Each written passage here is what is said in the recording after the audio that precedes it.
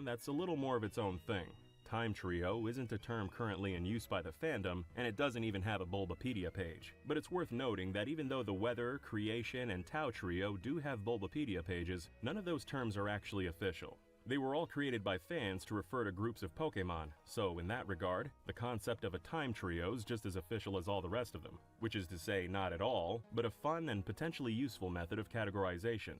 Speaking of fan-made terms, let's move on to the legendary beasts, which even though it's not an official term, you probably know exactly which Pokemon we're talking about. There's been a long-standing argument between fans about whether they're legendary dogs or legendary cats. Their early sprites from Gold and Silver's 1997 Space World demo leaked online in 2018, showing much more dog-like designs. But they underwent some drastic changes over the next 2 years of development, resulting in 3 Pokemon that are almost unrecognizable as the same species. In 2012, their designer Muneo Saito shed some light on the famous cat versus dog question. In a Twitter thread we translated, art director Ken Sugimori said, "Let's try asking Muneo Saito, do Raikou, Entei, and Suicune have any animals they're based on? Like people say they're based on dogs or something." Saito replied, "At the time, I already had kind of a vision in my head for Entei. I was rolling that vision around in my head for a while trying to figure out how to connect Suicune and Raikou's designs, but it wasn't really coming together. I'm a manga artist, so I tried approaching things from the perspective of character creation. I thought of the story behind the Pokemon and worked backwards from there to figure out what features they needed. So a king with a majestic mustache and a rock-like body covered in thick hair and volcanic smoke rising from behind its head, Entei's design was taking shape. It basically looked like a lion, but I didn't want it to look too much like any one animal. So I settled on a silhouette that could look like either a dog or a cat or neither. After that, I settled on tiger-like and leopard-like designs for Raikou and Suicune. Suicune came together easily, but Raikou's design took a lot of twists and turns to get right. There was even a Blue Thunder version with a drum on its back. So basically there are direct tiger and lion motifs, but the main idea is that they're designed to be spirits responsible for each element. Or rather, I aim to make them like distinguished gods. So there you go. They're based primarily on cats. Entei's a lion, Raikou's a tiger, and Suicune's a leopard.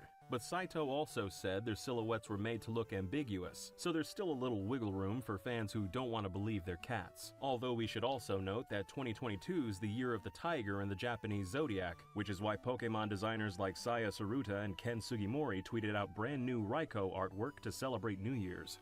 Because it's a tiger. Cats, guys. They're cats. We swear to God they're not dogs.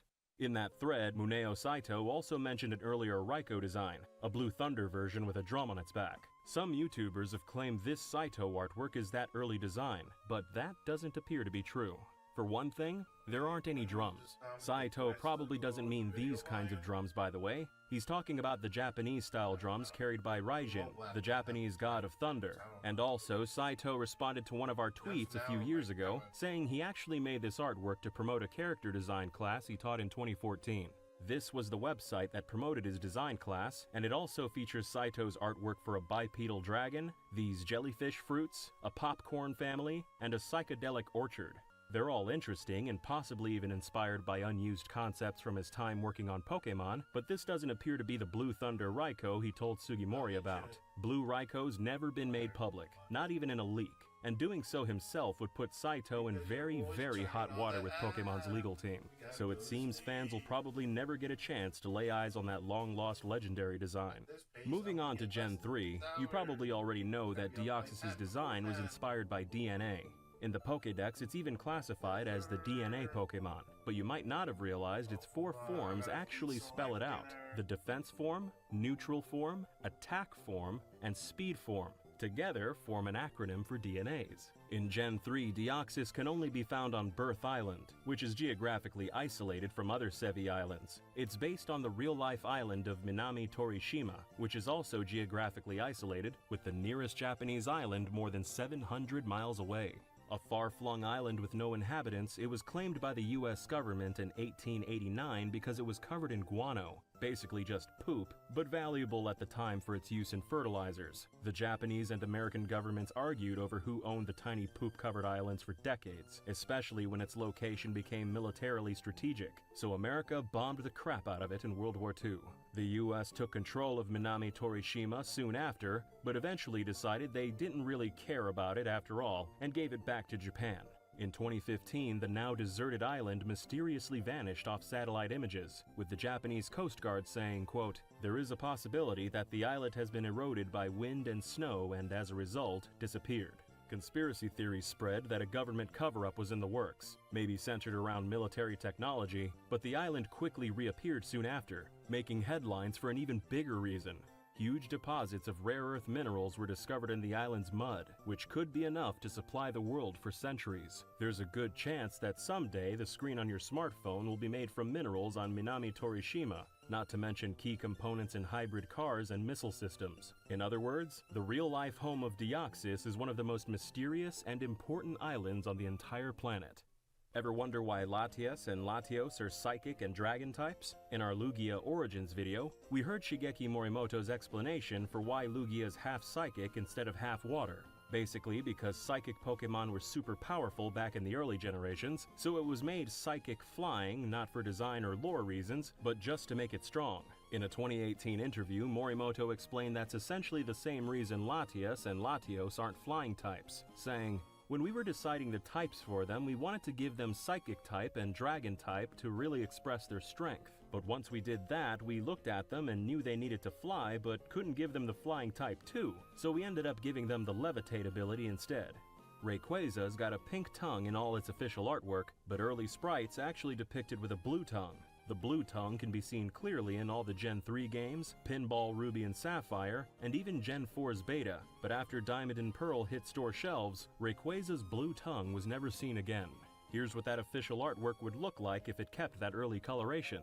Again, on the topic of its color, a special shiny Rayquaza was released exclusively in Japan, Nobunaga's Rayquaza.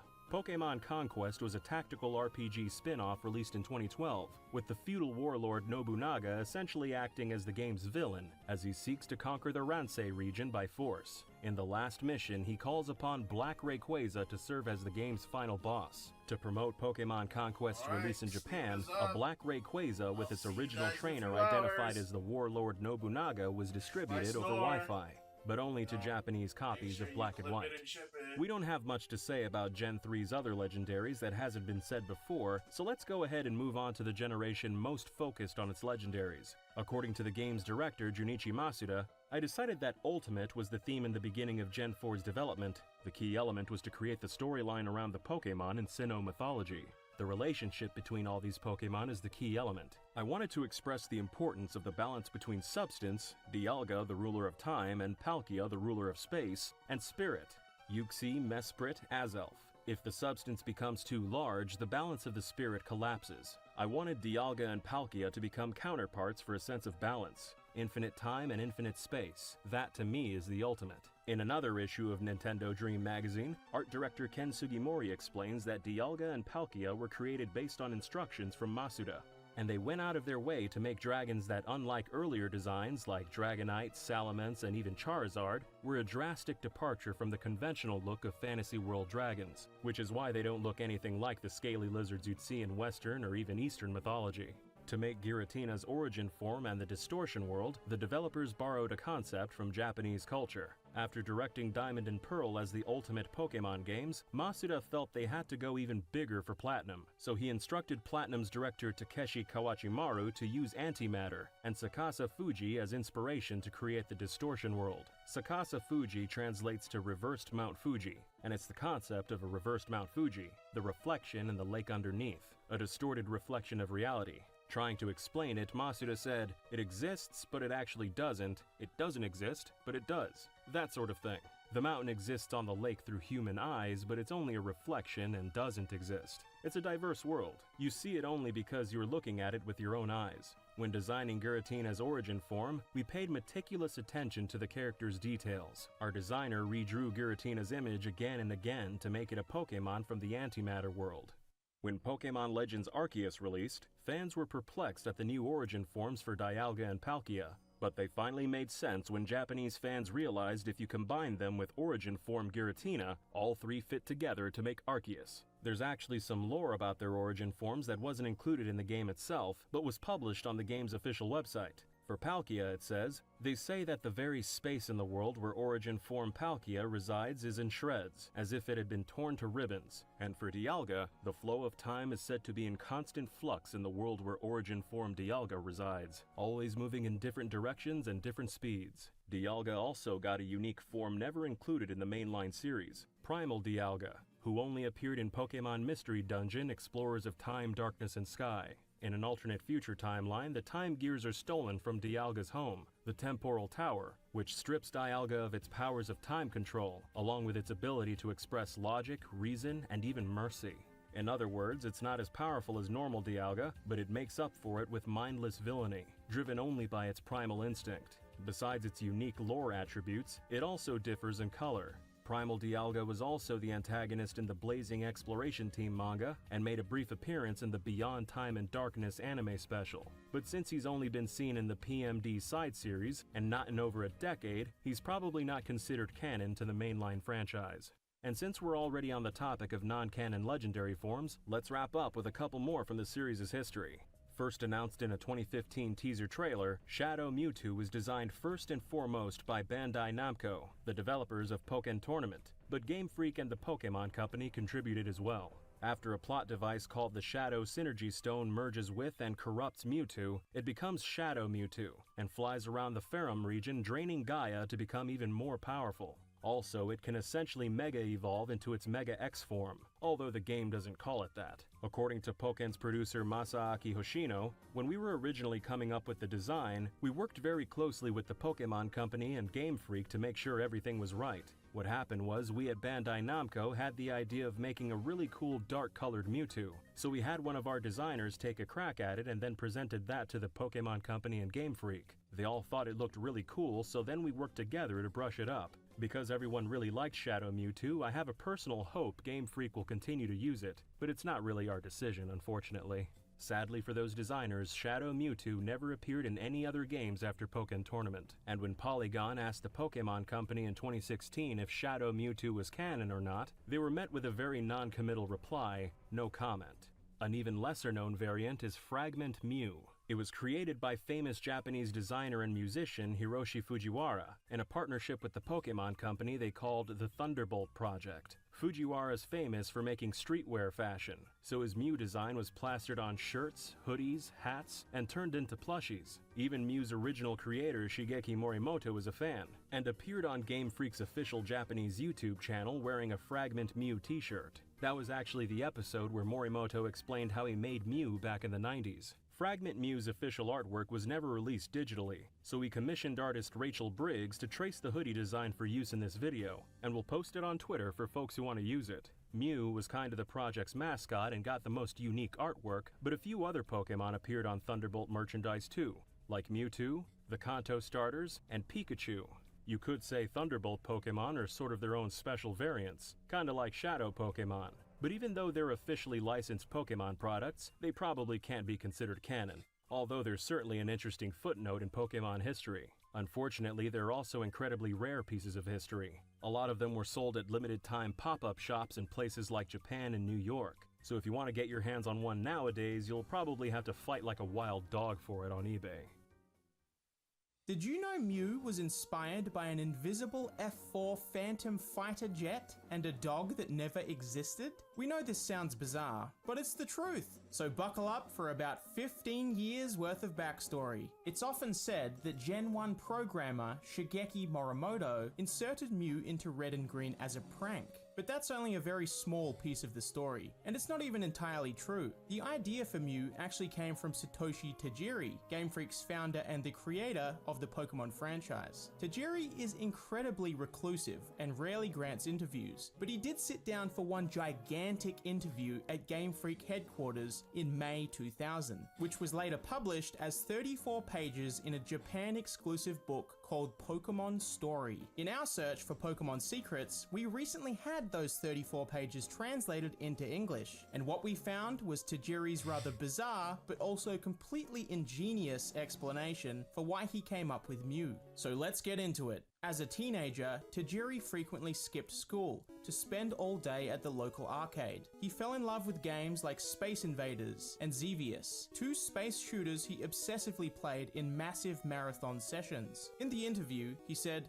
"I would really try and take these games on, going at it for 12 hours at a time. At the time, I thought, I'm the only guy who's doing this. But in reality, guys like me were springing up all over Japan, and we started to wonder what made the game tick. When that information started to make the rounds as schoolyard rumors, there was a big mixture of truths and half-truths. Xevious was originally designed as a game about the Vietnam War, but adopted a sci-fi theme during development. An F-4 Phantom fighter jet remained in Xevious's internal data as a leftover from its Vietnam roots, but it could never actually be seen by the player. This led to urban legends that while playing Xevious, there was a 1 in a million chance you'd see an F-4 Phantom. A Space Invaders legend claimed you could fire a perfect shot down the middle to hit the invader in the back for 1,500 points. Video game magazines heard these rumors and reported them as fact, which convinced Tajiri and his peers that the rumors were true. Tajiri explains further. There were tons of surreal rumors out there, like a dog running across the screen. Nobody could confirm most of these rumors. You'd hear, a friend of a friend down in Chiba says he totally saw the dog, and you'd think,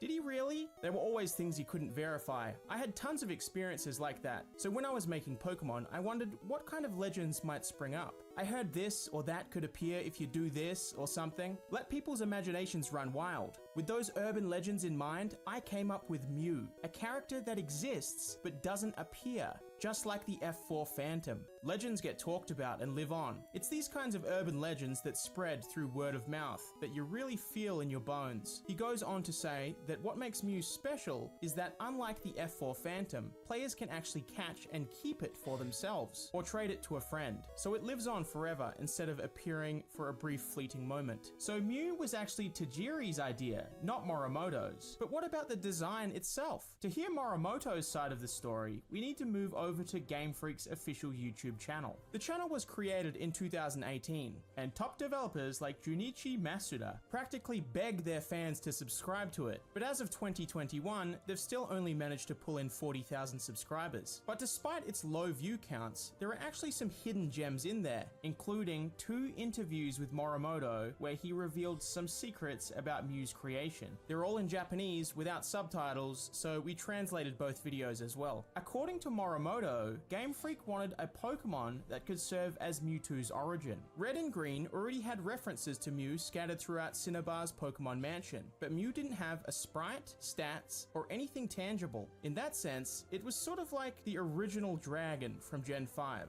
a creature you hear stories about but only exists for the sake of the game's lore, and you never get to see it. After Pokemon's 6-year development, Nintendo spent a fortune debugging the game. In another interview, Tajiri says it was the most expensive debugging process in Nintendo history. Game Freak was under strict orders not to tamper with the game after debugging was complete, but removing the debug features freed up a tiny amount of space on the cartridge, about 300 bytes. Game Freak already had to cut lots of Pokemon so Red and Green could fit on a Game Boy cartridge, but now they had just enough space left over to squeeze in one more Pokemon. Originally, it was supposed to be Ken Sugimori who would design Mew. After all, he was the guy who designed Mewtwo and the art director, so it was natural that he'd do the honors. Then, as the programmer, it was Morimoto's job to physically add Mew into the game. But as Morimoto explains it, I asked Sugimori if he could design it, but he never made the time to do it for me. There was no time left. Like,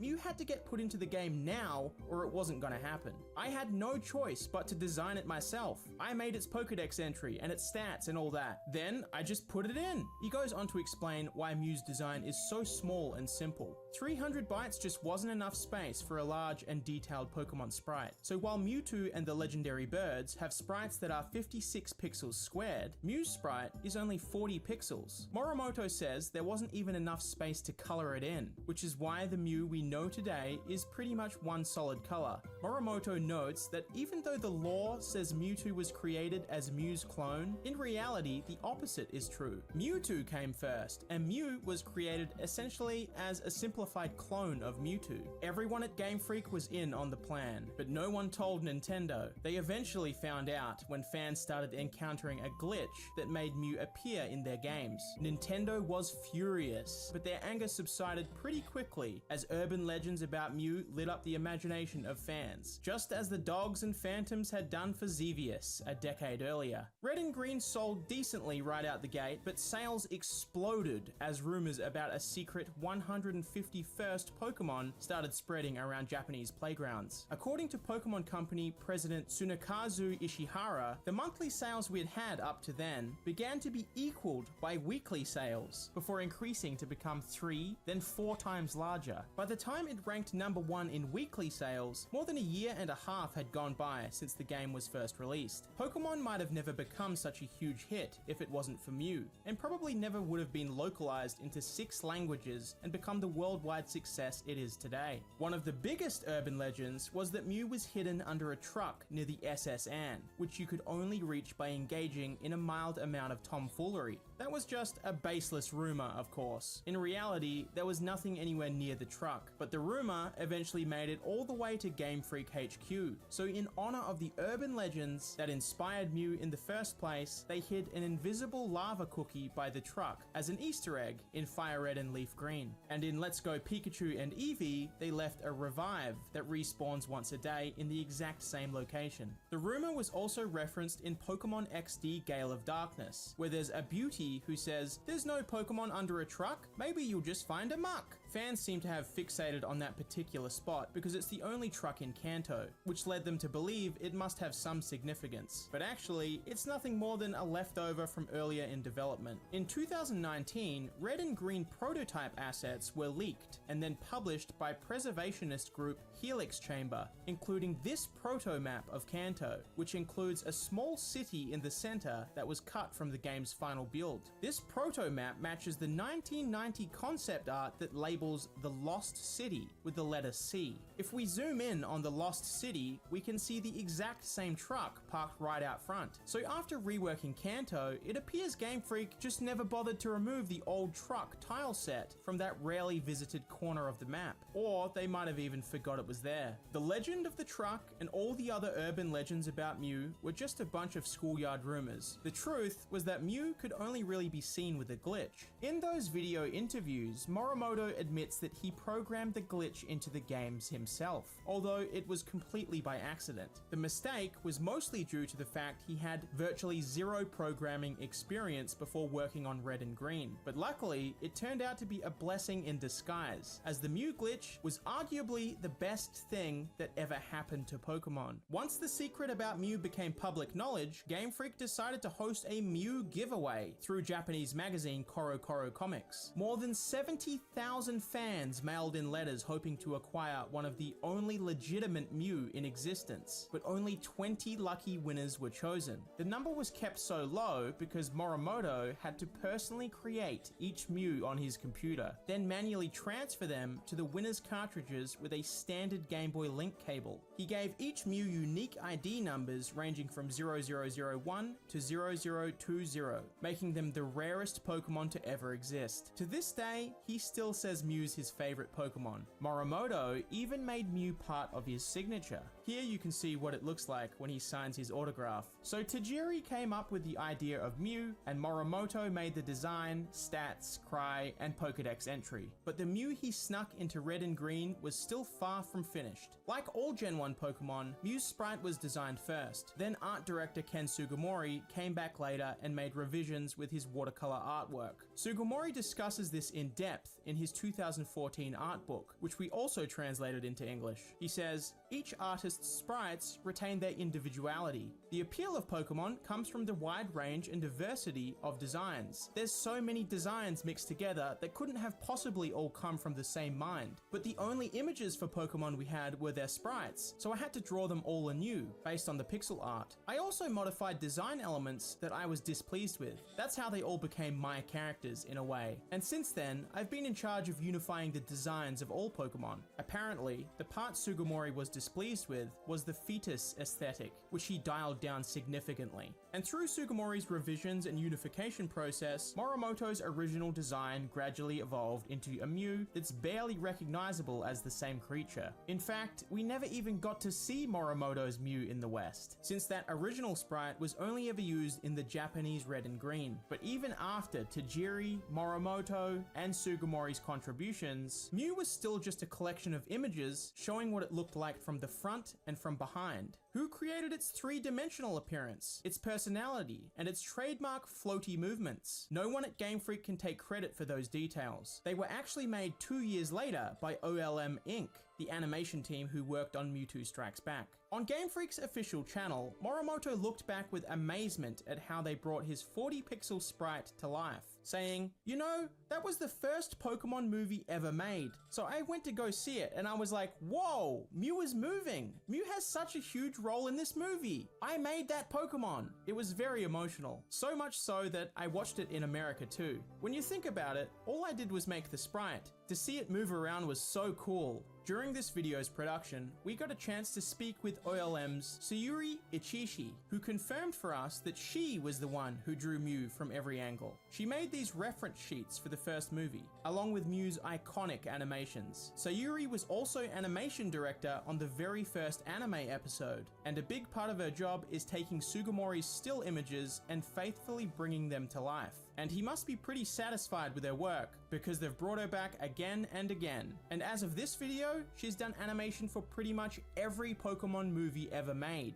From the 80s arcade to the first movie's release in 1998, it took about 15 years for 4 creators, driven by the urban legends spread by millions of fans, to create the Mew we know today. In Pokemon lore, Mew gave birth to all life, but in reality, you could say it was all life who gave birth to Mew. This is Nob Ogasawara, descended from Japanese Emperor Seiwa. The Ogasawaras are a samurai clan who once ruled over the Shinano province, as well as parts of Kyushu, the real-life basis for the Hoenn region. Born into Japanese nobility, and as the eldest son of an eldest son, Nob would someday inherit his father's title as feudal lord. But after Japan's defeat in World War II, a series of reforms stripped the Ogasawaras of their land and gave it to commoners, making their nobility entirely symbolic with no actual relevance in post-war Japan. In 1968, Nob's family moved to Canada to start a new life. Nob would grow up to become a translator, and one day be hired by Nintendo of America to translate a new Game Boy game called Pocket Monsters Red and Blue. Over the next decade, he localized 26 Pokemon games into English almost single-handedly, and to memorialize his efforts, 14 Pokemon games have non-playable characters named after him. He translated all of the game's small text, but the big text, like city and Pokemon names, were mostly handled by his boss, Hiro Nakamura, with some help from Nintendo Treehouse. But Nob did name some Pokemon, and also came up with some names in development that were never used. Nob officially left the franchise after Pokemon Platinum, but today we've asked him to make a return in an unofficial capacity, because there were some Pokemon who never got English names, Pokemon that Game Freak created and gave Japanese names to, but scrapped in development before they ever went through the localization process. So in this video, we'll be discussing these lost Pokemon, their development history, lore, and entertaining a what-if scenario where they were never cut, and Nob got the chance to name them. He just had one stipulation for us, that he'd only name lost Pokemon who had official Japanese names, because that's how the process worked back when he was Pokemon's official English localizer. That means some lost Pokemon who never had a name at all won't be covered. But before we get started, for clarity and legal purposes, we need to stress one more time, these are unofficial English names. We'll also be using unofficial artwork by Rachel Briggs, some of which we commissioned specifically for this video, to recreate the beta sprites in the art style of their respective generations, and we'll include Game Freak's official beta sprites as well. And now that we have all that out of the way, let's begin. According to Pokemon's creators, Satoshi Tajiri and Ken Sugimori, the first 20 or 30 designs they came up with were all based on the kaiju they saw on TV as kids, most notably in Godzilla movies and the Ultraman TV show. With an index number of 1, this Godzilla-inspired design might have been the very first Pokemon sprite they ever made. Game Freak named it Gyaun, the Japanese word for Godzilla's roar. So, Nob gave it the English name Gawarhead, retaining that original roar reference while also alluding to a warhead, the weapon humans frequently use to try and kill Godzilla. Along with Gawarhead, these next 5 lost Pokemon were all revealed in a biographical manga telling the life story of Satoshi Tajiri. Released in Japan in 2018, the manga included some real-life design documents from Red and Green's development, like the shark Pokemon with a harpoon on its snout that Nob calls Sharpoon. Most official Pokemon names, like Blastoise and Arcanine, are portmanteaus, the combination of 2 or more words mashed together, and many of Nob's names follow that precedent. This Pokemon's name was just Cactus, so Nob named it Cactormus, a portmanteau of cactus and torment. And this one in Japanese was simply named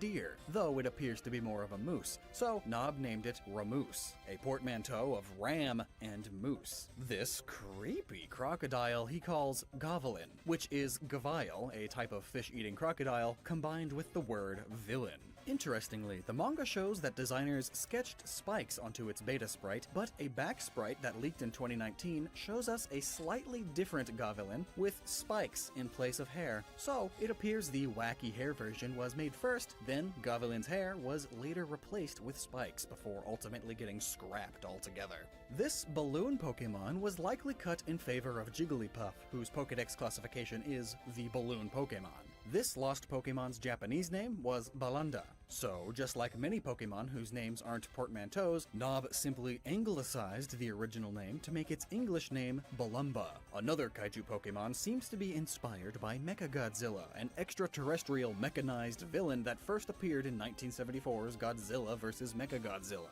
One of the few times fans got a peek inside the Forbidden Vault, its beta sprite was officially revealed by Pokemon Company CEO Tsunekazu Ishihara on a Japanese TV show in late 2018. Its Japanese name was Omega, so Nob calls it Omegaj to incorporate the word gadget, a nod to Mechagodzilla's ability to launch finger missiles and various other weapons. First appearing on Game Freak's website in 1997, 2 of the earliest lost Pokemon ever made public were scrapped Weedle evolutions. The middle stage is a pupa, so Nob named it Pupal, combining the word pupa with pal, as in a friend, and the final stage appears to be some sort of beetle. According to its designer, Atsuko Nishida, it ended up being replaced with Beedrill because the original just wasn't cool enough. Nob calls this scrapped final form Carapthor, derived from carapace, the exoskeleton covering a bug's thorax. We asked him where the suffix Thor in Carapthor came from, and Nob said nowhere in particular, he just thought it sounded cool. Many official Pokemon names are portmanteaus and anglicizations, but lots of them, just like Carapthor, were chosen for no other reason than sounding cool. This flying fish Pokemon was found in leaked files from early in Gen 2's development, and it was the only beta sprite in that particular leak that came with a name attached, Sato, which may have translated to fish bird. Nob gave it the self-explanatory name Sailwing. In 2018, Gold and Silver's 1997 demo leaked online, revealing dozens of lost Pokemon the fan base had never seen before. Chikorita was the grass starter in the demo, but instead of Cyndaquil, the original fire starter was Hanuguma, which roughly translates to bear. Nob calls it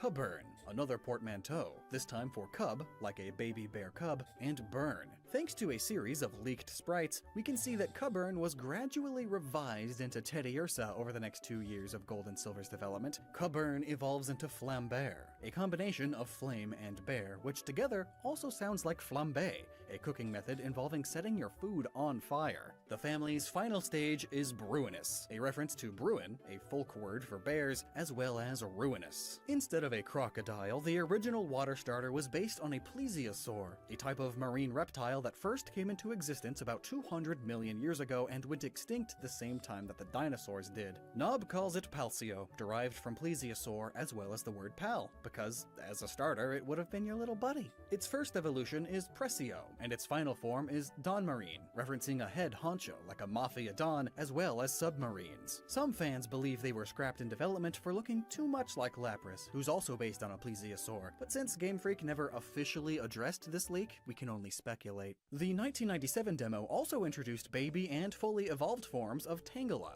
which Nob dubbed Burgula and Jungula. Burgula uses Tangela's Gela suffix, and the prefix Berg derives from bur, a type of seed, as well as the word burgeoning, which means to grow or flourish quickly, and Jungula is derived from jungle. Quillfish also had a scrapped evolution, Kazapalin. The Kazap part comes from the lightning bolt on its forehead, and the overall name references its visual similarity to Zeppelins. Interestingly, another Gen 2 leak contained what appears to be an even earlier beta sprite for Kazapalin, with a more simple blowfish design. This three-stage family consists of a sunfish, a shark, and a gulper eel, with each stage representing a real-life animal that lives progressively deeper in the ocean. The first stage, Molambino, takes its name from the sunfish Mola Mola, as well as Bambino, the Italian word for a baby or child. The shark's Japanese name was Ikari, which translates to both anchor and rage. Its discovery in the demo led some fans to speculate that it was the original namesake for the Lake of Rage, which in Japanese is called Ikari no Mizu Umi. And if that's the case, the lake probably would have been full of Ikari, the anchor-tailed shark Pokemon. Nob calls it Angor, a mix between anchor, anger, and gore, like a gory shark attack. And its final evolution he calls Lureel, a portmanteau of lure, surreal, and eel. In the 1997 demo, Giraffarig also had a pre-evolution appearing to be a pair of conjoined twin ghosts. Nob calls them Bipola, derived from the words bipolar and polar, since they're pulling in two different directions. A leak from later in development actually shows a more refined design for Bipola, where they're still twin ghosts, but no longer attached. The leaked file was dated June 1999, just 5 months before Gold and Silver released in Japan, so it seems Bipola almost made the cut, but ended up getting scrapped in the 11th hour. Bipola's design makes a little more sense when you realize that, in the demo, Giraffarig originally had two equally sized giraffe heads, which was pretty clever since both the English and Japanese names are spelled the same backwards and forwards, just like the design itself. The demo also contained a Ditto evolution Nob calls Mimeo, named after mimeographs, machines that duplicate text, as well as the word mimic. It also ends with the O sound to match Ditto's name style. Just like its pre-evolution, Mimeo could only learn one move, transform, so its redundancy was probably why it didn't make Gen 2's final cut. It would have evolved from Ditto when it was traded holding a metal coat, so some fans have speculated that Mimeo influenced the design of Melton 2 decades later. These two Pokemon's true forms are kept intentionally mysterious, since they hide their real selves underneath the skin of a wolf. This may be why they ended up getting cut, as the existence of wolf pelts can raise some dark questions about the Pokemon world. Nob calls the first stage Warfurs, a combination of war and furs, and its evolution is Werelican, a mashup of were and lycanthropy, which is a word to describe werewolf transformations. Both names are also a play on Bofors and Orlikon flak cannons, two brands of flak cannon common in World War II. Warfurs and Werelican were originally brown in Gold and Silver's 1997 demo, but Game Freak changed their colors to blue later on in production, presumably to reflect their ice typing. This Pokemon appears to be the creature latched onto Slowbro's tail, although its data in the demo doesn't indicate it was actually related to the Slowbro family, which could mean it was entirely independent, or Game Freak simply hadn't gotten around to programming the data just yet. Its Japanese name was Taban, suggesting it's the turban that Slowking wears on its head, so Nob gave it the English name Disturbin, a portmanteau of turban and disturb, as its very existence is somewhat disturbing, just like real turban snails. A family of dark-type felines had a bell theme and were only capable of being female, so Nob named the first stage Moibel, a combination of Mademoiselle and Belle, and its evolution he calls Beldaum, a mashup of Belle, Dame, and Bedlam. Their signature move was Heel Bell, which can also be learned by the Skitty family, a moon-themed cat family introduced in Gen 3, who some fans suggest are sort of spiritual successors to the Moibel family. If it hadn't been cut, this bomb-carrying seal would have been the series' first dual-type water and fire Pokemon. Nob calls it Grenmar, short for grenade, marine, and mar, an old-fashioned word that means to inflict serious bodily harm or to destroy. A fitting description for what a bomb does. This one, Nob called Belignin, derived from bell, belligerent, and malignant. It would have been a branch evolution for Weepinbell when it touches a poison stone. In the final game, Sprout Tower's only 3 stories tall, but the internal data reveals lots of unused floors that would have made it 9 stories tall. This might explain why an NPC in the final game still says the tower's central pillar is a 100-foot-tall dead bellsprout. Some fans speculate that Belignan and the Poison Stone were originally meant to play a prominent role in this much larger version of Sprout Tower. In the game's final build, however, Belignan and the Poison Stone got cut entirely, and the tower got shrunk down to just a third of its original size. There was actually an alternate Belignan design discovered in a leak from much later in development, so it seems it was one of the last Pokemon to get removed from the game. These electric tigers are what Nob calls Tyker and Strigar. Tyker is a portmanteau of tiger and tyke, a word for a small child. This was a name suggested to Nob by our artist Rachel Briggs years ago, and when we saw that he chose it for the video, we asked him not to use a fan name, but he said if a name was good, he actually would have been fine using a fan name back in the 90s. Strigar is a combination of strike, tiger, and taiga,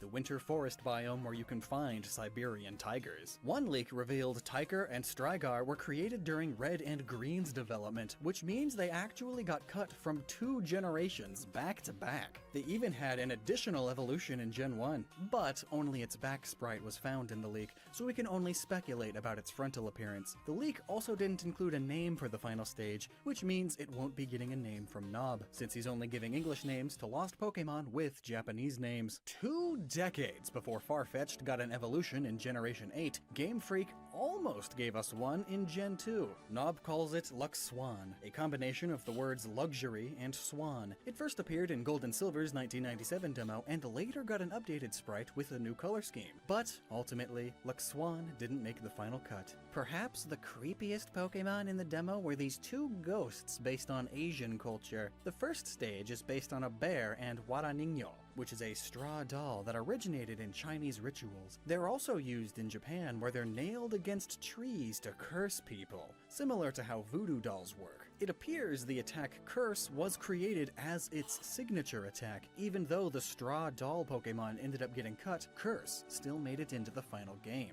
Nob calls this one Stroman, derived from Straw Man and Omen, like how bad omens foreshadow tragic events. Its evolution is both a panda and a Jiangshi, also known as a Chinese hopping vampire. Though their depictions vary from story to story, Jiangshi often wear traditional Chinese clothes and hop around with their arms outstretched, searching for victims to kill and absorb their qi.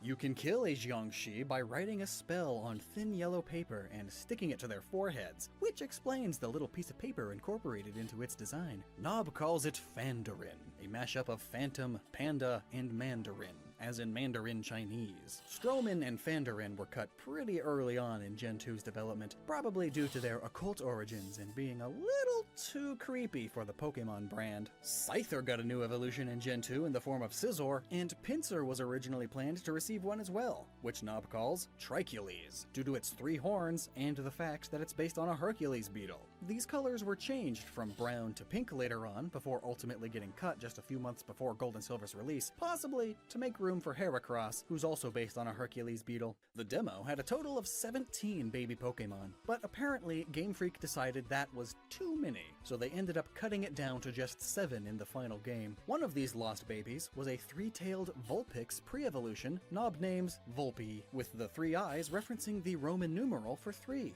Nob actually would have preferred to theme the whole family in this style, telling us, "I wish I could go back in time and convince them. It could have been Volpvi, and make 9 tails Vulpix, with Roman numerals representing the number of tails." Volpvi was actually created and then cut during Gen 1, and later got cut again during Gen 2's development, just like these next 3 babies, who also all got cut from both gens as well. Starting with Coinpurr, a Meowth pre-evolution who gets its name from coin purse and purr. Coinpurr's sprite has 3 different coins above its head, but they're not present in its back sprite. This has led some fans to believe that they weren't actually a part of its design, but were placed there by designers as options, so they could later pick which coin shape would appear on its forehead. Baby Ponyta was Colta, derived from Col and Colt, the word for a young male horse. It also ends with ta to match Ponyta. And Orfry was baby Goldeen, whose name comes from Or, which means gold, because the Goldeen family are all goldfish, as well as Fry, the word for a fish that has just hatched. The rest of these scrapped babies these were only cut from Gen 2, and as far as we can tell from all the leaks, were never intended for Gen 1.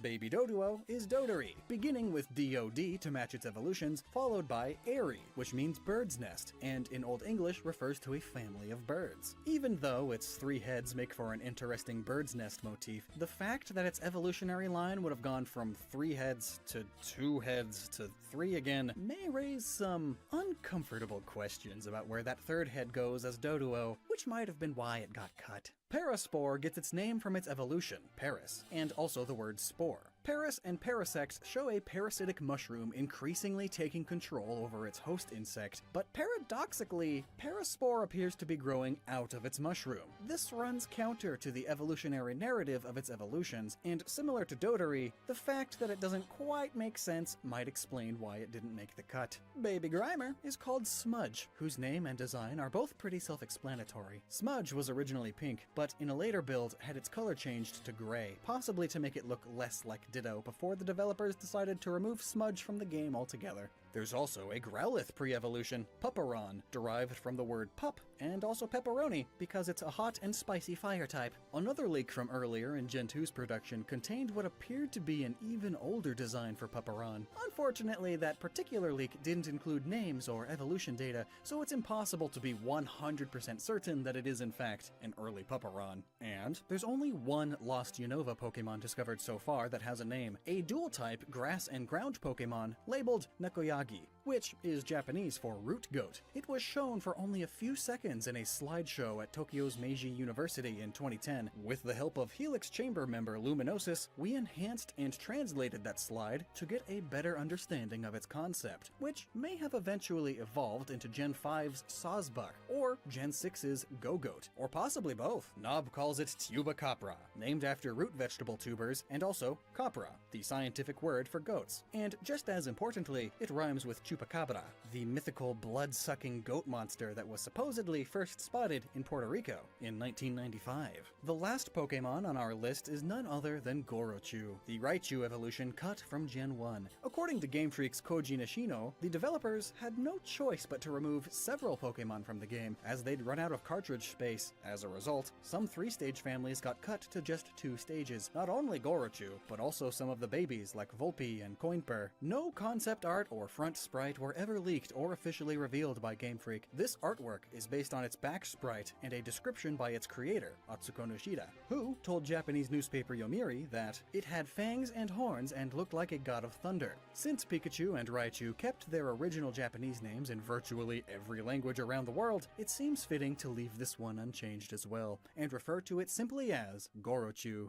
Did you know there's actually several Japan-exclusive Pokemon games on one of Nintendo's most beloved handhelds, the Game Boy Advance? Nintendo created several mini-games based on the Pokemon series for the GBA, but these weren't part of a standard retail release. They were distributed through the Pokemon trading card game. Special edition cards were released for the TCG that could be scanned into the Nintendo eCard reader. This was a device for the Game Boy Advance that could read encoded strips of data, similar to a magnetic strip reader on a credit card machine, which could scan a line of code from cards and then send that data to the GBA. Some of these cards would hold additional content for full retail titles, but in the case of Pokemon, some cards were released that held their own exclusive, fully fledged mini-games. We say fully fledged, but they weren't exactly going to stun the audiences with their incredible gameplay, though we wouldn't call them a waste of time either. A fair amount of these cards were released internationally, but Japan had a collection of promotional cards which never had any publication outside of the region. These include Exciting Hide and Seek. This one's less of a game and more of a simple animated cartoon, likely based on the animated short Pikachu's Peekaboo, known in Japan as Pikachu's Exciting Hide and Seek. There are 2 different possible versions of this animated skit involving Pikachu and Larvitar hiding from one another. Next is Imakuni's Ball. Based on the Ball Game & Watch title, it involves juggling balls by using the left and right buttons, though in this instance, the player's character is replaced by Tomoaki Imakuni, a Japanese musician who performed several songs for the Pokemon anime, and promotional material for the TCG. He was even featured on several Pokemon cards, including the card required to play this game. There's also Wooper's Juggling Game. Taking on the role of Wooper, the objective here is to use the Wooper's water gun attack to keep Poliwag and Totodile off the ground. After a short while, Psyduck then gets dropped into the mix, with Poliwag falling faster than Totodile, and Psyduck taking 2 blasts before being projected higher. Then there's Big Fruit Strategy. Here, the player controls Totodile as the Mon swims in the water, with the goal of collecting as much fruit as possible while avoiding a number of Tentacruel. The player then obtains different point values depending on which fruit is collected, and the game finishes once the player crosses the finish line of the course. And last but not least, there's Toko Toko Truck.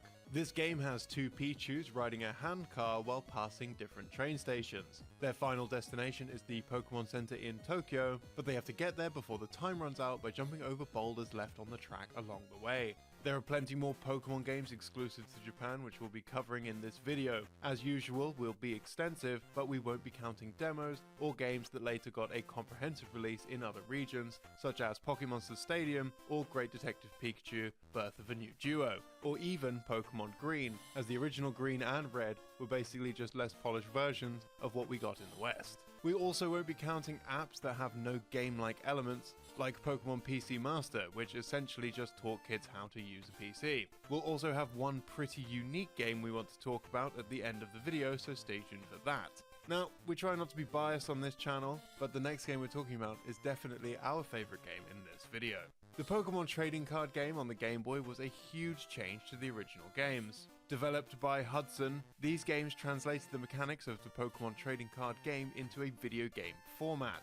The game received an international release to wide acclaim, so it was surprising to learn that the game's sequel remains exclusive to Japan even to this day. Also by Hudson, Pokemon Card GB2 Here Comes Team GR boasted several new features and improvements over its predecessor.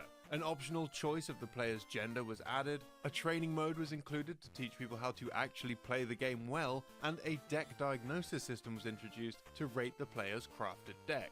Compared to the first game, which had 228 cards, GB2 was bumped up to a total of 445 cards. Probably the most iconic card added to GB2 was Great Rocket's Mewtwo, which was featured prominently in the game, and a real-life version of the card was distributed in Japan, bundled with special edition Celebi-themed Game Boy Advances, which means GR Mewtwo was Japan exclusive both physically and digitally.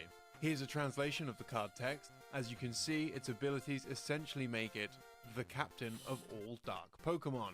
It wasn't just the card count that was increased, but the size of the entire game was increased massively. Rather than a simple collect all the badges plot, a rival team was introduced known as Team Great Rocket, led by King Bidarichi. This group kidnaps the club masters from around the island featured in the original release, and steals everyone's cards. So the player assumes the role of a hero that sets off to rescue the masters and restore the status quo. Similarly to how Pokemon Gold and Silver introduced the second island, TCG GB2 is also made up of 2 different islands. The island featured in the first game, and a second island called GR Island.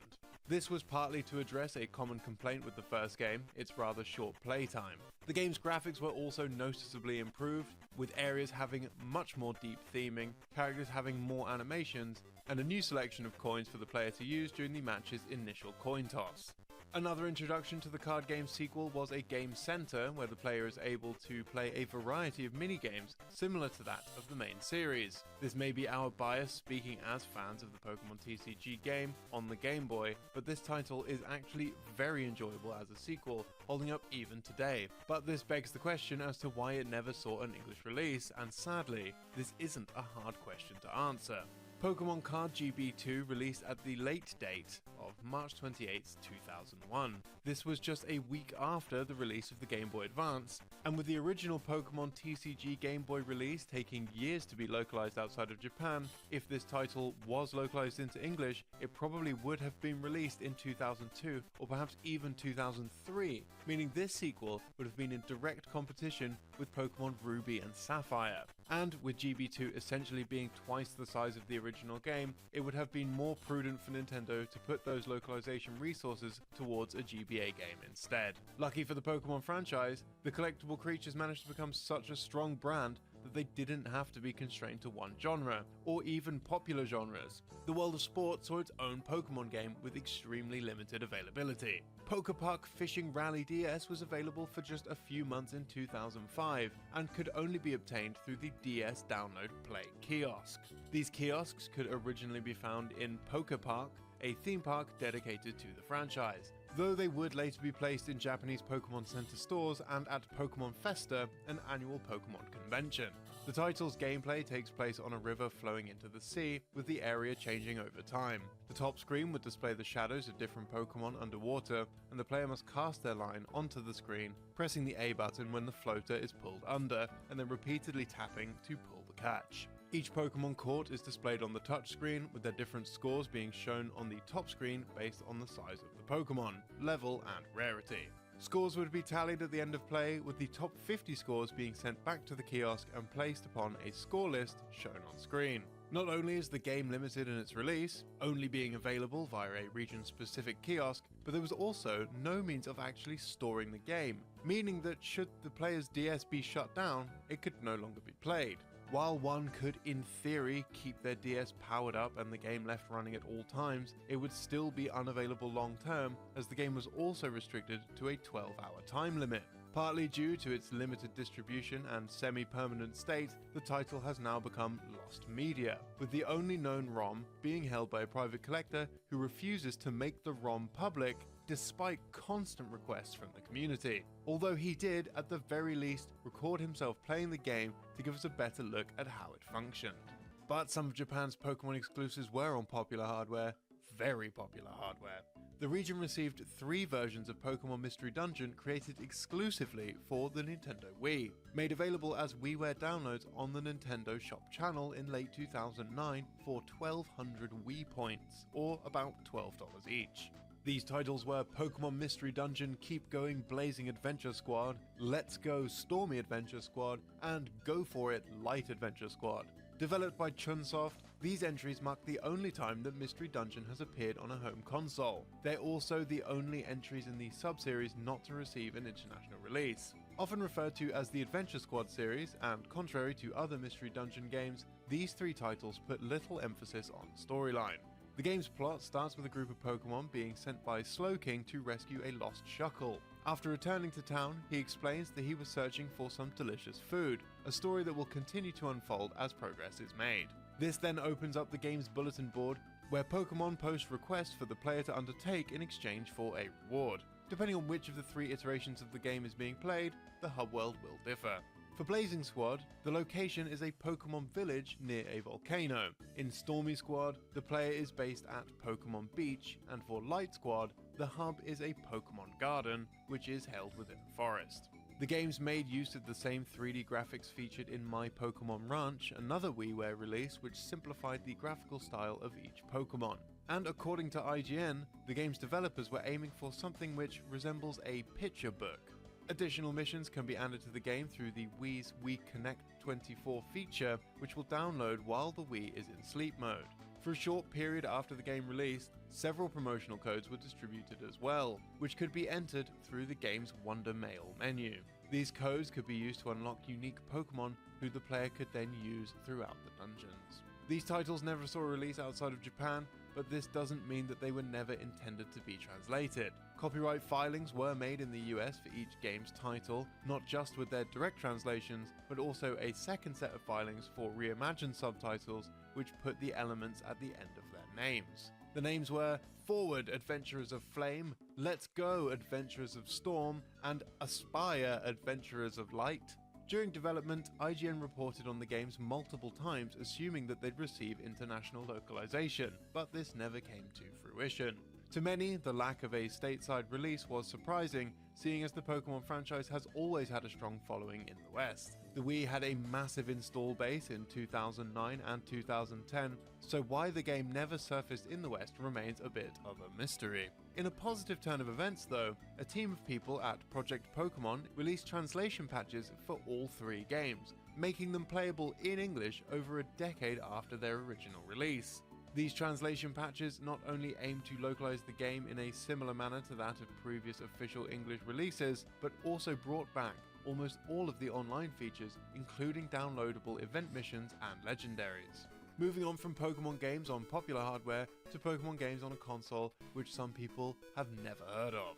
The Sega Pico saw an exceptionally limited release worldwide, but was particularly popular with Japanese schoolchildren. Despite their association with Nintendo, the owners of the Pokemon brand, the Pokemon Company, aren't exclusively controlled by Nintendo. They have the option to create products branching across multiple video game platforms, which allows the series to reach a wider audience than just those interested in Nintendo hardware. Before we explain the Pico's Pokemon games, we should first give a brief introduction of what on earth the Sega Pico even is and where it came from. The Pico was released in Japan in 1993 and saw an international release a year later in 1994. The system held some mild success for a number of years, though it was ultimately discontinued outside of Japan in 1998. In Japan, however, the system would see continued support until as late as 2005. As of April 2005, 3.4 million Pico consoles had been sold at retail, with over 11 million software sales across 300 different pieces of software. The Pico hardware was derived from that of the Sega Mega Drive or Genesis, though differed dramatically in control and function. The Pico is shaped somewhat like a laptop, but without a screen or full keyboard, instead having a pad controlled by a quote magic pen, as well as some coloured directional buttons. Cartridges for the console aren't actually cartridges in the traditional sense either. Referred to as storyware, each game comes in the form of a picture book with a slot on the bottom which connects to the top half of the system, with the game progressing as each page of the book is turned. While the system saw a limited international release, none of the Pokemon titles made for the system were ever localized in the West. One of these region-locked titles was Pokemon Catch the Numbers, which released July 23, 2002, and featured the second generation of Pokemon. It was designed to teach children numeracy skills, with the story following Pikachu and Togepi after Team Rocket steals all of Ash, Misty, and Brock's other Pokemon. The player is faced with a selection of minigames that must be completed in order to retrieve the lost companions. As a side note, within the data of Catch the Numbers, a sprite of a Weezing can be found, which would ultimately never be used in-game. Another title is Pokemon Advanced Generation I've Begun Hiragana and Katakana, which released November 17, 2003 and used the third generation of Pokemon. It was designed to teach Japanese children how to read and write hiragana and katakana script. The story again involves Team Rocket, with them deceiving Ash, Brock, May and Max by disguising themselves and telling them that they need 25 Pokemon to progress to the Pokemon stage. Each Pokemon is caught by correctly drawing 5 kana.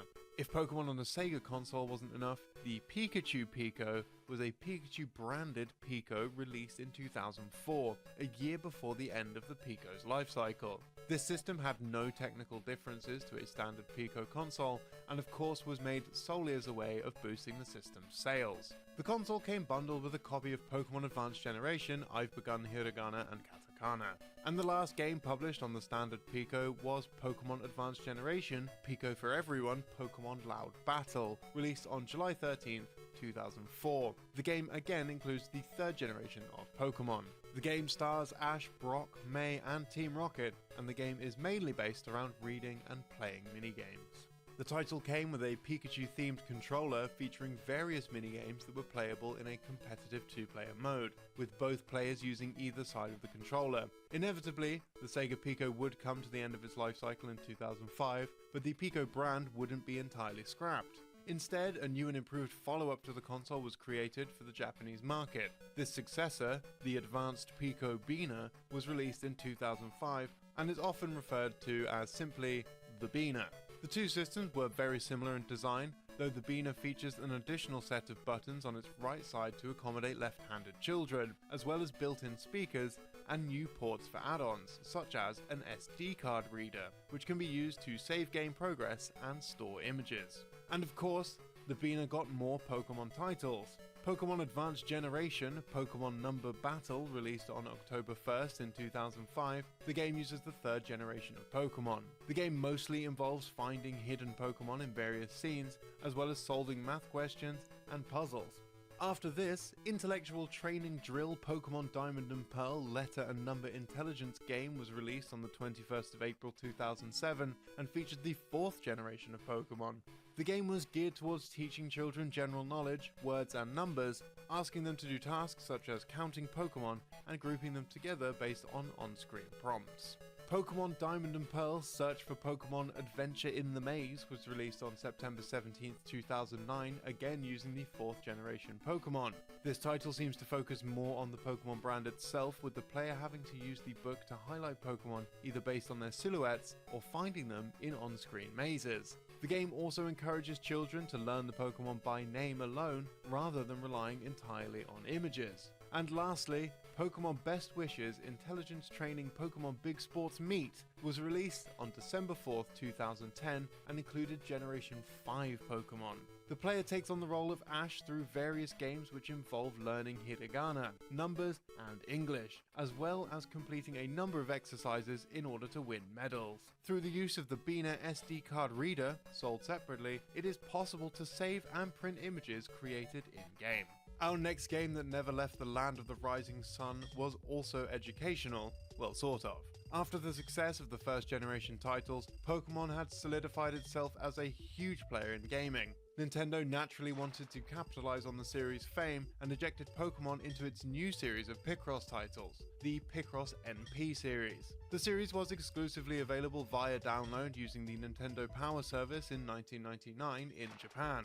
The service allowed players to store a game on a blank Super Famicom cartridge using the in-store kiosk and take it home with them. Picross NP Volume 1, the first in the series, kicked things off by putting Pokemon front and center. In total, the game features 12 different Pokemon-based puzzles, one each for Meowth, Mr. Mime, Psyduck, the Clefairy Doll, Togepi, Electrode, Gloom, Pikachu, Zapdos, Rapidash, Poliwag, and Snorlax. Since the Picross NP series was made exclusively for the Nintendo Power Service, and the service never left Japan, it's safe to bet that this is why the series never came to the West. You could argue that Nintendo could have just slapped all 8 Picross NP titles on a cartridge in English for a quick buck, but 1995's Mario Picross was a flop in both US and Europe. This would make an English localization of Picross NP a risky move, one that probably wasn't worth it.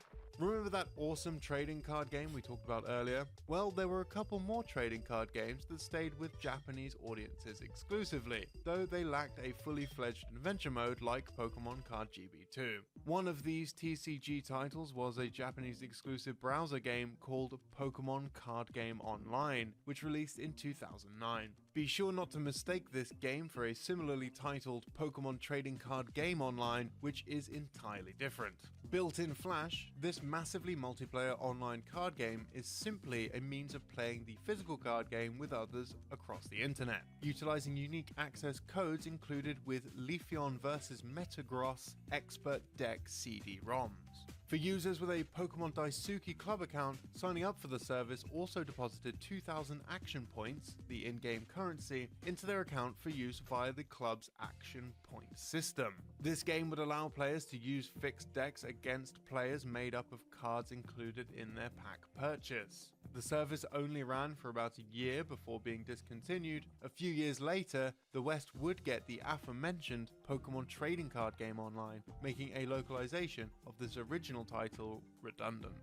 Yet another card game entry was Pokemon Card Game How to Play DS in 2011, which served, unsurprisingly, as a means of teaching the player the rules of the card game, but on Nintendo DS. The game includes a digital rulebook covering how to play, along with a variety of tutorials. Once completed, 5 CPU-controlled opponents will become available to practice with. The game boasted a pretty neat feature, however, making use of the DS download play function, allowing 2 players to compete against one another with only 1 cartridge. The title even came packaged with 90 real Pokemon cards so that you could take that sweet TCG knowledge you just learned out into the real world with you. Though Pokemon is at home on handhelds, many in the West didn't realize that the Pokemon franchise actually had moved to the mobile market earlier than the launch of smartphone. Not only that, but the first mobile application for the series wasn't even created by Nintendo, but rather Square Enix. Released in 2006, Pokemate was a phone application that let players send and receive messages with friends or participate in live chat, but also catch and store Pokemon. When starting the game, the player is given a random Pokemon along with 10 Pokeballs to capture more. Rather than utilizing mechanics of fighting or leveling, instead, the game serves as a virtual pet simulator, with the player caring for their caught Pokemon just like a Tamagotchi. Players were encouraged to sign up for the game's subscription service, which would grant them additional Pokeballs, extra media features, and the ability to catch more than just 3 Pokemon. While only released in Japan, the game was demonstrated in the US during E3 2006, with many assuming the worldwide launch would be coming at some point. As the result of low interaction from users, the service was discontinued in 2008. Around the time, it would have been unlikely to see an international release. The game can no longer be accessed, and all that remains are a limited number of videos and screenshots, making this another piece of Pokemon lost media. Pokemon's return to the mobile market came with the launch of smartphones. In 2011, Pokemon Say Tap became the second Pokemon mobile game after Pokemate, and is even more limited in scope. Developed by Creatures Inc., the application is a rhythm game based on the trading card game, with the goal revolving around tapping cards displayed on screen in time to the music and icons as they pass a circle. More points are awarded according to accuracy for the player's timing. This simple feat becomes less impressive after finding out there is only a single song available to play, and it's the ending theme to the Japanese anime at the time of its release. Can you name all the Pokemon BW?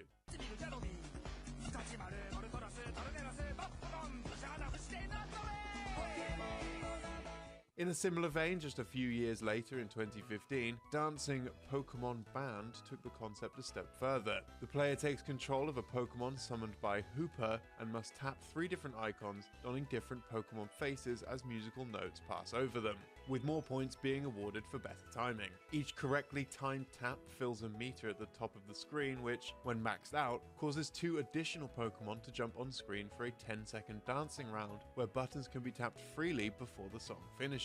After the game ends, the player is given a rank and a Pecha Berry worth different amounts depending on score. These can then be spent to unlock additional Pokemon to play across the game's selection of 4 songs and 3 stages. There are also 3 additional Pokemon that could be unlocked by entering special passwords revealed across Pokemon shows on TV. Pokemon Say Tap and Pokemon Dancing Pokemon Band were only made available for a few months in 2011 and 2015 respectively, and as such were never brought to the West. One could assume that around the mid-2010s, limited releases of internationally renowned series would become an outdated practice, but that simply wasn't the case for Pokemon. The series continued to see more games that never got localization, despite the clear appetite for their availability among fans. A free downloadable Pokemon game limited to Japan was released for the 3DS in 2014, developed by Marvelous, called The Thieves and the Thousand Pokemon.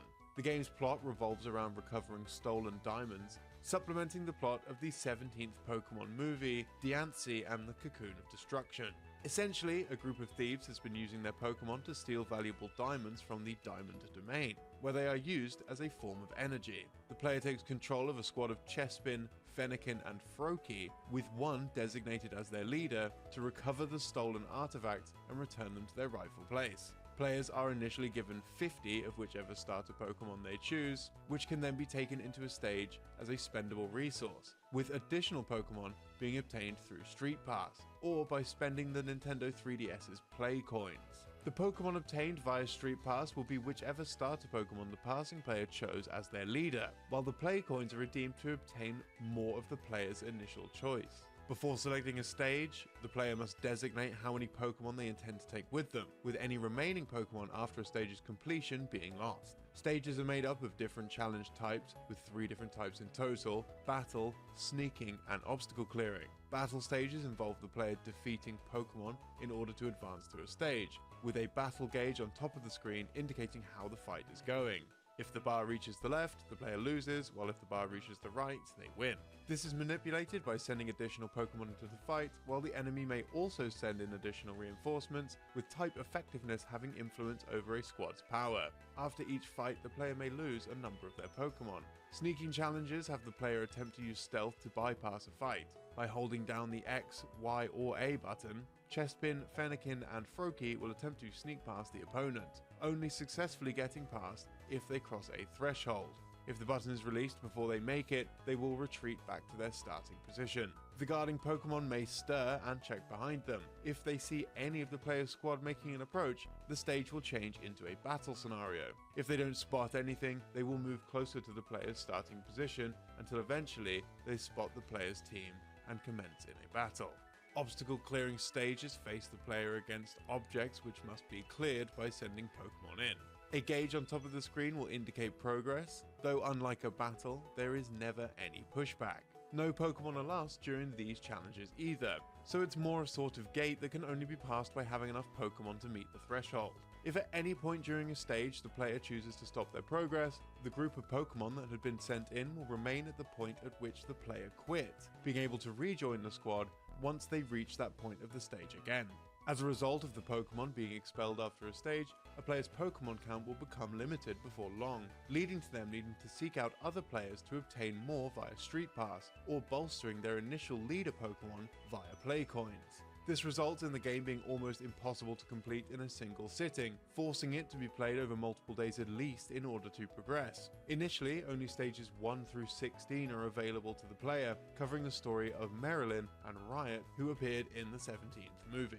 Additional stages surrounding Argus and Millis are unlocked after stage 6, while 4 additional stages could be downloaded by players that attended a screening of Dancy and the Cocoon of Destruction in theatres or other special events. By completing these locked stages, a code is awarded to the player to unlock an additional Master Ball that can be used in Pokemon X and Y. The Thieves and the 1000 Pokemon is the most recent regional exclusive Pokemon title in this video, but there's one game we didn't mention yet, and it comes with a request for help and a $550 bounty.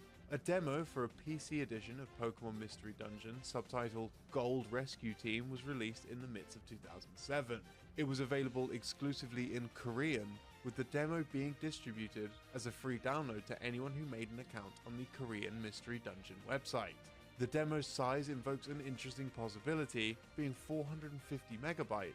The demo took up far more space than what is needed for the limited segment that is playable, leading many in the community to believe that this data may actually contain the full game.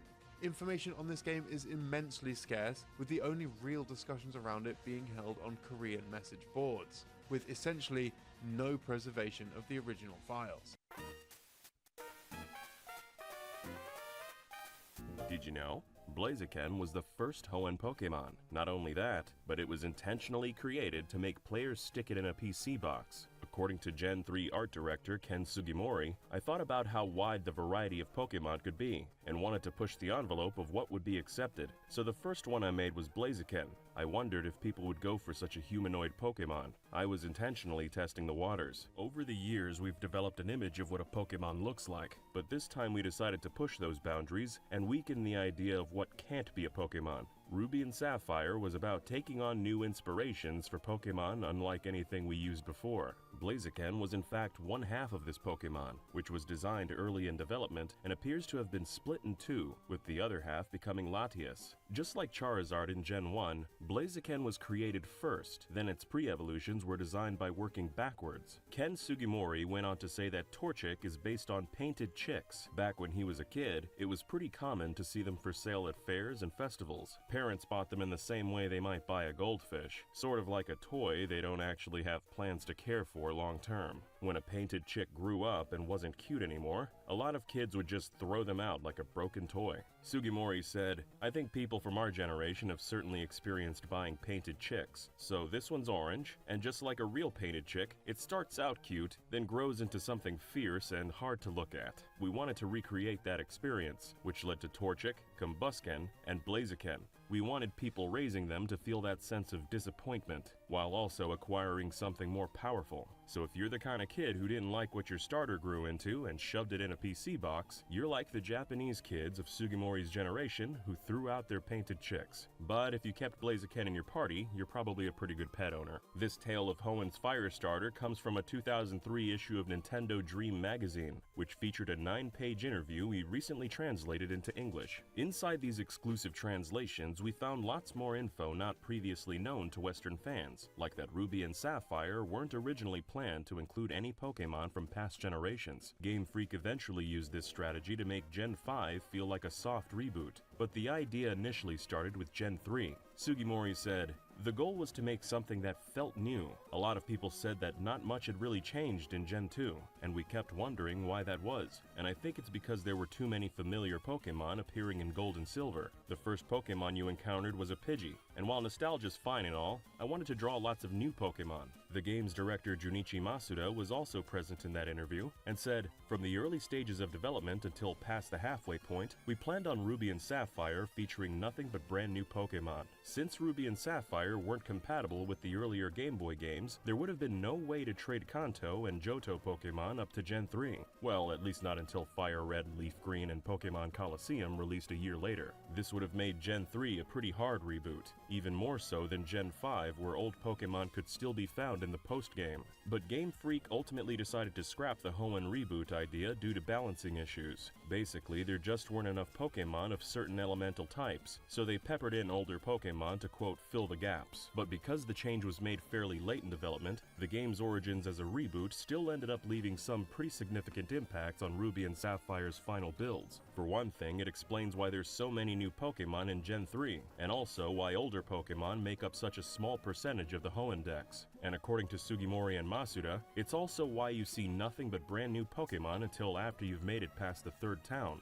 because originally, it was all supposed to be a Pokemon reboot. The scrapped reboot idea is also the reason some of the new Pokemon exist in the first place. As Sugimori explains it, when we decided to have only new Pokemon in these games, it became necessary to make Pokemon that fill the same role as Pidgey, and make a weak caterpillar Pokemon like Caterpie. For some people, Ruby and Sapphire will be their first Pokemon game, and showing them a caterpillar turning into a cocoon, then a butterfly, is the easiest way to introduce the concept of evolution, so we intentionally made Wurmple to be like Caterpie, but a little different. In other words, Pokemon like Wurmple and Tailo would have never existed if Gen 3 hadn't spent a chunk of its development as a reboot. Other Pokemon came into existence by working backwards from their names. Game Freak came up with the names Zigzagoon and Slackoff, and thought they were so hilarious they just had to design Pokemon around them. Their names are essentially the same in both Japanese and English, by the way, with Zigzagoon coming from Zigzag Raccoon, and Slackoff derived from Slack Off and Sloth.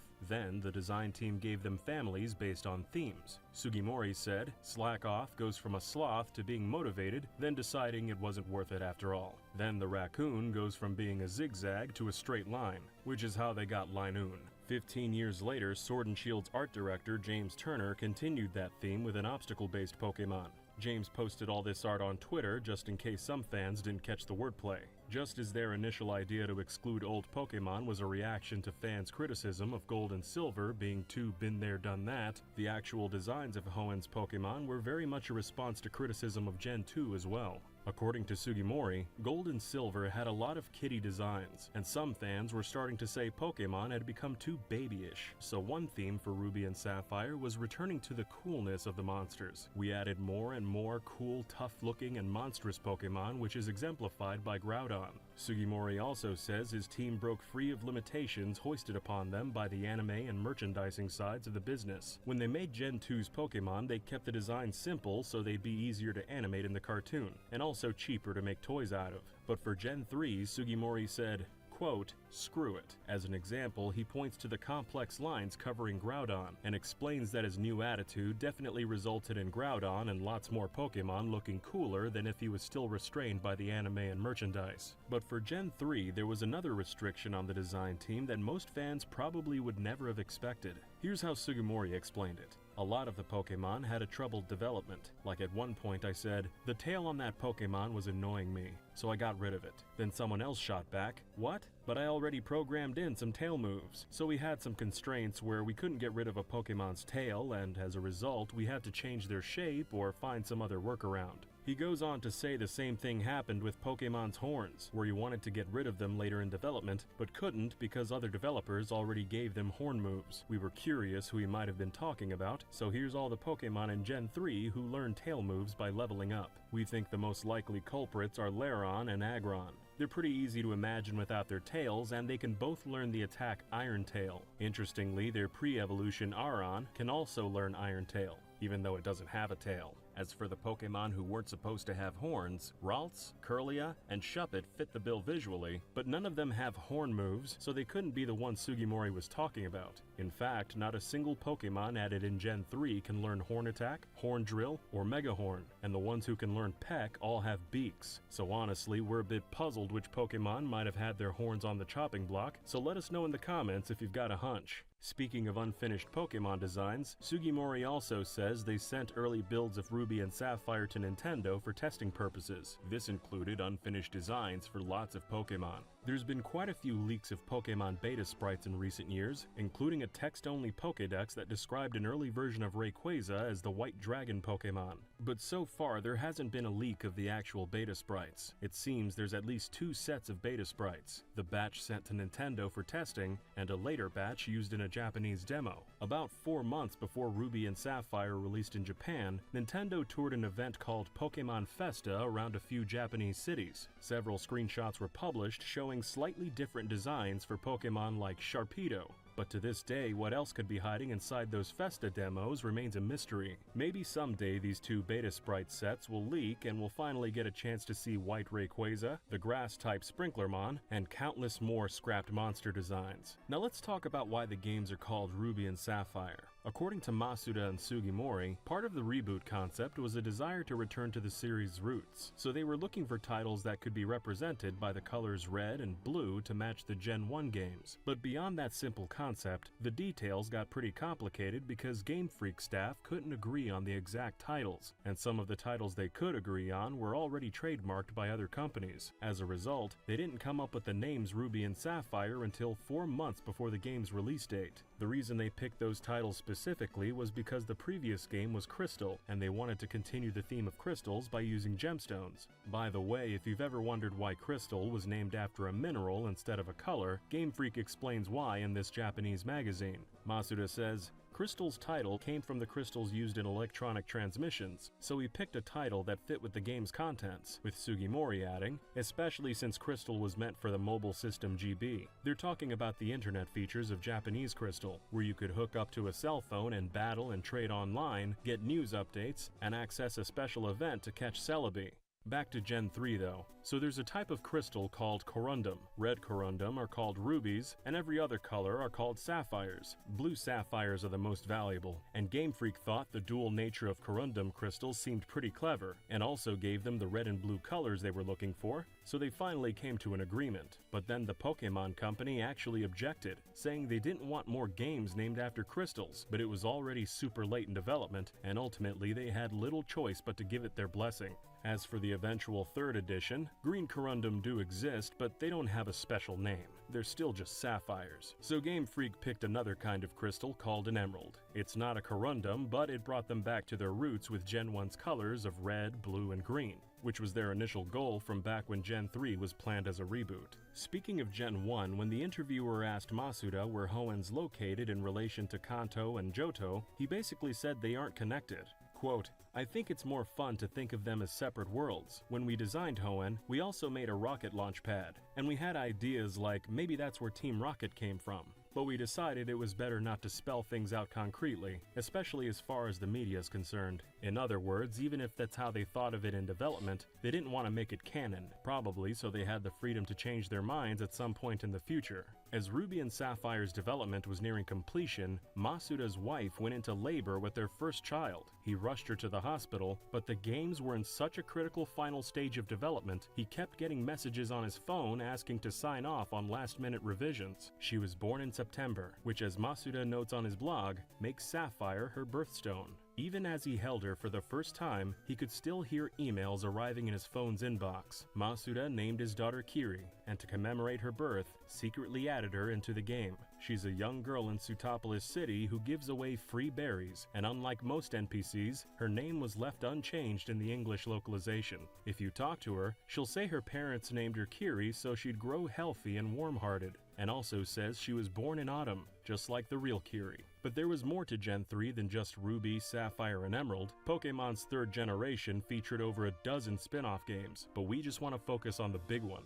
the series' first home console RPG, Pokemon Colosseum. Colosseum wasn't made by Game Freak, or even Pokemon fans at all. It was mostly made by a small team of top talent that Nintendo poached away from Sony. At the same time Game Freak was wrapping up development on Ruby and Sapphire, Nintendo spent about $1 million opening a new studio called Genius Sonority. The man they put in charge was Manabu Yamana, who up to that point was best known for directing Dragon Quest games, some of the most popular RPGs on PlayStation. Many of Colosseum's other core developers came over from Dragon Quest as well. In an interview on Nintendo's Japanese website, Colosseum's lead programmer said, "I hadn't played any GBA or GCN Pokemon games before we started. There actually wasn't a true Pokemon expert in the entire studio. But that didn't change our deadlines, haha." The Pokemon Company approached this brand new team of non-Pokemon fans and asked them to make the series' first 3D RPG. Thinking about what kind of game they wanted to make, they thought, well, most of the kids who played the original Pokemon games were about 11 years old. Gen 1 was a coming-of-age story, and these kids have been coming of age in the real world too. So let's make Colosseum's protagonist the same age as the fans who've been along for the ride since the very beginning. 6 years have gone by, and the fans are 17 now, so let's make the protagonist 17 as well.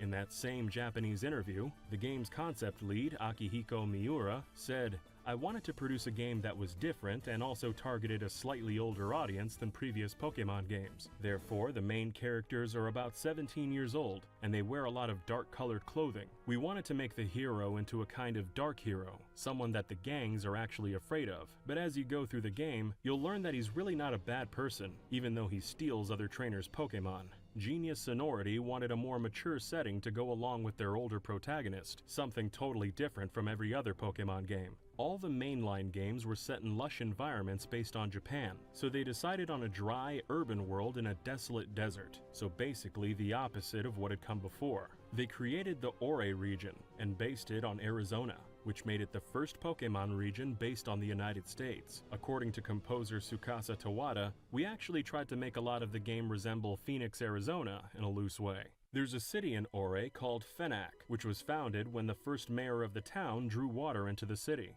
Fenak's origin story actually draws from the real-life lore of Arizona's capital city, Phoenix, which was founded when a guy named Jack Swilling had canals built to bring in water. The new canals followed an ancient canal system built by the Hohokam people, and the communities that sprung up were built on top of the Hohokam's ancient ruins. The city was born from the ashes of a former civilization, so they named it Phoenix. By the way, we know some fans pronounce it Or, but the only audible reference for the region's pronunciation is a TV commercial where they pronounce it Ore, so we're gonna follow their lead. Darkness has fallen over the land of Ore.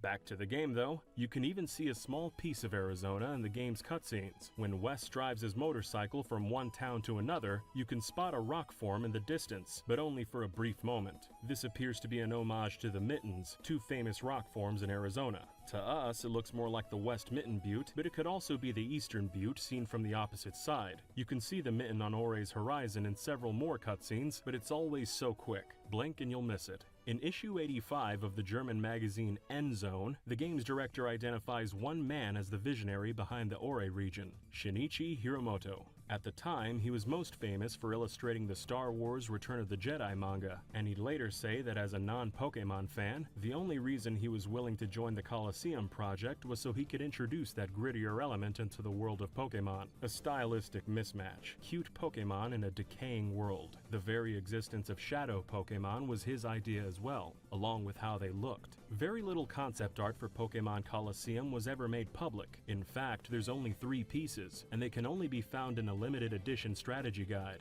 That guide came bundled with an art book that's mostly just 3D renders, but also includes that rare concept art. We tried to find a copy for sale, but they're pretty hard to come by nowadays. So a big thanks to one of our viewers, Davogato, who scanned his copy for us. The first piece is Pyrite Town's initial concept, where the town's Colosseum was originally a raised planetary globe. And there's the Arizona Mitten right there, present from the very beginning. The next one appears to have been made later. showing a much more detailed version of Pyrite Town. In addition to the more mature plot and setting, Colosseum also catered to an older audience by being a lot more difficult than the mainline games. One detail that made Pyrite especially difficult was that it didn't have a Pokemon Center, but this concept art reveals it was originally designed to have one. Also, Pyrite's final build has a bridge that lets you cross the chasm, but it's missing from the concept art, with arrows indicating the only path to the Colosseum was through the long cave system packed with gang members. Otherwise, the concept art matches pretty closely with how Pyrite appeared in the final game. The only other piece of concept art is Myra B, one of the main villains, and still the only character in the entire series whose trainer class is Wanderer.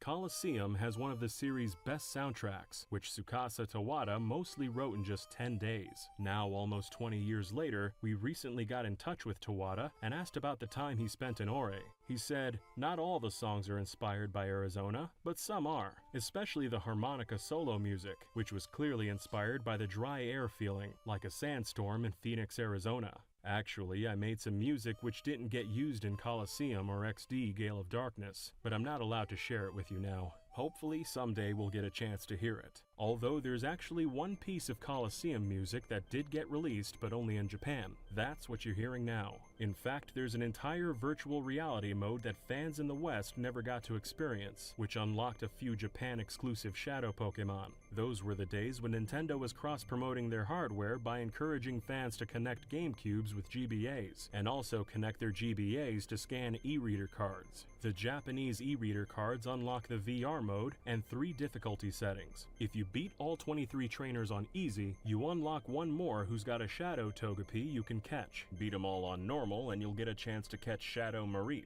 In hard mode, all the trainers are about as strong as the game's final boss, but even more difficult because there's 24 of them. If you can make it all the way to the end, Shadow Scissor's your final prize. There was also a Japanese bonus disc that gave you a Celebi, and you could transfer it over to your Gen 3 games as well. Pretty much all this extra content is still on the disc in American versions of Pokemon Colosseum, and Nintendo already went through the trouble of localizing most of it into English. Unfortunately, all that content is artificially blocked off so you can't access it in-game. Those e-reader cards were never released internationally, but they could have just as easily made the Japanese VR mode accessible in the base game for free. Adding it all back in would be a great bonus for a modern-day re-release, like say on Nintendo Switch, where they could also make it widescreen and bump the resolution up to HD, a big upgrade from the GameCube's aging 480p. Colosseum got a sequel in 2005, Gale of Darkness, but the Ore series has been dormant ever since. No re-releases and no sequels. In 2016, Junichi Masuda was interviewed by the Spanish edition of Nintendo Official Magazine, who asked, "Here's a question that many fans who've been around since the beginning of the series have been wondering. Is there a possibility that we'll see, one day, a game in the style of Pokemon Stadium or Pokemon Colosseum?" Masuda replied with just one word, "No," and then he laughed. It seems Game Freak and the Pokemon Company aren't too interested in Ore nowadays, but there is still one man keeping a candle lit, Colosseum and XD's composer, Tsukasa Tawada. In 2017, he performed a live piano rendition of the Fenac City theme and uploaded it to his YouTube channel.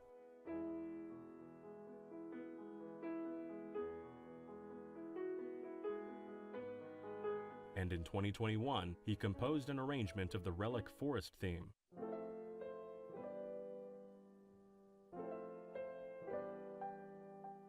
Even if everyone else has moved on, it's nice to know that at least one member of the team still has a place in his heart for the Ore region.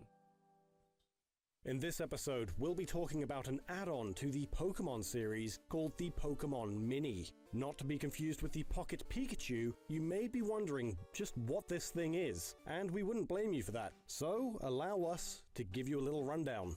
The Pokemon Mini was a console designed and manufactured by Nintendo, specifically made for Pokemon-centric minigames. The system was unveiled in September 2001 at a Nintendo event called The Nintendo Show. Held at Westminster Hall in merry old London, England, it was advertised as a major Pokemon announcement. The Mini was released in North America in November of 2001, with a Japanese launch nearly a month later, and later still in Europe, being released in March of the following year. It's possible that Australia may have been the first market the Mini was available in, with classification for the system's launch title cited dated as October 3rd, 2001, though the release in the region isn't well documented. The Pokemon Mini aptly holds the title for the smallest cartridge-based Nintendo system ever made, with it weighing in at a grand total of 70 grams, battery and game cartridge included. The cartridges themselves are roughly the size of a postage stamp. Even with its small stature, the console boasted some impressive features, especially for the time. It included an internal real-time clock and timer, being able to keep track of time even when the system was off. It also had an infrared sensor for multiplayer games, with one game in particular able to support up to 10 players at a time. It also came with a built-in rumble feature, as well as a shock detector, which let you control Pokemon on screen by rattling your hand like a, quote, poker fan possessed. The console's battery life also clocked in at a whopping 60-hour lifespan, with the use of a single AAA battery. The Mini came with one game, and was available in 3 different colors: Wooper Blue, Chikorita Green, and Smoochum Purple, a few of the most popular Pokemon, according to Nintendo UK. The console wasn't as big a success considering it carried the Pokemon name. Marketing was practically non-existent for the system, and it came out the same year as the Game Boy Advance. Despite some of its technical prowess, it couldn't compete with the GBA's capabilities, and was seen as more of a toy than a gaming system. The Pokemon Mini could be found stocked in stores for roughly a year, factoring in all markets. Only 10 games were developed for the console, and of that total, only Japan received the entire library.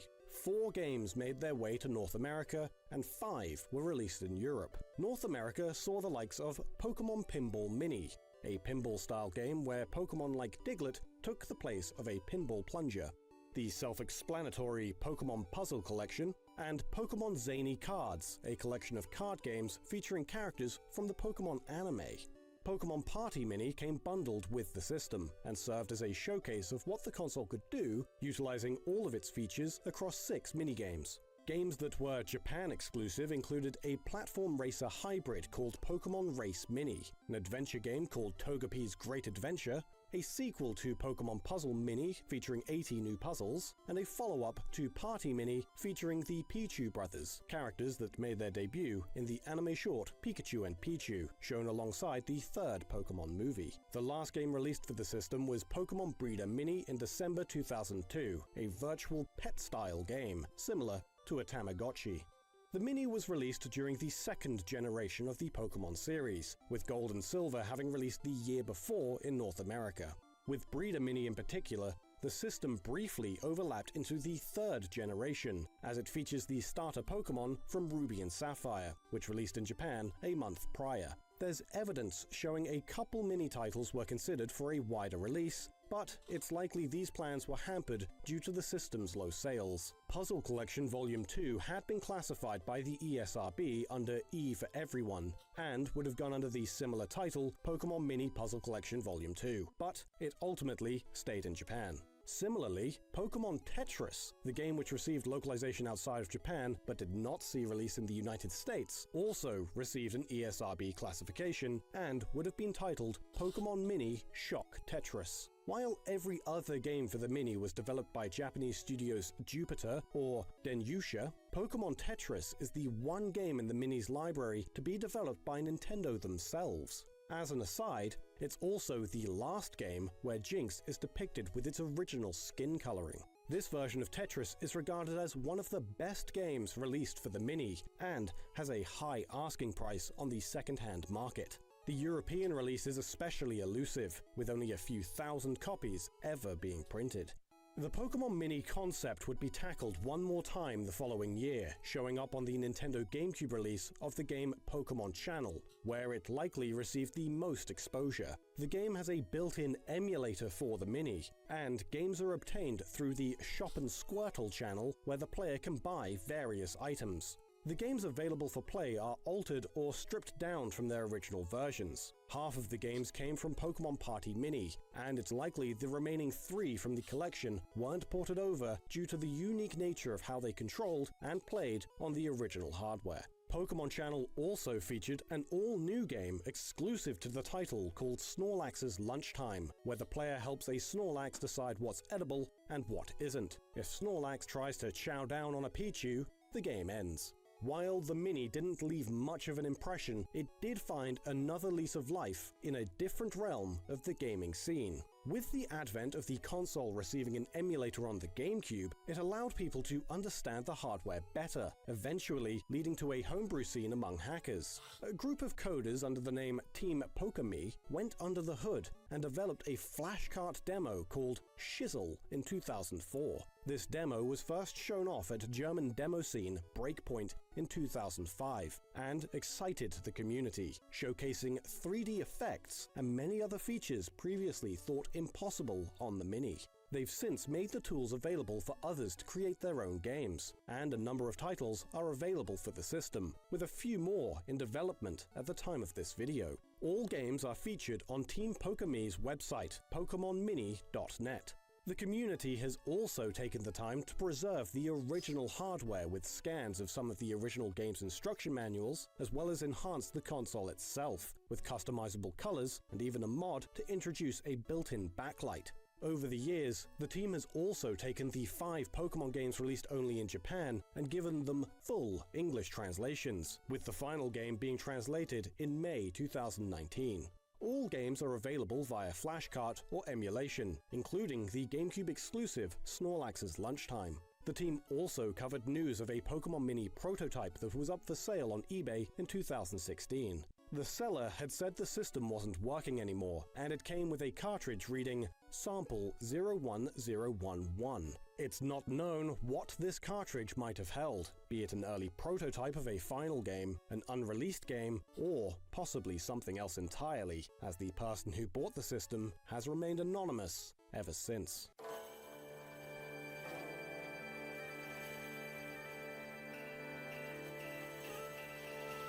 Did you know? The Johto region was heavily inspired by the Kansai region of Japan, with Ekurutik City, the region's cultural center, being based on Kyoto. Kyoto is famous for its traditional Japanese architecture and sites of historical and religious significance. Among these sites are the 2 Buddhist temples that lie to the northeast and northwest of the city. To the east lies Ginkakuchi, or the Temple of the Silver Pavilion, known for the statue of a silver bird that sits atop its roof. To the west lies Kinkakuchi, or the Temple of the Golden Pavilion, which has a statue of a bronze phoenix on top. Kinkakuchi was actually burned down by a novice monk in 1950, but was soon repaired in 1955. If you've played Pokemon Gold, Silver, or Crystal, this should sound familiar to you.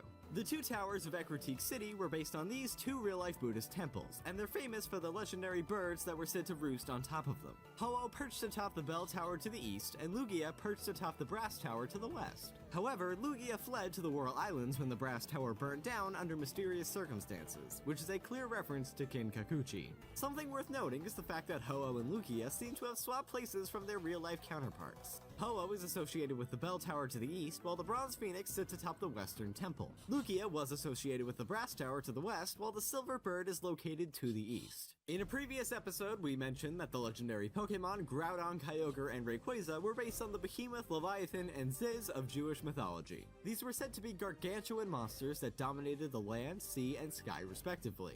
There are differing accounts of the creatures' eventual fates. Some stories say that God will slay their creatures and serve them at the Messianic Banquet, a banquet shared between God and the righteous. Other accounts state that the Behemoth and Leviathan will slay one another before they are served at the banquet. This latter account seems to be the inspiration for the battle that takes place between Groudon and Kyogre in Pokemon Emerald. Additionally, Ziz is said to be the messenger of God. This is perhaps reflected in the game's depiction of Rayquaza as being the only thing that can quell Groudon and Kyogre's wrath.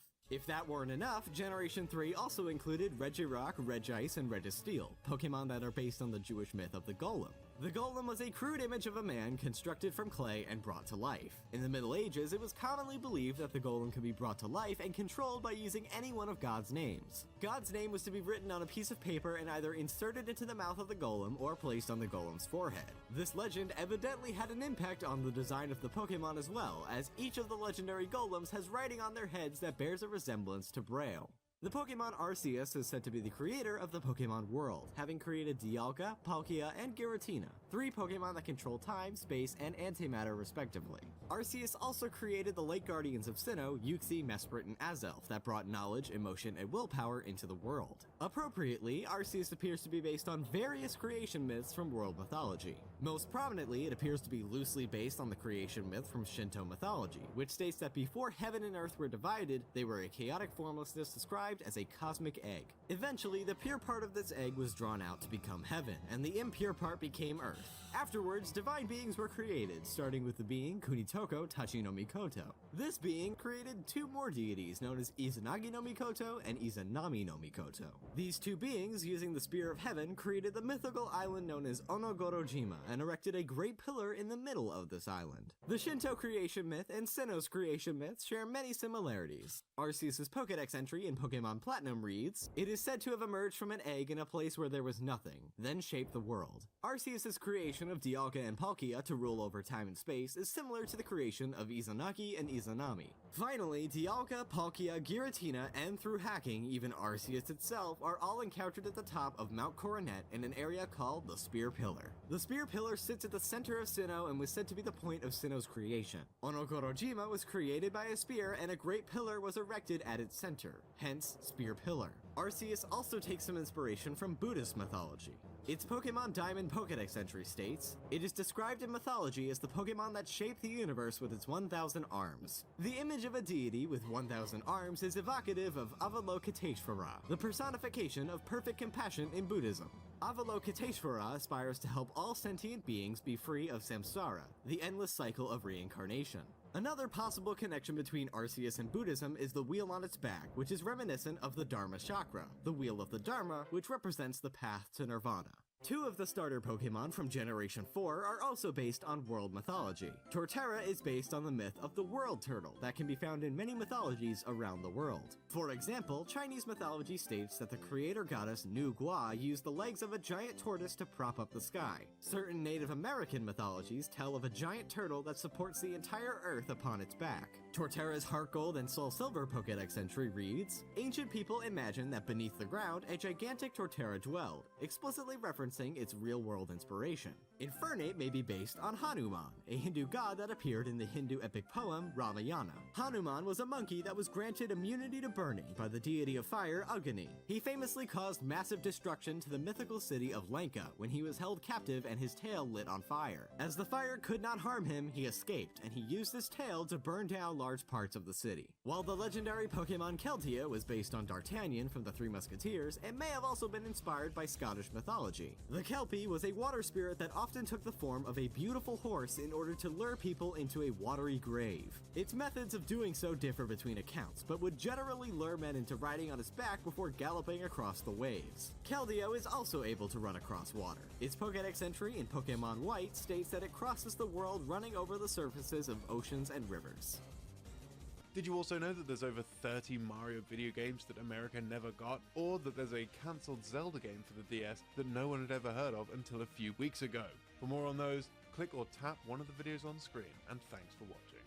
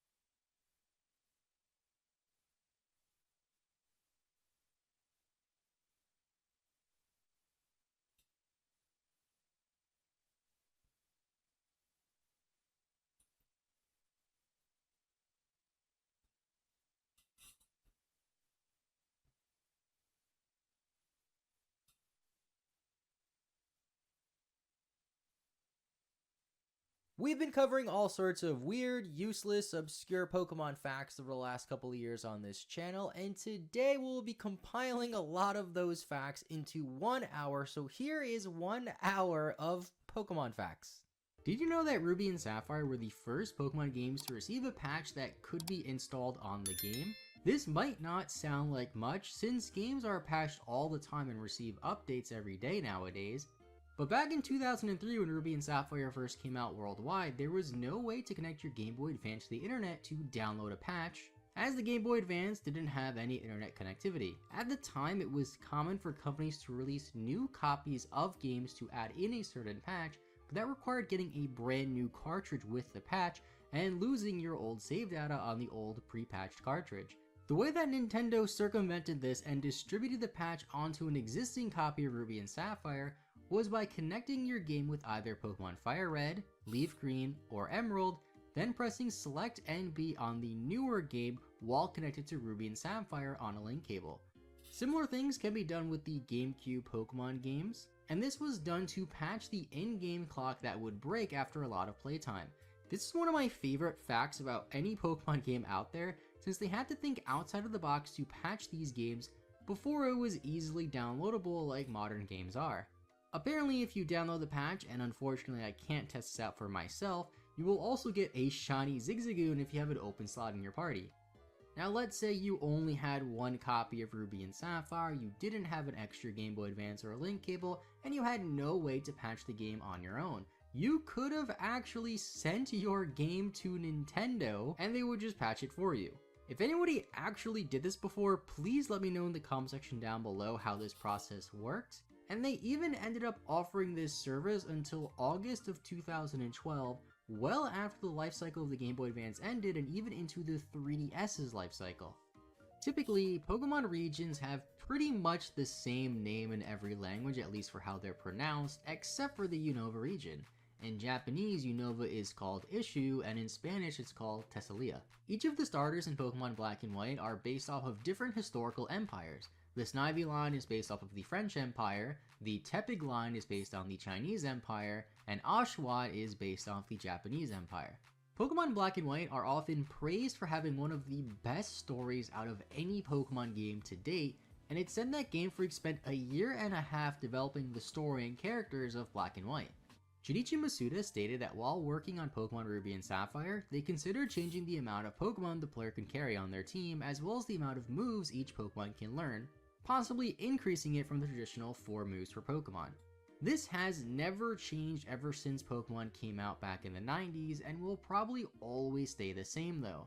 It was never officially revealed why they never changed the amount of Pokemon you can carry on your team, or the amount of moves a Pokemon can learn at a time, or exactly how they would have managed these changes if they did do them.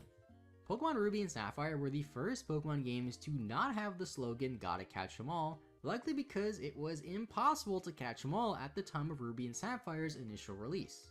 With the move of Pokemon to the Game Boy Advance from the original Game Boy, as well as many other changes to Pokemon, you couldn't transfer over Pokemon from the previous generations into Ruby and Sapphire. This was remedied during the 3rd generation's lifespan though, with event Pokemon, the release of Fire Red, Leaf Green, and Emerald, as well as the GameCube Pokemon games allowing you to obtain and transfer over Pokemon to Ruby and Sapphire that weren't normally obtainable in Ruby and Sapphire. This is what makes Pokemon Ruby and Sapphire one of the hardest, and in my opinion, the hardest Pokemon games to actually catch them all, since you rely on multiple different games and no online connectivity in order to obtain every single Pokemon. Pokemon Ruby and Sapphire have the least amount of in-game trades with only 3. Gold and Silver had twice that amount with 6 in-game trades, while Red and Blue have 9 in-game trades. The 3 in-game trades in Pokemon Ruby and Sapphire are a Makuhita for a Slackoth in Rustboro City, a Skitty for a Pikachu in Fortree City, and a Blossom for a Corsola in Pacifilog Town. Most of these trades really aren't that great. For example, if you were to trade your Blossom for a Corsola in Pacifilog Town, you could just go east in the water and find a Corsola yourself, while Blossom is much harder to find. Ruby and Sapphire have this weird unused sprite of some yellow character. This character was from an old NES game made by Game Freak called Mendel Palace, and was most likely used as a placeholder before a final design was made for the main character, so they just used this thing. I remember seeing this character as a kid. People would post their ROM hacks or whatever about Pokemon, and then he'd be walking around with this weird yellow looking character that I thought at first was a Hariyama since it kind of looks like one. And we haven't seen any other placeholder characters like this in other Pokemon games, which makes it even weirder. Ruby and Sapphire were one of the few Pokemon games released after Pokemon Gold and Silver to not have the Apricorn balls in it made by Kurt, but they did add a couple of other new Pokeballs that are still around even to this day. The Premier Ball, Repeat Ball, Timer Ball, Net Ball, Dive Ball, and Luxury Ball were all introduced in Pokemon Ruby and Sapphire. If you pre-ordered Pokemon Ruby or Sapphire back in 2003, you got either a Groudon coin or a Kyogre coin depending on the version. These coins are pretty expensive now according to eBay prices, and I'm upset that I never pre-ordered the games to get this coin as a kid, and that I never even knew about it until making this video. I did get a bookmark as a kid before the games came out in the US though, which was the first time I ever heard about this game, and the first time I ever saw some of the new Pokemon that were displayed on the back of the bookmark, such as this Tailo. I remember seeing Latias on the back as well, and I remember when I first got my game and started with Torchic, I thought that Torchic would evolve into Latias, which was actually a pretty common thing. One of the earlier known beta Pokemon, so to say, has been fan-dubbed as Latikin because it looks a lot like Latias and Blaziken combined, and it's very possible that this Pokemon was split into two to be Blaziken and Latias, and Latikin could have actually been the planned evolution for Torchic. A fan favorite feature of Pokemon Ruby and Sapphire are the secret bases. There's plenty of places all throughout the Hoenn region where you can create your secret base and customize it however you like with various furniture, Pokemon dolls, and other decoration. You could even trade these decorations with other players if you like, much like how you would trade a Pokemon normally. This is most useful for the Regidoll decorations, which are exclusive to the Japanese versions of Pokemon Ruby and Sapphire. They can be traded over to other copies of the games in other languages, and are only obtained through a Japanese e-reader event, which wasn't a very popular event. Speaking of the e-reader though, it was a device that lets you scan cards onto your Game Boy Advance and unlock some cool things, like the Regidolls we just mentioned in the Japanese versions. This was kind of like Amiibo before Amiibo on the Game Boy Advance, and is used elsewhere in Pokemon Ruby and Sapphire as well. You can scan some of these special cards that were actually sold in card packs that I remember getting as a kid to battle special trainers in this room in Moss Deep City, and even obtain some exclusive berries. Pokemon Gold and Silver were originally intended to be the last Pokemon games in the series, and started development before Pokemania really took off in the West. However, due to Pokemon being such a big hit, especially in America, the series continued after Gold and Silver and is still going even to this day, over 20 years after the release of Gold and Silver. Pokemon Gold and Silver are also the only paired game to have mostly different sprites for each Pokemon in each version. While most are rather minor differences, such as a Pokemon's hands being up versus a Pokemon's hands being down, it was a nice little touch, and I'll throw in some examples right here so you can see. In the Japanese and Korean versions of Pokemon Gold and Silver, the Donphan line is exclusive to Gold version, while the Ursaring line is exclusive to Silver version. This was reversed in the Western releases of the games, with Donphan line being exclusive to Silver and the Ursaring line being exclusive to Gold. The weirder part about this is that Pokemon Gold and Silver were released in North America and Australia in October of 2000, while the Korean version didn't come out until 2002. This means that these two version exclusive Pokemon were switched and then switched back twice. This was most likely because the Korean version was based on the Japanese version versus the Australian or American version, which was also, strangely enough, published by a company called Daewon in South Korea and not Nintendo. All of the gym leaders in the Johto region specialize in a different type from the original gyms that existed in Kanto. The only types that aren't represented in gyms in Gold and Silver in Johto or Kanto are the Dark type and the Ground type, since Giovanni, who was the Ground type gym leader of Red and Blue, was replaced by Blue or Green, his name varies depending on what language your game is in, meaning that up until this point, Dark was also the only type to never have a gym, and it would stay like that for quite a while. In Pokemon Sword and Shield, you can see a statue in Hop's room of a Krogunk that looks very familiar if you've been playing Pokemon for a long time. It turns out that it looks a lot like the Krogunk statues you would see in Pokemon Diamond, Pearl, and Platinum, which could possibly be a small hint towards Brilliant Diamond and Shining Pearl. This wouldn't be the first time they've done something like this, where they have some sort of hidden thing that hints towards a future Pokemon game, as in Pokemon X and Y, there is a hidden item hinting towards Alola as well. In Kanto, some towns use themes that were used for other towns in Red and Blue. For example, Cerulean City uses Pewter City's theme, while Fuchsia City uses Celadon's theme, and Cinnabar Island uses Saffron City's theme. On Route 13, there is a trainer named Pokefan Alex. All of his Pokemon have names that end in King in Japanese, for example, Koi King, which is Magikarp in Japanese, roughly translated. This Magikarp was replaced with Sea King in the Western releases of the games to fit the theme though, with his other two Pokemon being Nidoking and Slowking, since obviously Magikarp in English doesn't end with King, but Sea King does. Pokemon Gold and Silver were the first Pokemon games to introduce shiny Pokemon, however some shiny Pokemon sprites in Gold and Silver were changed to be different colors in later generations.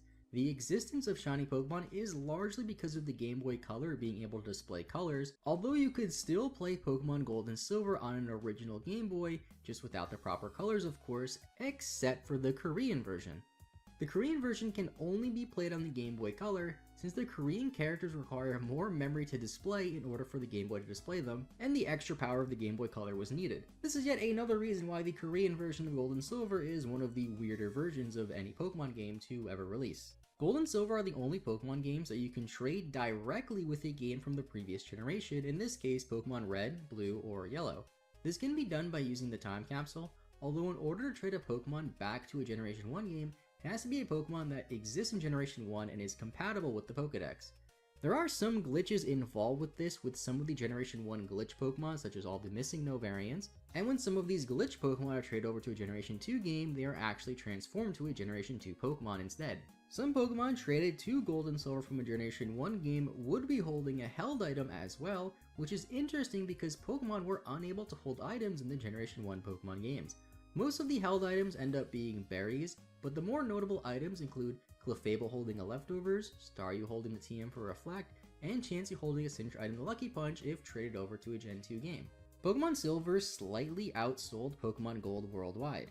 Typically with paired Pokemon games, the name that comes first in the pair tends to sell better, but Silver version is one of the very few exceptions. Gold and Silver combined are also the third best selling games on the Game Boy Color with 23 million copies sold, while their DS remakes on the DS are the 8th best selling game on the DS with 12.7 million copies sold. The only games to outsell Gold and Silver are Pokemon Red and Blue in the number 2 slot with about 31.4 million copies, and Tetris in the number 1 slot with 35 million copies sold, and a lot of the Tetris sales can be attributed to the fact that Tetris was actually bundled with the original Game Boy when it first came out.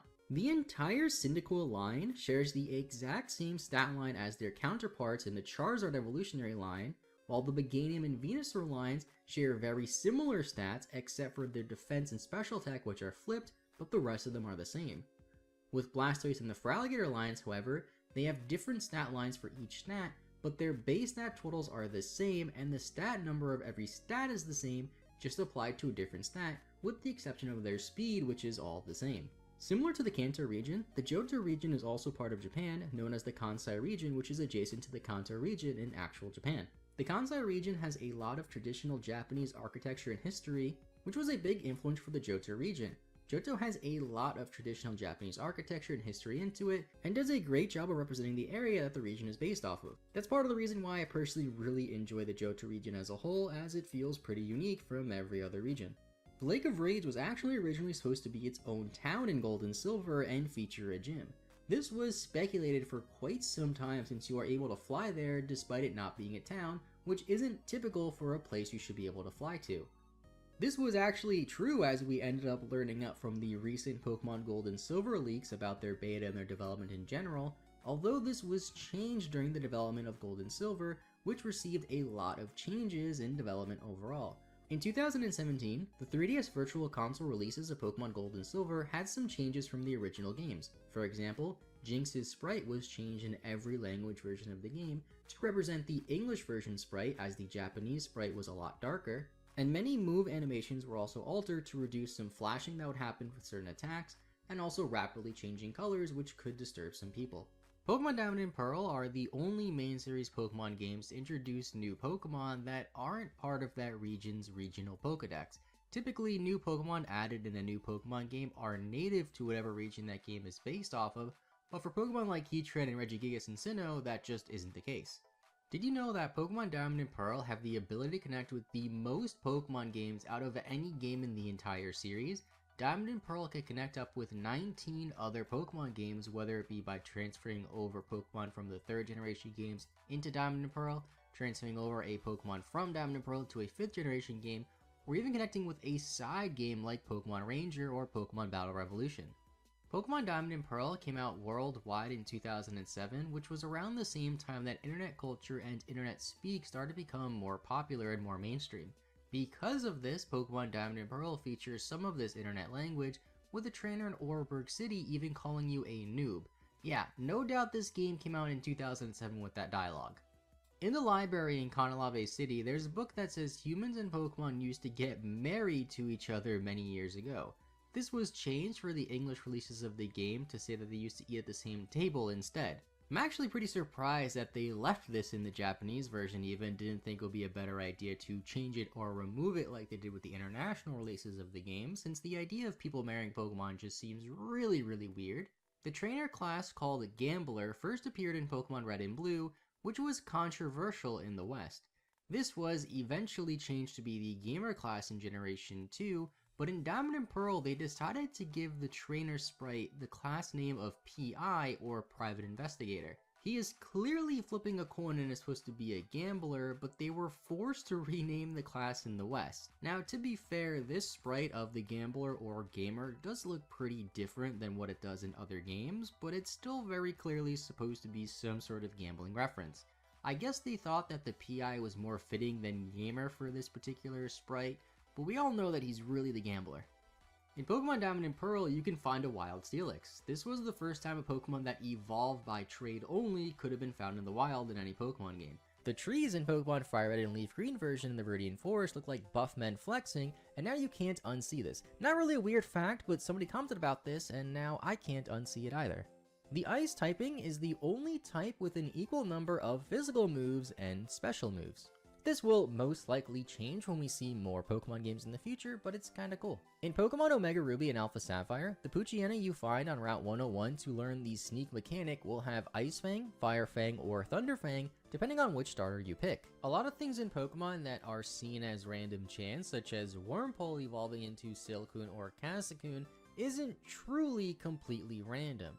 This is because the calculations to determine how Wurmple evolves is based on a lot of factors like the personality value, which you can't see in-game, and at that, the personality value takes into account a lot of other values in the game. In Pokemon Fire Red and Leaf Green, there's a trainer in the Battle Tower with the shiny Espeon. This is one of the very few instances where a random trainer has a shiny Pokemon on their team, and as a kid, this taunted me since I really wanted that shiny Pokemon but didn't have any. If there was a Pokemon that had every single type at once, it would still have one weakness in only Rock. While riding the cable car in Pokemon Ruby, Sapphire, and Emerald up to Mount Chimney, there's a very small chance you'll see a hiker in the background climbing the mountain. Pokemon Diamond and Pearl released in South Korea on February 14th, 2008, being the first Pokemon games released in South Korea since Pokemon Gold and Silver. This is because that Japan and South Korea still have a sour history from World War II, and the Korean version doesn't even have slot machines in their game corner at all since gambling is banned in South Korea. This next fact is a pretty well-known one, but it's still one of my favorites.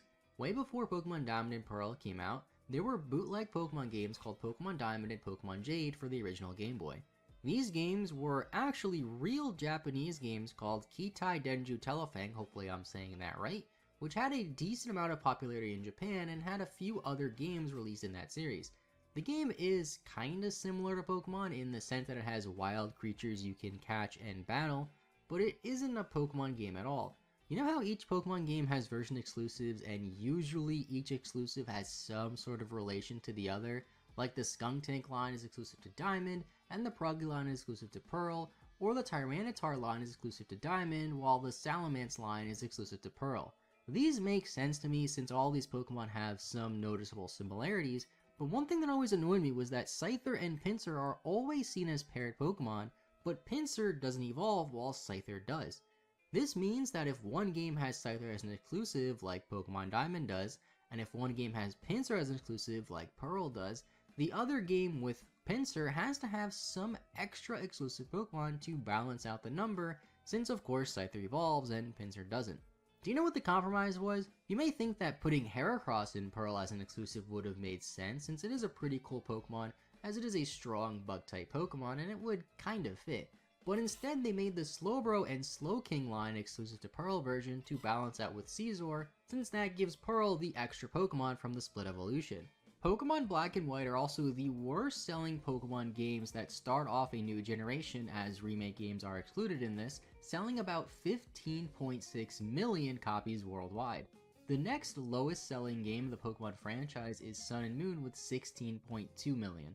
The slogan for Black and White was "Start from a new beginning," as Black and White are seen as a soft reboot for the Pokemon franchise. Black and White featured no Pokemon from previous generations in the regional decks, and you can't obtain older Pokemon until after already beating the game. This upset many Pokemon fans at first, but the intentions were to make the game feel like how somebody would have felt if they played Pokemon Red and Blue for the first time when they first came out, encountering many new Pokemon. Because of the exclusion of older Pokemon in the main story, Black and White also introduced the most new Pokemon into the franchise for any generation ever, with 156 total new Pokemon, which is even more than the introduction of Pokemon when we got Red and Blue. One of the most iconic Pokemon to come out of Pokemon Black and White was Chinchino, which was designed by Atsuko Nishida. They are also responsible for designing Pikachu, and they intended for the Chinchino line to be parallels of Clefairy and Clefable from Kanto. Chinchino also couldn't learn the TM for Thief in Black and White, although its pre-evolution Minccino could learn the TM. This was a mistake that was later fixed in Pokemon Black 2 and White 2. In Pokemon Black and White, you pick your starter alongside your rivals, Bianca and Charon. Bianca lets you pick first, and this was the first time in the Pokemon franchise that your starter was given to you from somebody who wasn't the professor of that region. After picking your starter, you get to battle Bianca. If you manage to defeat her without taking any damage, which is very hard to do, Charon will comment on how you somehow managed to win without taking any damage. Since this is such a hard thing to accomplish, it's pretty weird they would bother to put this in the game, as it's a string of text that most players would never see even if you played the game multiple times. The two main protagonists of Pokemon Black and White are named Hilbert and Hilda, although they received a few name changes along the way in their development. Hilbert was originally named Black, while Hilda was originally named White, and later on they had their names changed to be Blair and Whitley, with Blair being the male and Whitley being the female, as the first letter of these names also share the first letter of the titles of Black and White. They were also referred to as Kuro and Shiro at one point, which mean Black and White in Japanese. Eventually they settled on Hilbert and Hilda, which don't really seem to relate to the themes of Pokemon Black and White at all. In every Pokemon gym since Generation 1, there is somebody standing at the front of the entrance to introduce you to the gym and tell you a little about it. They remain unnamed in every previous Pokemon game, but in Black and White they decide to give him the name of Clyde. Pokemon Black and White have name sensors on the GTS, so Pokemon with inappropriate names can't be traded. Due to an oversight with this, you can't trade Pokemon like Kofagrigus and Conkeldurr on the GTS without giving them a nickname, since it detects their names as being inappropriate. Munna is a cute pink Pokemon with a floral pattern on it. In Generation 1, there is an NPC who mentions how they wish there was a Pokemon that was pink with a floral pattern, just like Munna as we got generations later. While some people believe that this NPC was the influence for Munna's design over a decade later, it was actually just a coincidence that Munna happens to fit the description this NPC gave. N is one of the most popular characters in all of Pokemon, and in Pokemon Black and White he actually defeats the Elite Four and the Champion, but turns down the offer to become the sitting champion. This is the only known instance in all of the main series Pokemon games where somebody actually turned down the opportunity to become the champion of the region.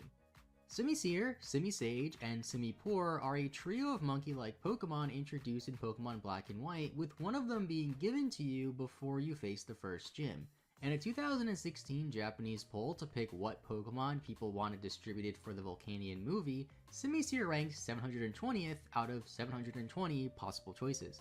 Pokemon Gold and Silver also introduced a new item called the Berserk Gene, which never appeared in the main series Pokemon game ever again after Crystal version. The Berserk Gene was a held item that would be consumed at the very start of battle when the Pokemon was sent out, and would confuse the user but raise their attack by 2 stages. This might sound like it would balance itself out since you would hurt yourself a lot from confusion, but could be abused with things like baton pass to make this item even better. This item would have been even stronger if it stuck around for future generations, since abilities allow you to abuse something like this even more, and could possibly even circumvent the confusion. This item was mentioned in the Detective Pikachu movie that released last year though, so it wasn't completely forgotten in the Pokemon world. Pokemon Snap released for the Nintendo 64 as one of the most iconic Pokemon spin-off games of all time, but it wasn't always meant to be a Pokemon game. No footage or screenshots exist of it before it was a Pokemon game, but it was originally supposed to be a game where you take pictures of animals instead of Pokemon. They decided on switching to Pokemon since they thought it would make the game better and be more popular, since a game about taking pictures of Pokemon in the wild sounds cooler than a game about taking pictures of animals. Everyone knows the infamous Glitch City glitches in Pokemon Red and Blue, one of my favorite glitches in Pokemon since there's just so many ways to execute it, making it very fun to explore.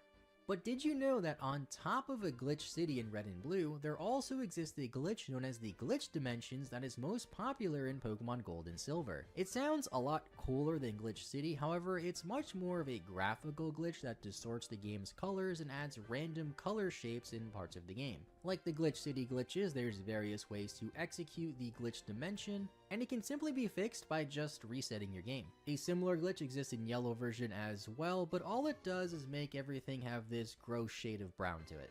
Mantyke's Pokedex entries state how the patterns on it varies by region. Mantyke has appeared in many generations since its introduction back in Pokemon Diamond and Pearl 15 years ago, but the pattern on its back remains the same in every region you can find it in.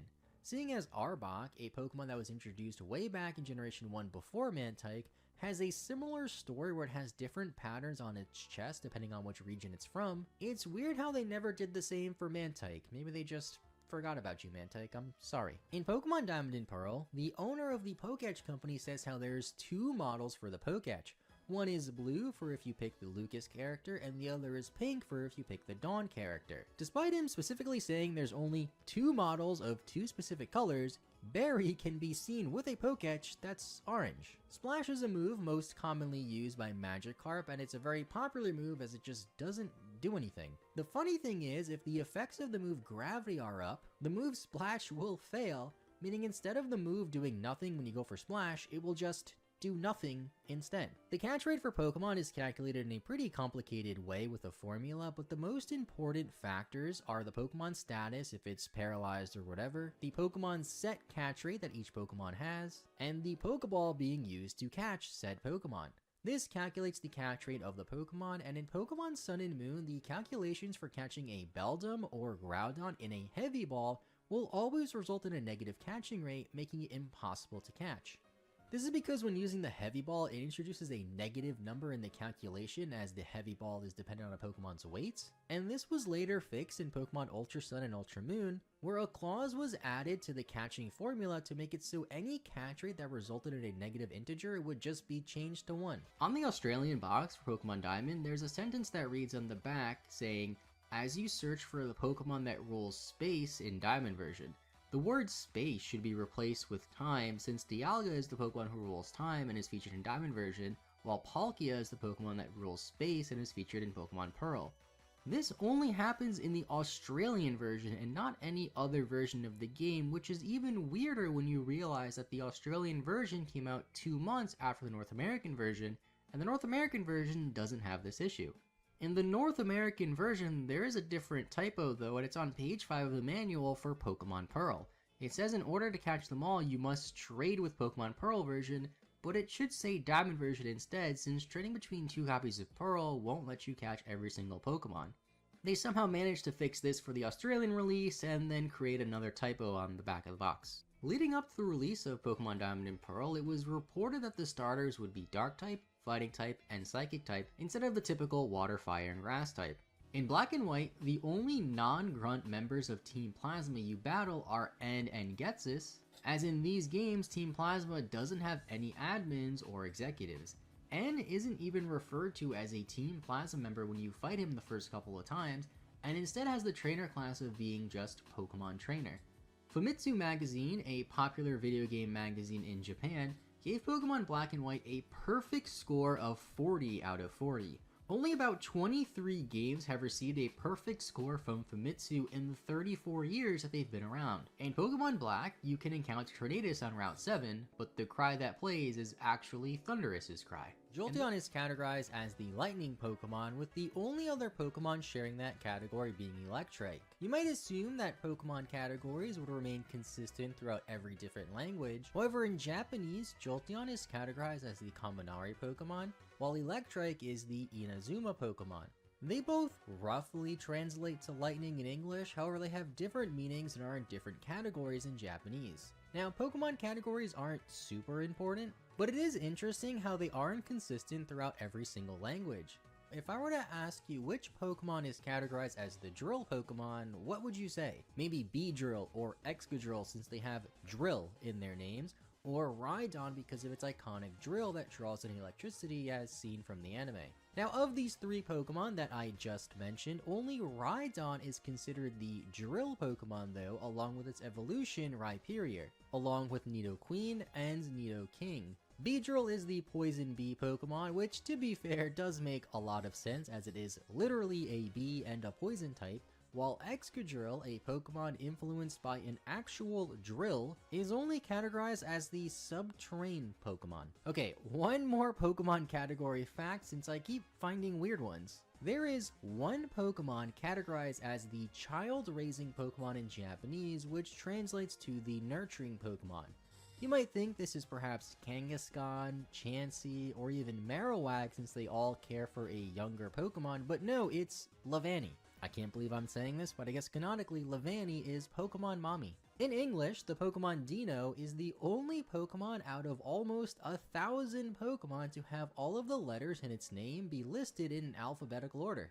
Z-moves were introduced in Pokemon Sun and Pokemon Moon as once per battle moves you could go for that would enhance an existing move in some sort of way. They either make the move a lot stronger or add some sort of bonus effects, except for the moves Healing Wish and Lunar Dance. You can use them as Z-moves if you want for battle and go for the whole dance and everything, however they have no extra added bonus effects, making it no different than just going for the regular move without burning your Z-Crystal and your one Z-move for the entire battle. I'm sure you all have heard a lot about the creepy Dex entries, with the most common ones being how Phantups come from the souls of lost children in the forest who have died in the past, and how Drifloon just straight up steals children. But did you know that the masks worn by Yamask represent the faces of their previous lives, and they retain all of the previous lives' memories?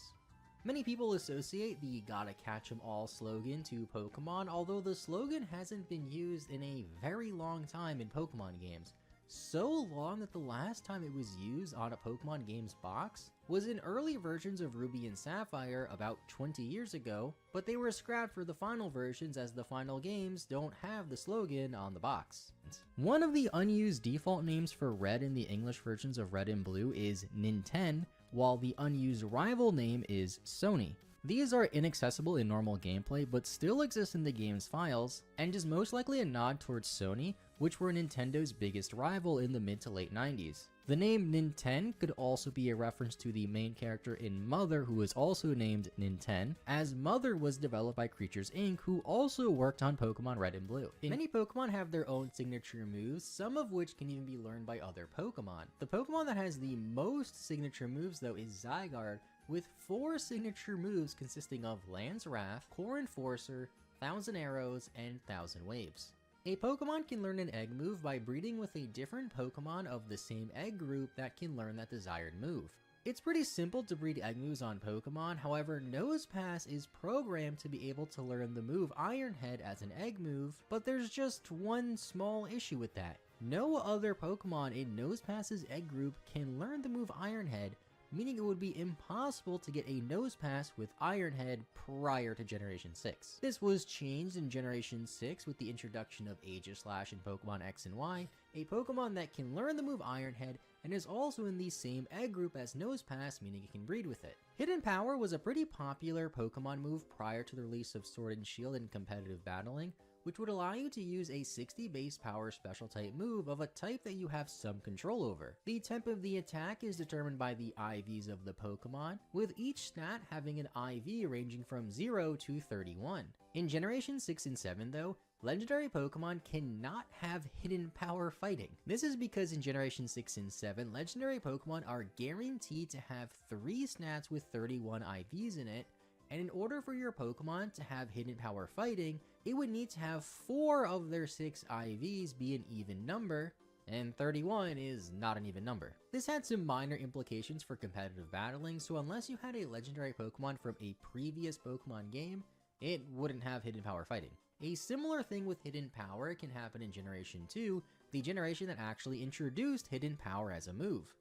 Since shiny Pokemon and hidden power types were both calculated by IVs in Generation 2 games, it is impossible for any shiny Pokemon to have a hidden power type of grass or dragon in Generation 2. In Pokemon Emerald version, you can rebattle gym leaders later on in the game. They will have stronger, upgraded teams this time around to better match your Pokemon. This can happen in many other Pokemon games as well besides Emerald version, but in Emerald versions, if you want to rematch either Roxanne, Flannery, or Winona, their female Pokemon will be listed as male instead in battle. Prior to the American releases of Pokemon Red and Blue, a promotional poster showing all of the Pokemon was distributed.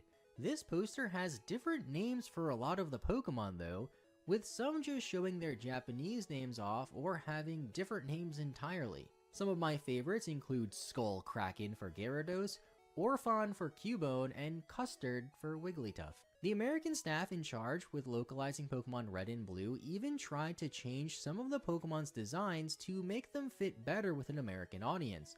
No leaks or proposed changes ever surfaced or are known to exist, and luckily this proposal was shot down, otherwise some Pokemon could have looked much different, and having Pokemon look different based off of which region the game was released in would be really confusing. In Pokemon Emerald version, there is a special event Mew where you can travel to a faraway island known as Faraway Island. There isn't much on this island besides some grass and a Mew that you can catch, but if you decide to cut the grass, and yes, you can cut grass in some Pokemon games with the Cut HM, we talked about that in the previous Weird Facts video, then the Mew will disappear and a message saying the feeling of being watched has faded. Not sure if this was intentional or not for this random Mew event to just disappear like that, but it must be pretty frustrating to lose out on an event Mew just because you wanted to mow the lawn a bit. This next fact I accidentally found while streaming a Nuzlocke of Pokemon Black, but if you go into the summary screen and tap a Pokemon on the touchscreen and then touch it, the Pokemon will turn around so you can see the back sprite, then you can click it again so they face fronts. If you were ever curious about what your favorite Pokemon's back sprite looks like in Pokemon Black and White or Black and White 2 and just didn't want to Google it, there you go.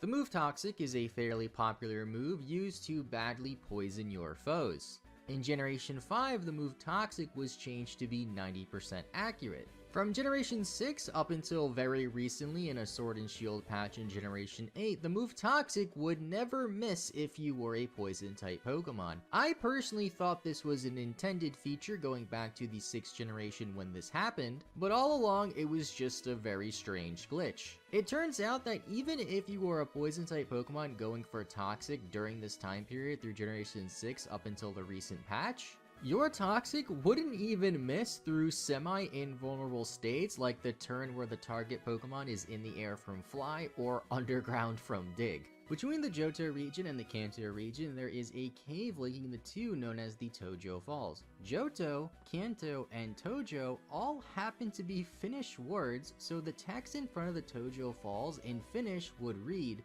"Smashed Falls, the link between a wire and a tree stump." There's a few other instances like this in Pokemon where words get translated so they don't make a lot of sense, or a word in English happens to be a word in another language, making for these weird funny signs. In Pokemon Ruby, Sapphire, and Emerald versions, many abilities have effects outside of battle including Swarm, which allows you to hear random wild cries of Pokemon on the current routes in the overworld more often. I never even realized you could randomly hear cries in these games while walking around, and I really can't demonstrate this fact too well in the video, but it's pretty neat regardless. One of my least favorite things about Pokemon games are long and annoying caves, which are more common in the older games of course. In Pokemon Yellow though, if your Pikachu knows Thunder or Thunderbolt and you talk to it while in the Dark Rock Tunnel, it will light up the area, making it a lot easier to get through as you also don't need to waste an HM slot on Flash. Strangely though, Pikachu won't light up the area if it only knows Thundershock. In the Victory Road of Pokemon Emerald, you can find the Winstraight family's son, which is kind of weird, but they always brag about him being so strong, and also on the Victory Road in this game, you can find a Ludicolo that knows Shadow Ball, although Ludicolo can't learn Shadow Ball in Emerald version. There's a lot of instances like this in Pokemon, especially in Emerald version for whatever reason, where a Pokemon just learns a move it shouldn't or learns a move earlier than it should. Now if you have a Cascoon on your party and it gets poisoned and then you level it up so it evolves into Dustox, a poison type Pokemon, it will still remain poisoned. This is one of the very few ways where you can have a poison type Pokemon be poisoned without changing its type first. I don't think this will ever be useful to anybody who's ever playing through a game, but if for some reason you really needed your Pokemon to be poisoned, I guess you could do it. The move Feint Attack was introduced in Generation 2 with Pokemon Gold and Silver, and it was spelled Feint with an A in it until Generation 6 where they changed it to be Feint with an E. I don't know why they changed this, I don't know if it was intentional to start or not, but it's kind of weird how it went roughly 13 years without ever being corrected. The Generation 1 Pokemon, Doduo and Dodrio, are based off of the Dodo, a flightless bird, and yet they can still learn the Fly HM even though they don't have wings. Due to an oversight with how the properties of the gym statues are in the Generation 1 Pokemon game's gyms, you could enter a gym, face a statue, pull out your fishing rod, and fish on them. Looks rather weird while you're doing it, but you could. If a Pokemon is underground from a move like Dig, then Earthquake will do double damage to it. Similarly, if a Pokemon dives underwater with the move Dive, and the other Pokemon goes for Surf, it will also do double damage. This next fact I thought would be fake for sure, but in Pokemon Sword and Shield, the Joy-Cons on your Switch in your bedroom will match the Joy-Cons you have in real life, with the exception of some special edition Joy-Cons. I only have the boring gray ones myself that came with my Switch, so I can't switch them out and see them all for myself in my own game, but it actually does work. Someone at Game Freak really spent their time doing all of this instead of adding Swallow to the game, and seriously, what's up with that, Nintendo? In Pokemon Mystery Dungeon, there are two Merchant Kecleons. One is green of course, as Kecleon is normally green, and the other is a pinkish purple. The weird thing about this is the pinkish purple one isn't a shiny Kecleon, since shiny Kecleon is still green, just a different shade of it with a different colored stripe on its belly as well. There's just pink Kecleons that appear in some areas of Pokemon for some reason, and one even appeared in the anime too. In Pokemon Platinum version, you have a chance to fish for a wild level 100 Magikarp. Why? In the Generation 1 Pokemon games, Mewtwo can learn the move Barrier via level up at level 63 and then Psychic at level 66. In these games, you can only catch Mewtwo at level 70, so it having level up moves before level 70 is rather useless. Due to all known laws of aviation, there is no way that Combee should be able to fly. In Pokemon Heart Gold and Soul Silver, if you travel to Olivine City, then release any Pokemon you have that can learn Fly or Surf, you might think that you would be stuck here, but if that happens, there is an NPC in the Pokemon Center who will give you a Tentacool, so you can then teach it Surf to escape the island. You could also soft reset for a shiny Tentacool here if you really wanted to, so you can escape in style on your shiny surfing Tentacool. One widely known random fact is that Skitty and Wailord can breed because egg groups are just weird like that and change throughout various Pokemon generations. But did you know that Seviper and Zangoose, Pokemon that are said to hate each other and be mortal enemies in multiple areas of Pokemon lore and Pokedex entries, can also breed with each other? In Pokemon Black 2 and White 2, Pinsir and Heracross are the only Pokemon in the entire Pokemon series to have a 0.25% encounter rate, making them technically some of the rarest Pokemon by just pure encounter rate percentages. Vaporeon is known as the Bubble Jet Pokemon, but as of Generation 8, Vaporeon cannot learn the move Bubble. There are many types and type combinations in Pokemon since there's like 1,000 of them now, but still a lot of type combos that we are yet to see. Of all of the existing types though, there's only 3 types that are paired with every single other type on a dual type Pokemon, being Water type, Flying type, and Psychic type. Pokemon moves are split between physical moves, special moves, and status moves. The Psychic type has the most status moves out of any other type though. Gold and Silver were the first Pokemon games released in South Korea, although they were distributed under a different company that wasn't Nintendo.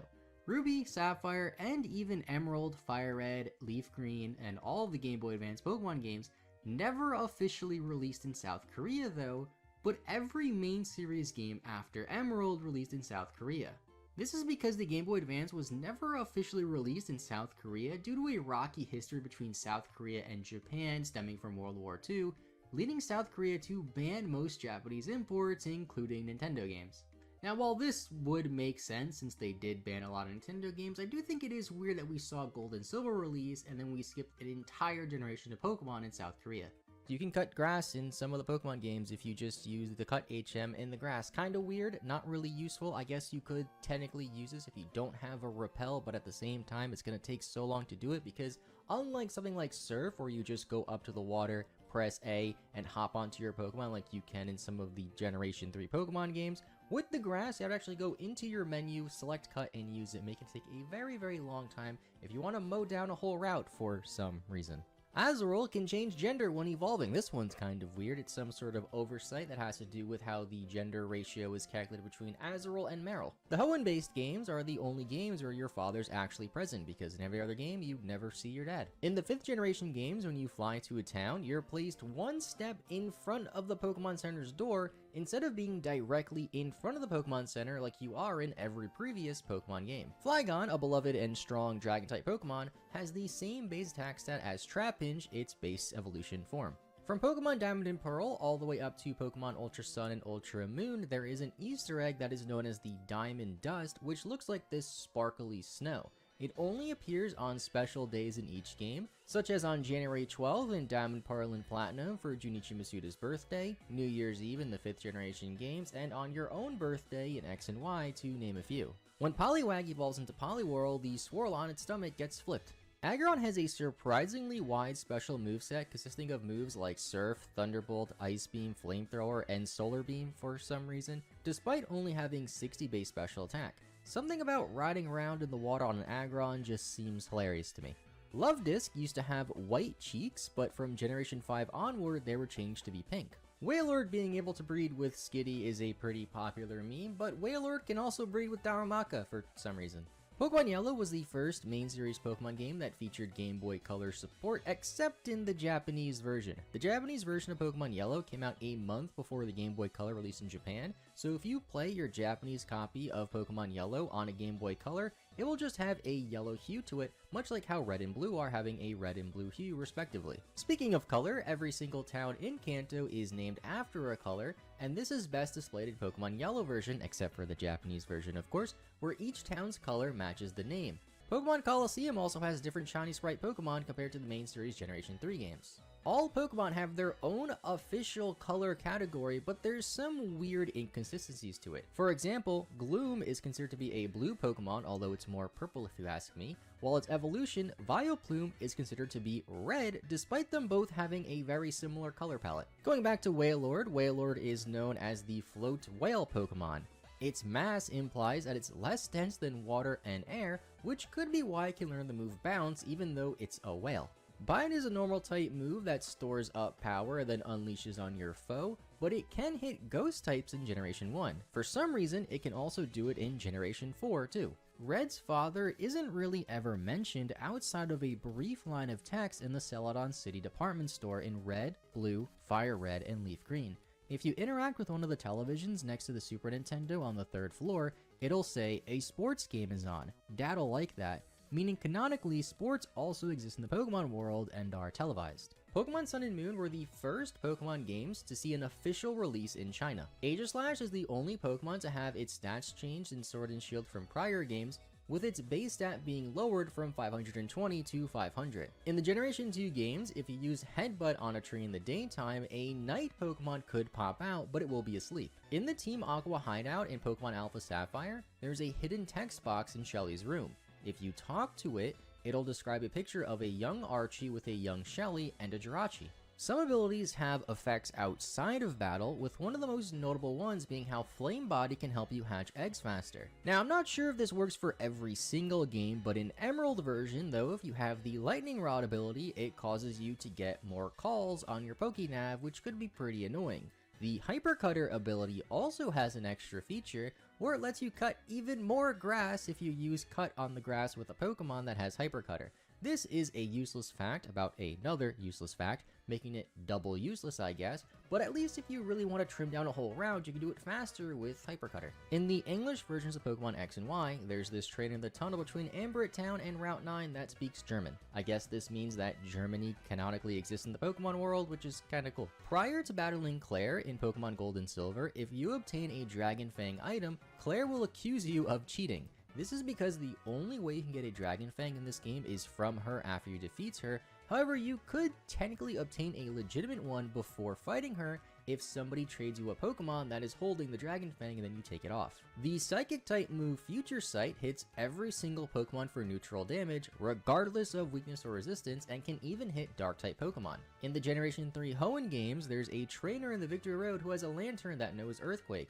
Lantern, a pretty cool Pokemon in my opinion, doesn't learn Earthquake. There's a few other instances of this in other Pokemon games too, where a Pokemon learns a move that it shouldn't, or perhaps learns a move at a lower level than it should, but typically that's reserved for more important trainers, so it's kind of weird to see it for some random NPC. Garchomp is commonly referenced to be able to fly in some Pokedex entries, but it still can't learn Fly despite being released all the way back in Generation 4. They had plenty of opportunities to give it Fly, and they just never did. From Generations 3 to 5, the move Extra Sensory does double damage to a Pokemon that used the move Minimize. This was later on changed, so it's unclear as to if this was intended or not, or if it was some sort of oversight. N's full name is Natural Harmonia Gropius. I have no idea what that means, but I know Harmonia is also Ghetsis' last name. The Sandaloon Forest in Pokemon X and Y has the same exact layout as the Viridian Forest in Kanto. Rotom Fan has the ability to Levitate despite being a flying type, which is already immune to the ground typing. I thought this was a pretty widely known thing, although so many people commented about it, so here it is. Scyther evolves into Caesar, and yet they both have the same exact base stat total. In the Generation 5 games, there's some scattered NPCs around the Unova region that you can talk to in order to add some more instruments to the background music. In Pokemon X and Y, the Route 1 encounter is always a guaranteed catch. In Generation 1, Lickitung couldn't learn Lick, and Growlithe couldn't learn Growl. When you leave a Pokemon in the daycare, it can still learn moves while it's leveling up, it will just forget one of the 4 moves it already has. In Heart Gold and Soul Silver though, a daycare Pokemon could even overwrite an HM move. Embor's Pokemon Black and White Dex entry says how it can throw a Fire Punch. Emboar cannot learn Fire Punch in Pokemon Black and White. Shorts are comfy and easy to wear. Cryogonal can learn the move Attract. Cryogonal's gender is unknown, so it will fail every time you go for it. In Pokemon Diamond, Pearl, and Platinum, you can find some bike racks scattered around the Sinnoh region. If you interact with them, you are asked if you want to put your bike away like you normally would at any bike rack in real life. However, you don't put it in the actual bike rack though, you just put it in your bag like you normally would, which makes me wonder why they even bothered to add this feature. In Pokemon Red, Blue, and Yellow versions, you'll find this trainer with a Voltorb standing around in Cerulean City. They don't really do much, but in Fire Red and Leaf Green, the Pokemon accompanied by this trainer was changed to be a Slowbro, and they were moved to be in front of this cut tree, which was also moved over to the right slightly. You need to be able to use the Cut HM outside of battle in order to get through here in Red, Blue, and Yellow, which you can do by beating Misty. Now, you don't normally get the Cut HM until after you reach the SS and help the Sailor out to get it as a reward. So in Red and Blue, you can technically skip this whole Nugget Bridge area and the rival fight by trading over a Pokemon with Cut from another game after beating Misty.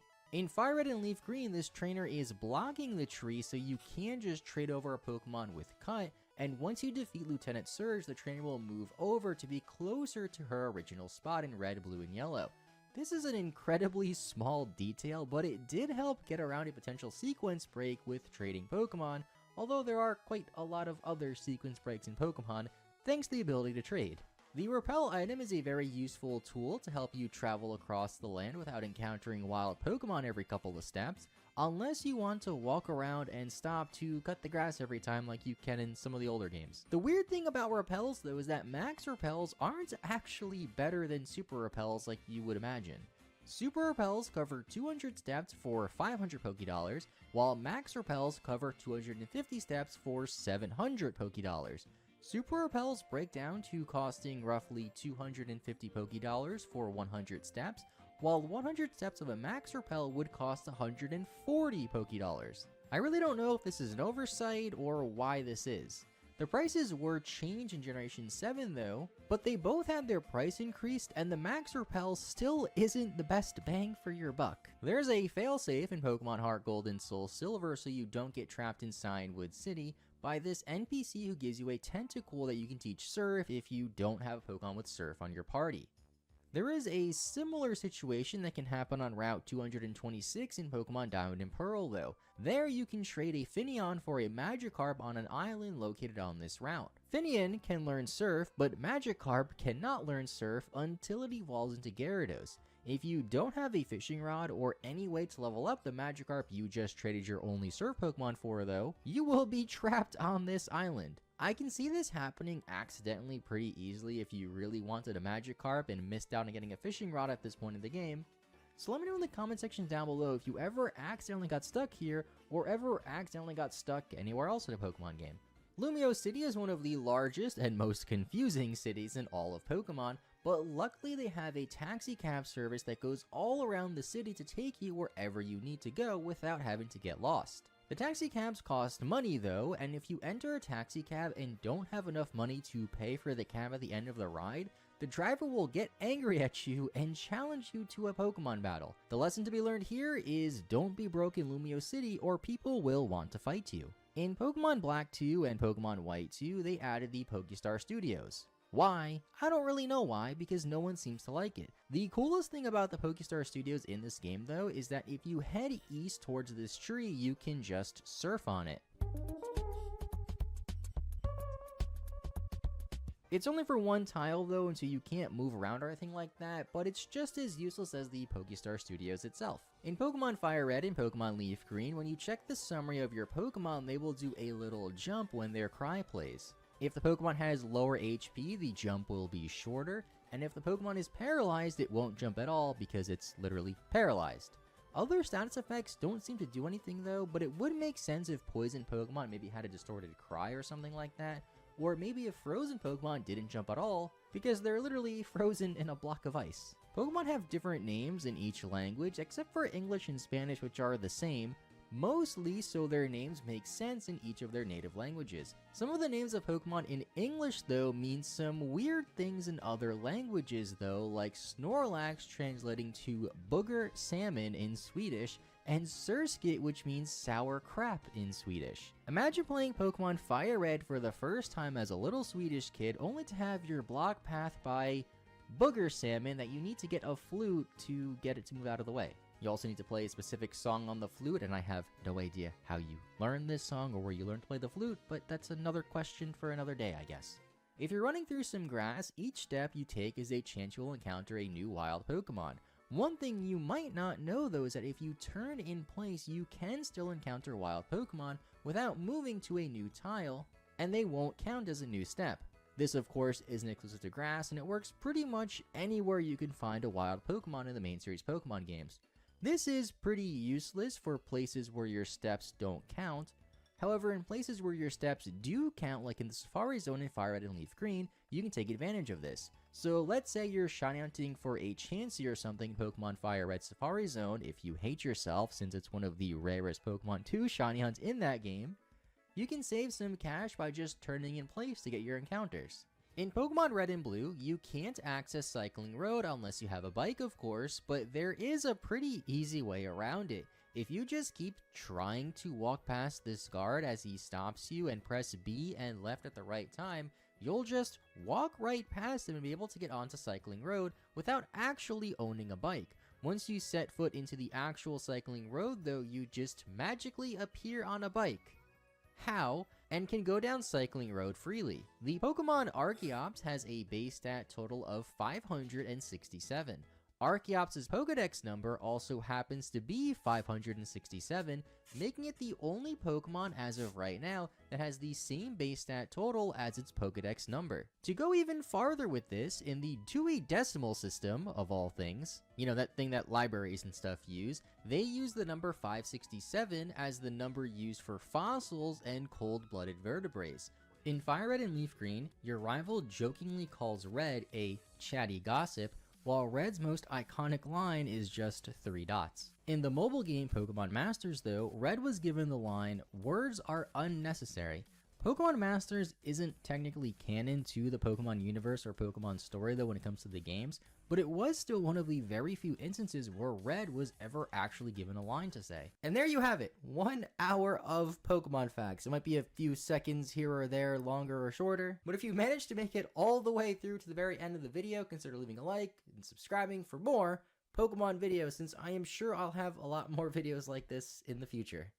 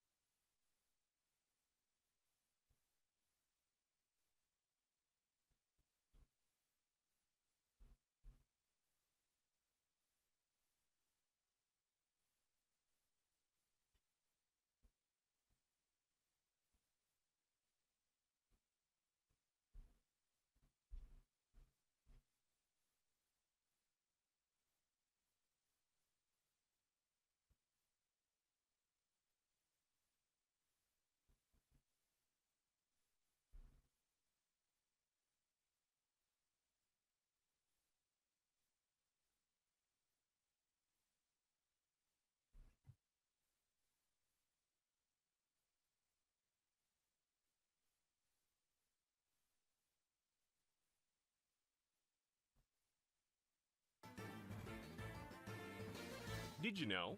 Due to the original Pokemon games' massive appeal, along with a lack of internet, many schoolyard rumors spread by word of mouth into the mainstream.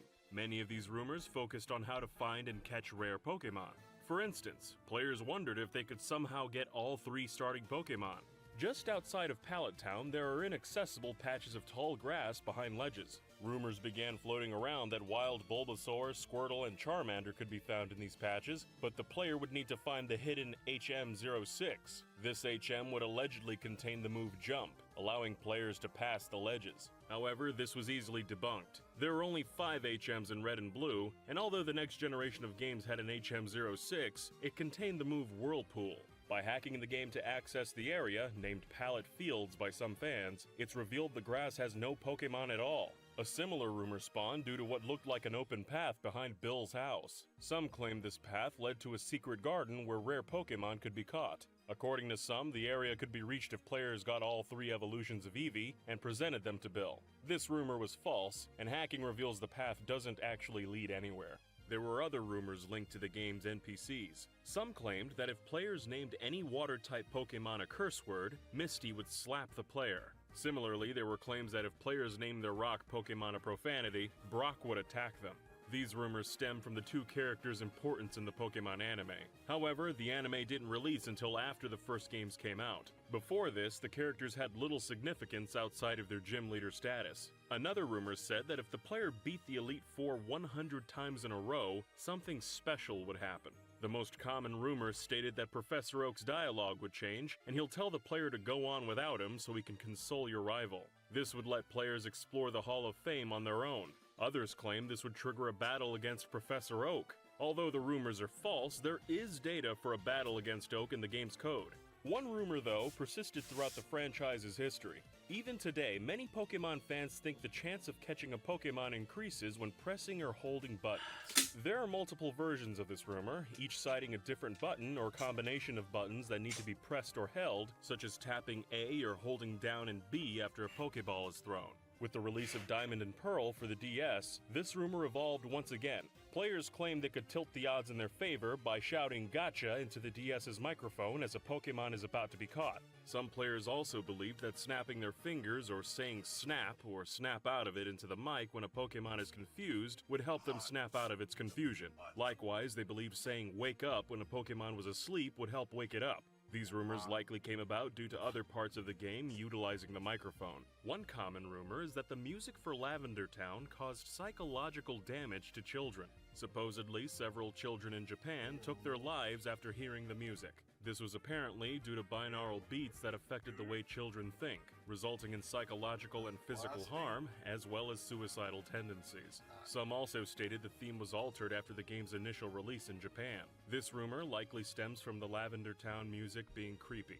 Fact-checking the rumor using early internet was difficult, as translations of Japanese media in the West was scarce. There are also variations of this rumor, but all either lack evidence or have been outright debunked. One of the most persistent urban legends in Pokemon history was that Mew could be found in Red and Blue. In Vermilion City, near where the SS Anne is, a truck can be found parked on the docks. Possibly due to the truck's uniqueness, many players came to believe that not only could this truck be moved, but that Mew was hiding underneath it. Some claimed the truck could be moved using HM04, Strength. Others asserted that it had to be moved with a level 100 Machamp, or that a key card was required. Some rumors also stated it was necessary to set sail on the SS Anne and later make it return.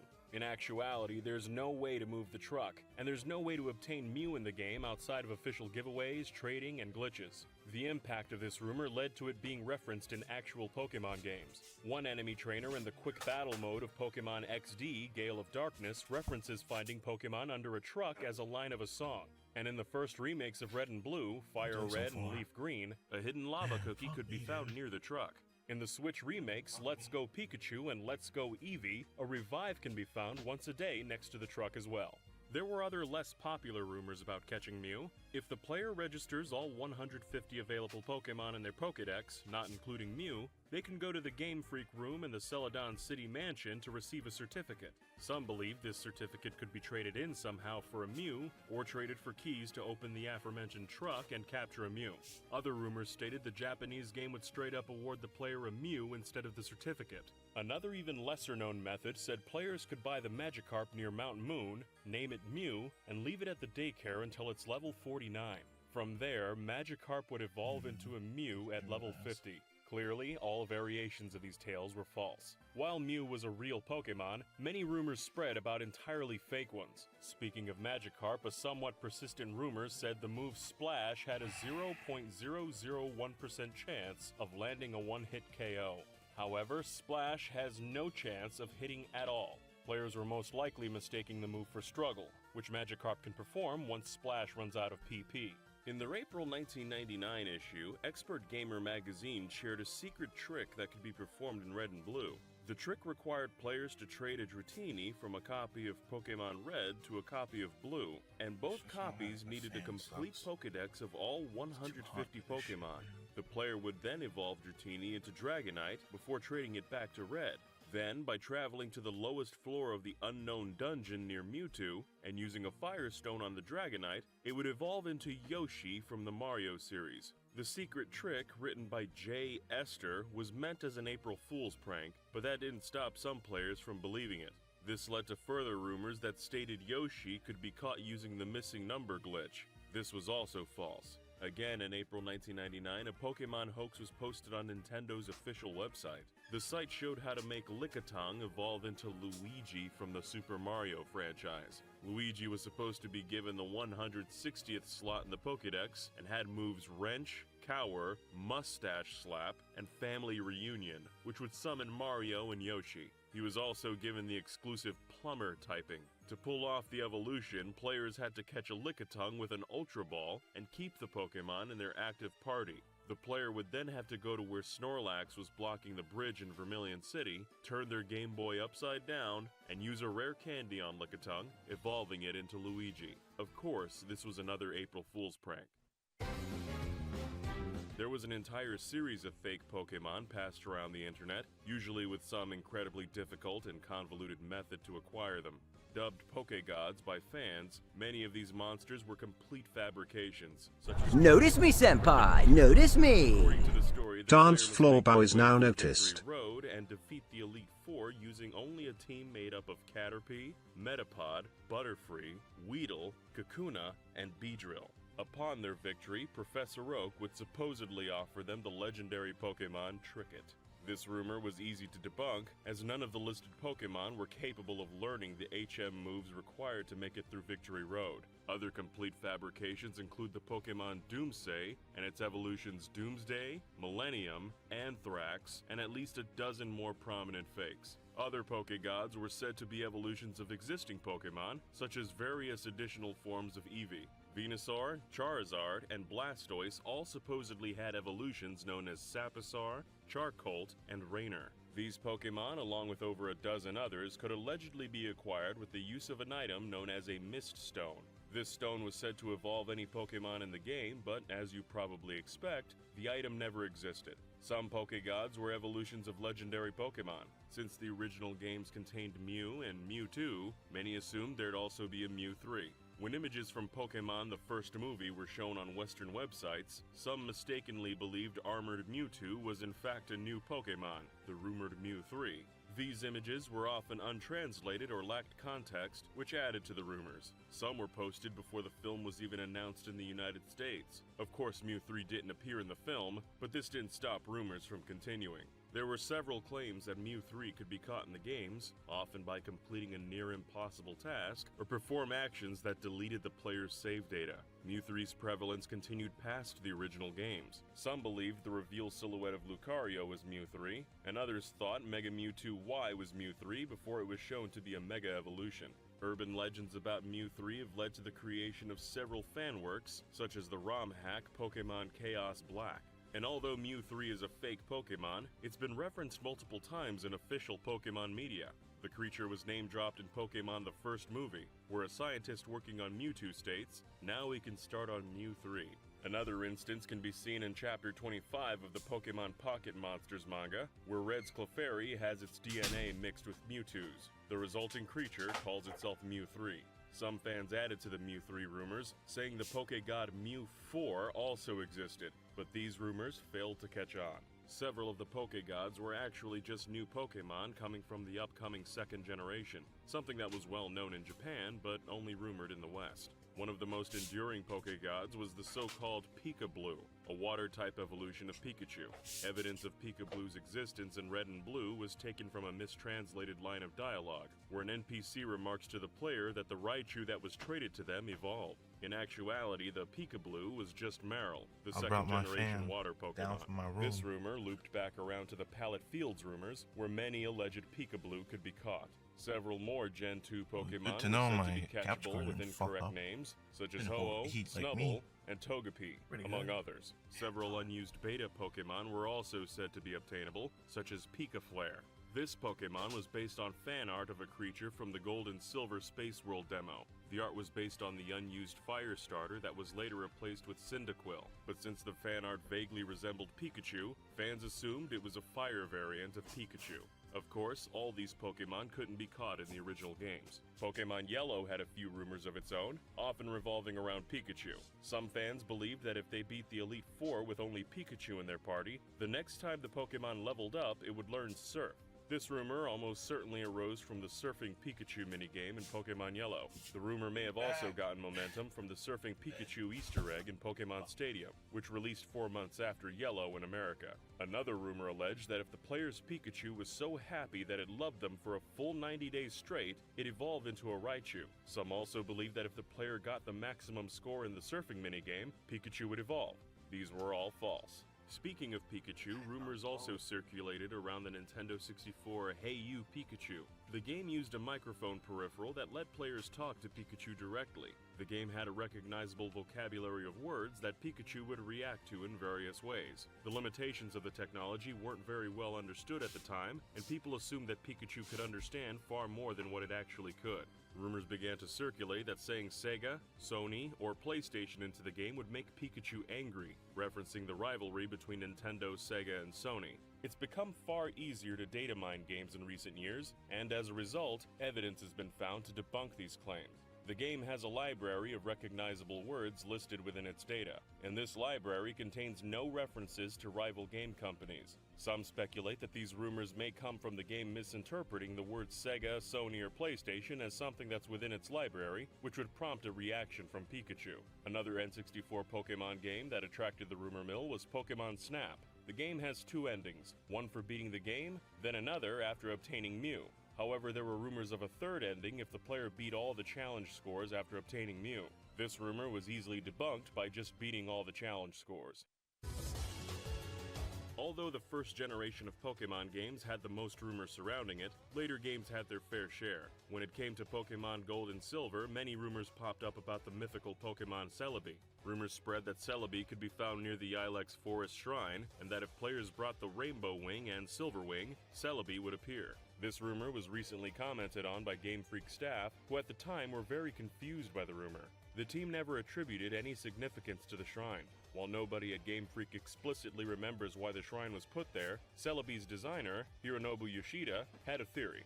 During this era at Game Freak, designers would use tiles from certain objects to add details and accents to others. The shrine itself is clearly made up from parts of a signpost and some roof tiles, and may have been put there just to make the area look nicer. Despite Game Freak's initial confusion, the team seemed to have referenced the rumor in the Pokemon Celebi event in Pokemon Crystal, which released a year later. There were other rumored ways of getting a Celebi, such as the Unown method. The Unown are Pokemon that come in various shapes, with each shape corresponding to a letter in the Latin alphabet. Because of this, people believed spelling out messages with the Unown could unlock things within the games. Fans believed that catching all 28 Unown, spelling out Celebi in their party, and using Cut on the Forest Shrine would make Celebi appear. Another rumor said that collecting every Pokemon besides Celebi and Mew would grant the player a GS ball, which they could use to catch Celebi. These rumors were easily debunked by completing the described tasks. Another Pokemon associated with the second-gen games is the shiny Gyarados found in the Lake of Rage. Knowledge or understanding of shiny Pokemon at the time wasn't widespread, which led to rumors of other colored Gyarados. Some rumors told of a gold Gyarados that could be caught by surfing to various places in the game.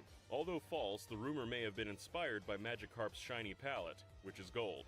There was also a long-running rumor about Shuckle in Pokemon Gold and Silver. If Shuckle is given a berry to hold, there's a chance the berry will change into another item called Berry Juice. However, many players claim that having Shuckle continue to hold Berry Juice long enough would change it into a rare candy. The rumor continued to persist even after the reveal of the DS remakes Heart and Gold and Soul Silver in 2009. The rumor was ultimately debunked by data miners who analyzed the original games' code and found no reference to such a secret. Another common rumor was that Chansey's egg could fall off and become a Togepi. This seems to be based on nothing more than Togepi being egg-shaped and Chansey having an egg. The second-gen games also had a slew of other minor false rumors, such as the existence of an HM08 and HM09, an event to catch Mew in Gold and Silver, and a rumor that Celebi could evolve. After the release of Pokemon Crystal, several Pokemon were also featured in Super Smash Bros. Melee. One of the Pokemon that appears from a Pokeball is Goldeen, but as in Smash 64, Goldeen simply flops around, dealing no damage. However, Goldeen's trophy in Melee states Goldeen's Horn Drill is so strong that it can KO an enemy with one strike if it connects. Fans mistook this as a hint that Goldeen could also use Horn Drill in Melee. Rumors spread that there was a tiny chance of Goldeen performing Horn Drill, which would instantly KO enemy players. However, data mining has turned up no evidence of this, and such an attack has never been seen publicly. By the early 2000s, internet speeds that allowed the sharing of images and short videos had become more common. This ease of access led to many hoaxsters trying to pass off their own creations as legitimate Pokemon content on fan sites, often as an April Fool's gag. In April 2000, Pokemon Abode posted news of a 3D Pokemon game for the upcoming Dolphin system, which would later be named the GameCube. They posted 3 screenshots which they were allegedly shown at the Tokyo Game Show by Nintendo. However, these screenshots were actually edited pre-release screenshots of the upcoming PS2 game Dark Cloud.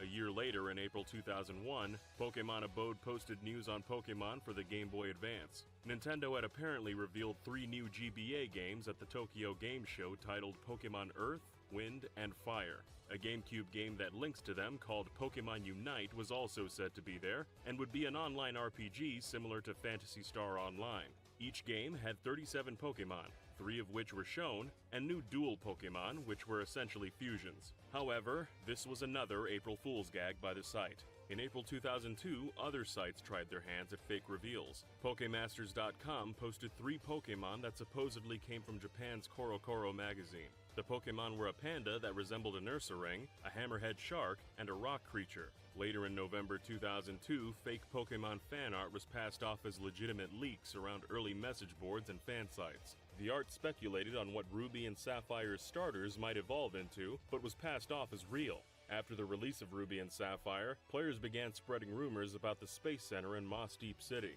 Supposedly, when the number of rocket launches rose to a specific number, usually 100, players could board the rocket and ride it into space. Various versions of this rumor said that players would either go out into space or land on the moon, and usually had the option to catch either Jirachi or Deoxys or both.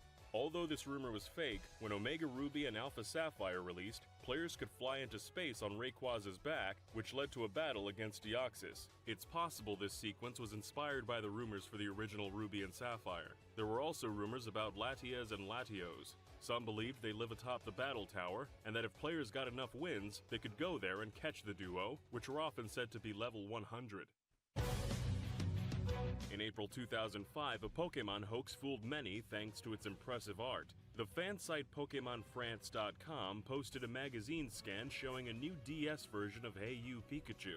The scan showed a never-before-seen Pokemon called Korechu alongside existing monsters. Of course, this was an April Fool's, and the site later admitted it was a joke. By this point, Nintendo had officially announced Pokemon Diamond and Pearl. The internet became even more mainstream, and speeds had improved. This made sharing media a lot more efficient, and resulted in a slew of online rumors and fake leaks being posted for Diamond and Pearl. The first fake Pokemon for Gen 4 were posted in April 2005.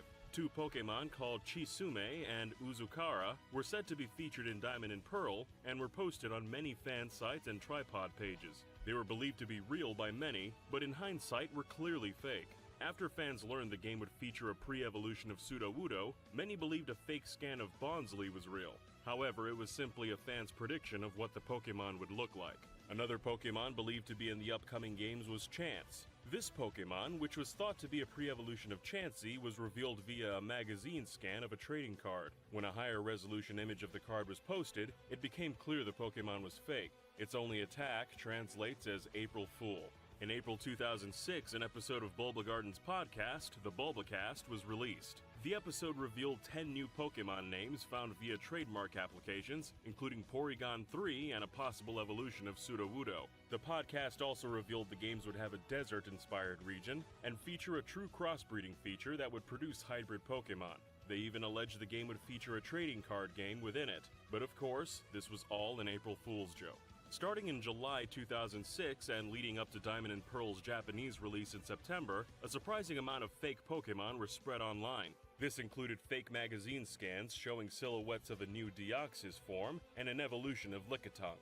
Both of these scans were shown to be fake, as the Japanese text around them don't even relate to the pictures. Later in July, a fake CoroCoro screenshot of a Magmar evolution surfaced. Electivire had recently been revealed in Japan, and this fake was seemingly trying to pass as legitimate thanks to Magmar's association with Electabuzz. From here, 3 fake sets of starter Pokemon made the rounds. There was a popular rumor at the time that the game starters wouldn't be water, grass, and fire types, and instead would be fighting, psychic, and dark types. Fake Pokemon around this time tended to follow this theme, with each rumor feeding on the last. There was also a fake trading card of an electric Pokemon called Kissanda. However, the card was quickly found to be a hoax thanks to its incorrect copyright dates. Most other fake leaks were of new Pokemon in confirmed family lines. This included a pre-evolution of Lucario and an alleged final evolution of Turtwig that's clearly the wrong size and style.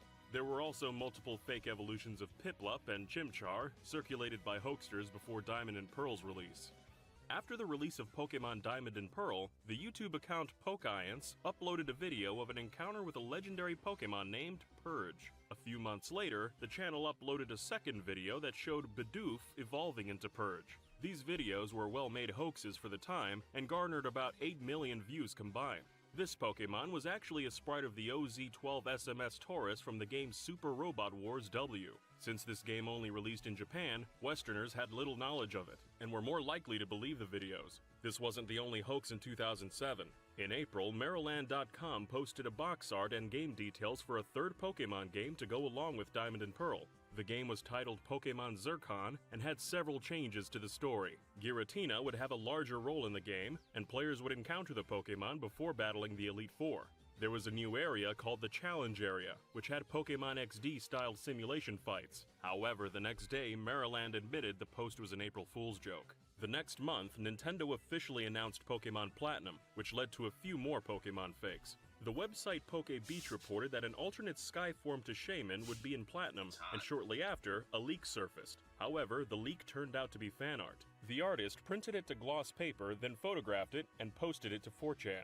Fans assumed the art was legit and spread it across the community. It eventually made its way onto popular Pokemon sites, which prompted them to come forward and confirm they faked the art. In April 2009, the Palette Tribune podcast announced a new Rotom form had been leaked, and that people who called Pokemon USA would hear a message from Team Galactic. The team would ask the caller to state their Pokemon friend code, then ask what evil deeds callers would do if they were given one of the 100 Rotoms up for grabs. As you might expect, this was an April Fool's prank by the podcast. In January 2010, a new generation of Pokemon games was officially announced for the DS. From here until the game's release in September, a large amount of fake Pokemon were passed off as the real deal. In May, silhouettes of the starting Pokemon were posted by Nintendo, which led to a few fake starter Pokemon being spread. Several fans took the silhouettes and made Pokemon based on the shapes. One of the more popular pieces was posted on several sites as legit, likely because it was of a higher quality than most other fan art at the time. Another set of starters spread in May,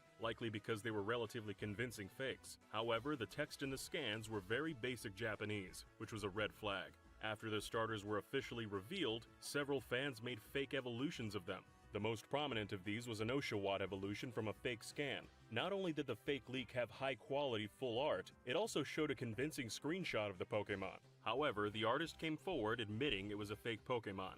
This was followed by a series of alleged leaks from message boards like 2chan and 4chan, which were usually based on existing info. One leak had 6 Pokemon names and descriptions, including a warlike bipedal turtle and an angel Pokemon. Another fake leak teased starter evolutions, and another fake leak said Black and White would have an evolution of both Golduck and Jinx. Yet another leak showed a dozen names, including fake names for an evolution of Pidove, a pre-evolution of Galvantula, and an evolution of Minccino. Another rumor told how the seasons would change in Black and White. The rumor said seasons cycled on a weekly schedule. However, the seasons change month to month in the final game. The rumor also stated the game had a new attack called Seasonal Beam, which changed type based on the season. This was also false. A fake Korokoro scan of several known and unknown Pokemon began to spread in July 2010. Many fell for the hoax, partly because several Pokemon it featured had been officially shown off a week earlier. The image included a fake evolution of Chimecho, a fake Skull Pokemon, and a fake pre-evolution of Cofagrigus. Later in August, 2 fake screenshots popped up which gained traction. People believed the Pokemon were real because Darumaka was confirmed as legit around the same time the screenshots surfaced. However, both screenshots turned out to be fakes circulated on 2chan. Shortly after this, another Korokoro scan was posted showing a mix of official and fan-made art that was taken at face value. The image contained a now infamous fake fish Pokemon called Giruja, as well as a fake silhouette of Deerling. A clue to the scan's fabrication was its inaccurate depictions of Alamomola and Pansage, which were based on a leaked image of an unfinished Pokemon toy. Descriptions of 4 new Pokemon leaked later in the month. The monsters were a water and psychic-type dolphin, an ice and fighting-type polar bear, an honor-based Pokemon, and a long-ear Pokemon. While Black and White did include a polar bear Pokemon, Beartic isn't fighting type at all. Whatever this rumor got right seems to have been a lucky guess. Shortly after this, several websites posted scans from the latest issue of CoroCoro taken from blogs and boards. Although some of the media was legit, these sites accidentally included fake pieces of art showing a fake evolution of Woobat. This fan art was posted by the artist and then circulated on 2chan and was passed off as real. Just before the game's release, a fake CoroCoro scan of Panseer and Panpour surfaced, along with fake screenshots of an Axew evolution. When the game finally hit shelves, both of these were shown to be false. Before the games were released in North America, eager players heard about an item in the Japanese game known as swimming goggles. Supposedly, when held by a water-type Pokemon, the goggles would increase some of the holder's stats by 1 stage. However, if the goggles were worn by any other type of Pokemon, they would fall asleep. This rumor caused a mild panic in the competitive fanbase, as such an item could potentially create an unbeatable strategy. When the game released in the West, no such item was to be found. The game has been heavily data mined since its release, and no evidence of the goggles exists. Rumors also arose about shiny versions of several legendary Pokemon, specifically that the Pokemon Zekrom, Reshiram, and Victini can be found in their shiny forms in black and white. Shiny sprites of these Pokemon can be found in the game's files, which led to some players believing they could be acquired somehow. No giveaways or in-game events took place, however, and while shiny Zekrom and Reshiram could be found starting in Omega Ruby and Alpha Sapphire, a shiny version of Victini has never appeared officially in a Pokemon game. The presence of their shiny sprites in black and white was just a failsafe to keep the games from crashing if someone hacked a shiny version.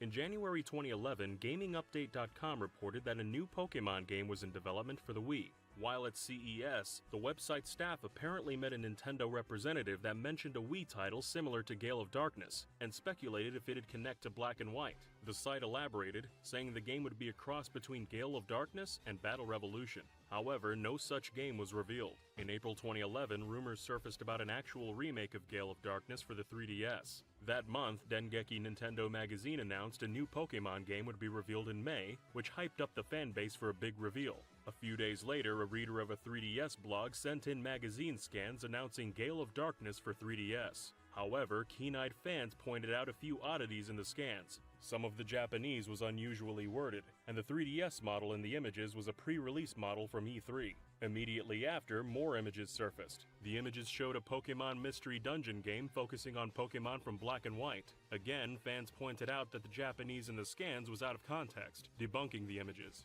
After Black and White had released, fans speculated on a potential Pokemon Gray version. Every generation of Pokemon up to this point had a third game release that combined aspects of the previous games and made improvements. However, in February, a Pokemon rep told Spanish outlet Meristation the generation would end with Black and White. But Nintendo registered PokemonGray.com a few months later. This seemed to confirm the game's existence to fans, but domain purchasing is sometimes done to protect an IP from exploitation. A month later, scans from CoroCoro surfaced that teased a new form of Kyurem, which fans took as a hint towards Pokemon Gray. However, no Pokemon Gray was released. All rumors about Gray were put to rest when Nintendo announced Pokemon Black 2 and White 2 in January 2012. Years later, Black and White director Junichi Masuda explained why Game Freak never made Pokemon Gray. Masuda told Game Informer, "The concept of Black and White was kind of these opposing forces, a yin and yang kind of thing. If we went with Gray, it would have moved away from that concept. There was far less buzz around Black and White 2 than most Pokemon games.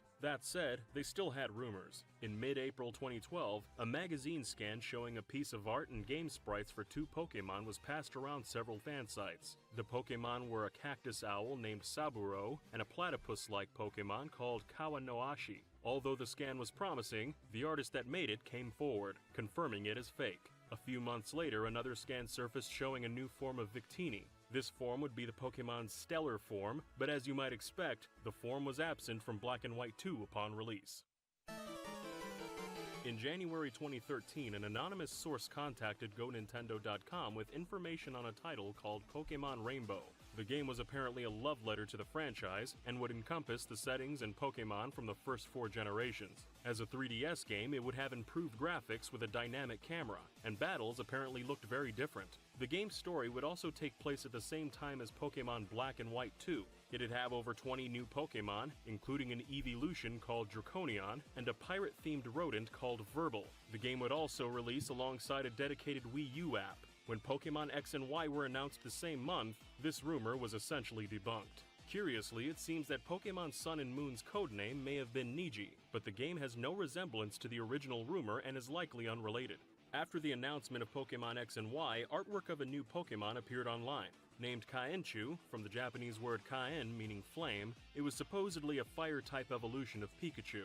Images of Kaenchu quickly became popular on Japanese social media, being retweeted thousands of times and becoming the number 4 trend on Yahoo Japan. Shortly after this, the Pokemon was shown to be a prank from members of the Japanese message board 2chan. A month later, a Korokoro scan made the rounds showing 2 new Pokemon, a bird and a worm. Although the art in the scan was convincing, the Japanese text was fairly poor, showing it was fake. Shortly after, another scan popped up of 3 new Pokemon, including 2 dinosaurs and a ghost. A few days later, more scans surfaced showing new Pokemon and the player characters. While the scans were generally easy to disprove thanks to the art, a full scan of the male player character fooled many. The scan was posted on several sites as a legitimate leak, but was ultimately shown to be fake. March 2013 saw a large amount of fakes. Early in the month, an image of Heracross and Pinsir pre-evolution circulated, but the creator of the image admitted it was fake. This was followed by a scan of 2 new Pokemon, as well as different form of Pikachu and an evolution of Farfetch'd. However, this scan had incorrect Japanese and was shown to be a forgery.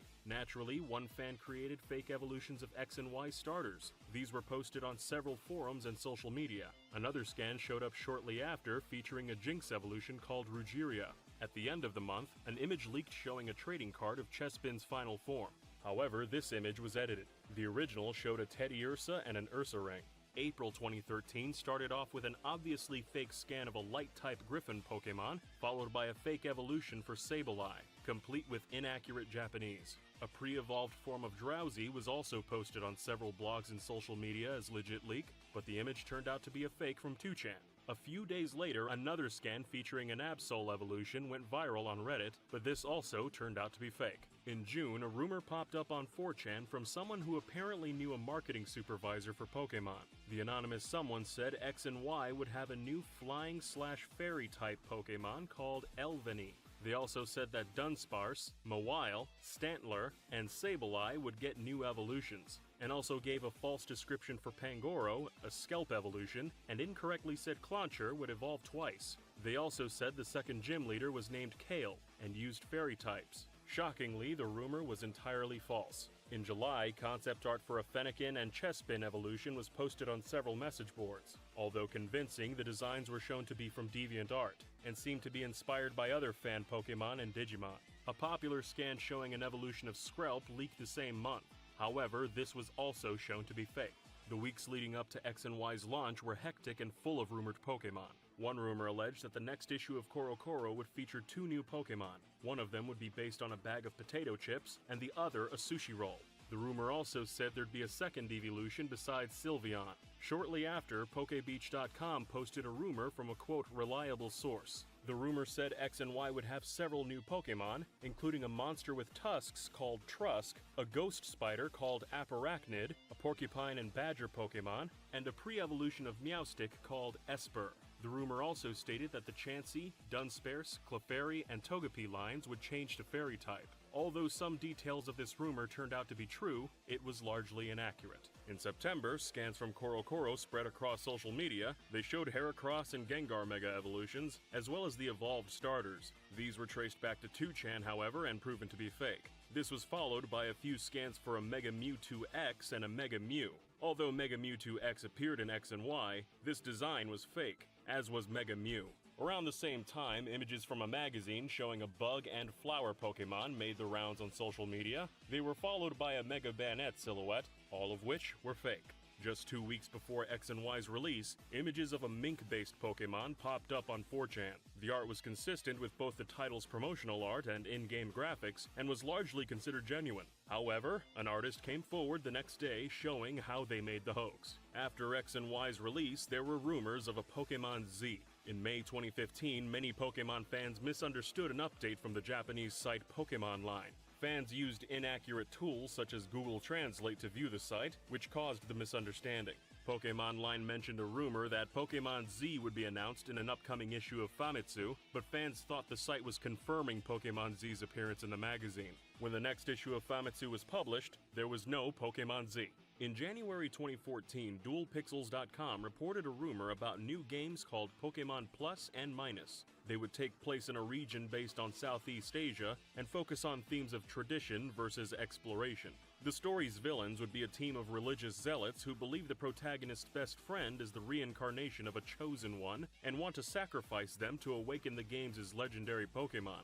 The region's central mainland would function like an MMO, allowing players to trade and chat with each other worldwide. Several new Pokemon were also detailed. The starters would include a water-type humanoid with a jar on its head, a fire goat, and a plant-like creature with a leaf for a face. The new legendaries would be a lion with several faces and a many-armed ghost Pokemon.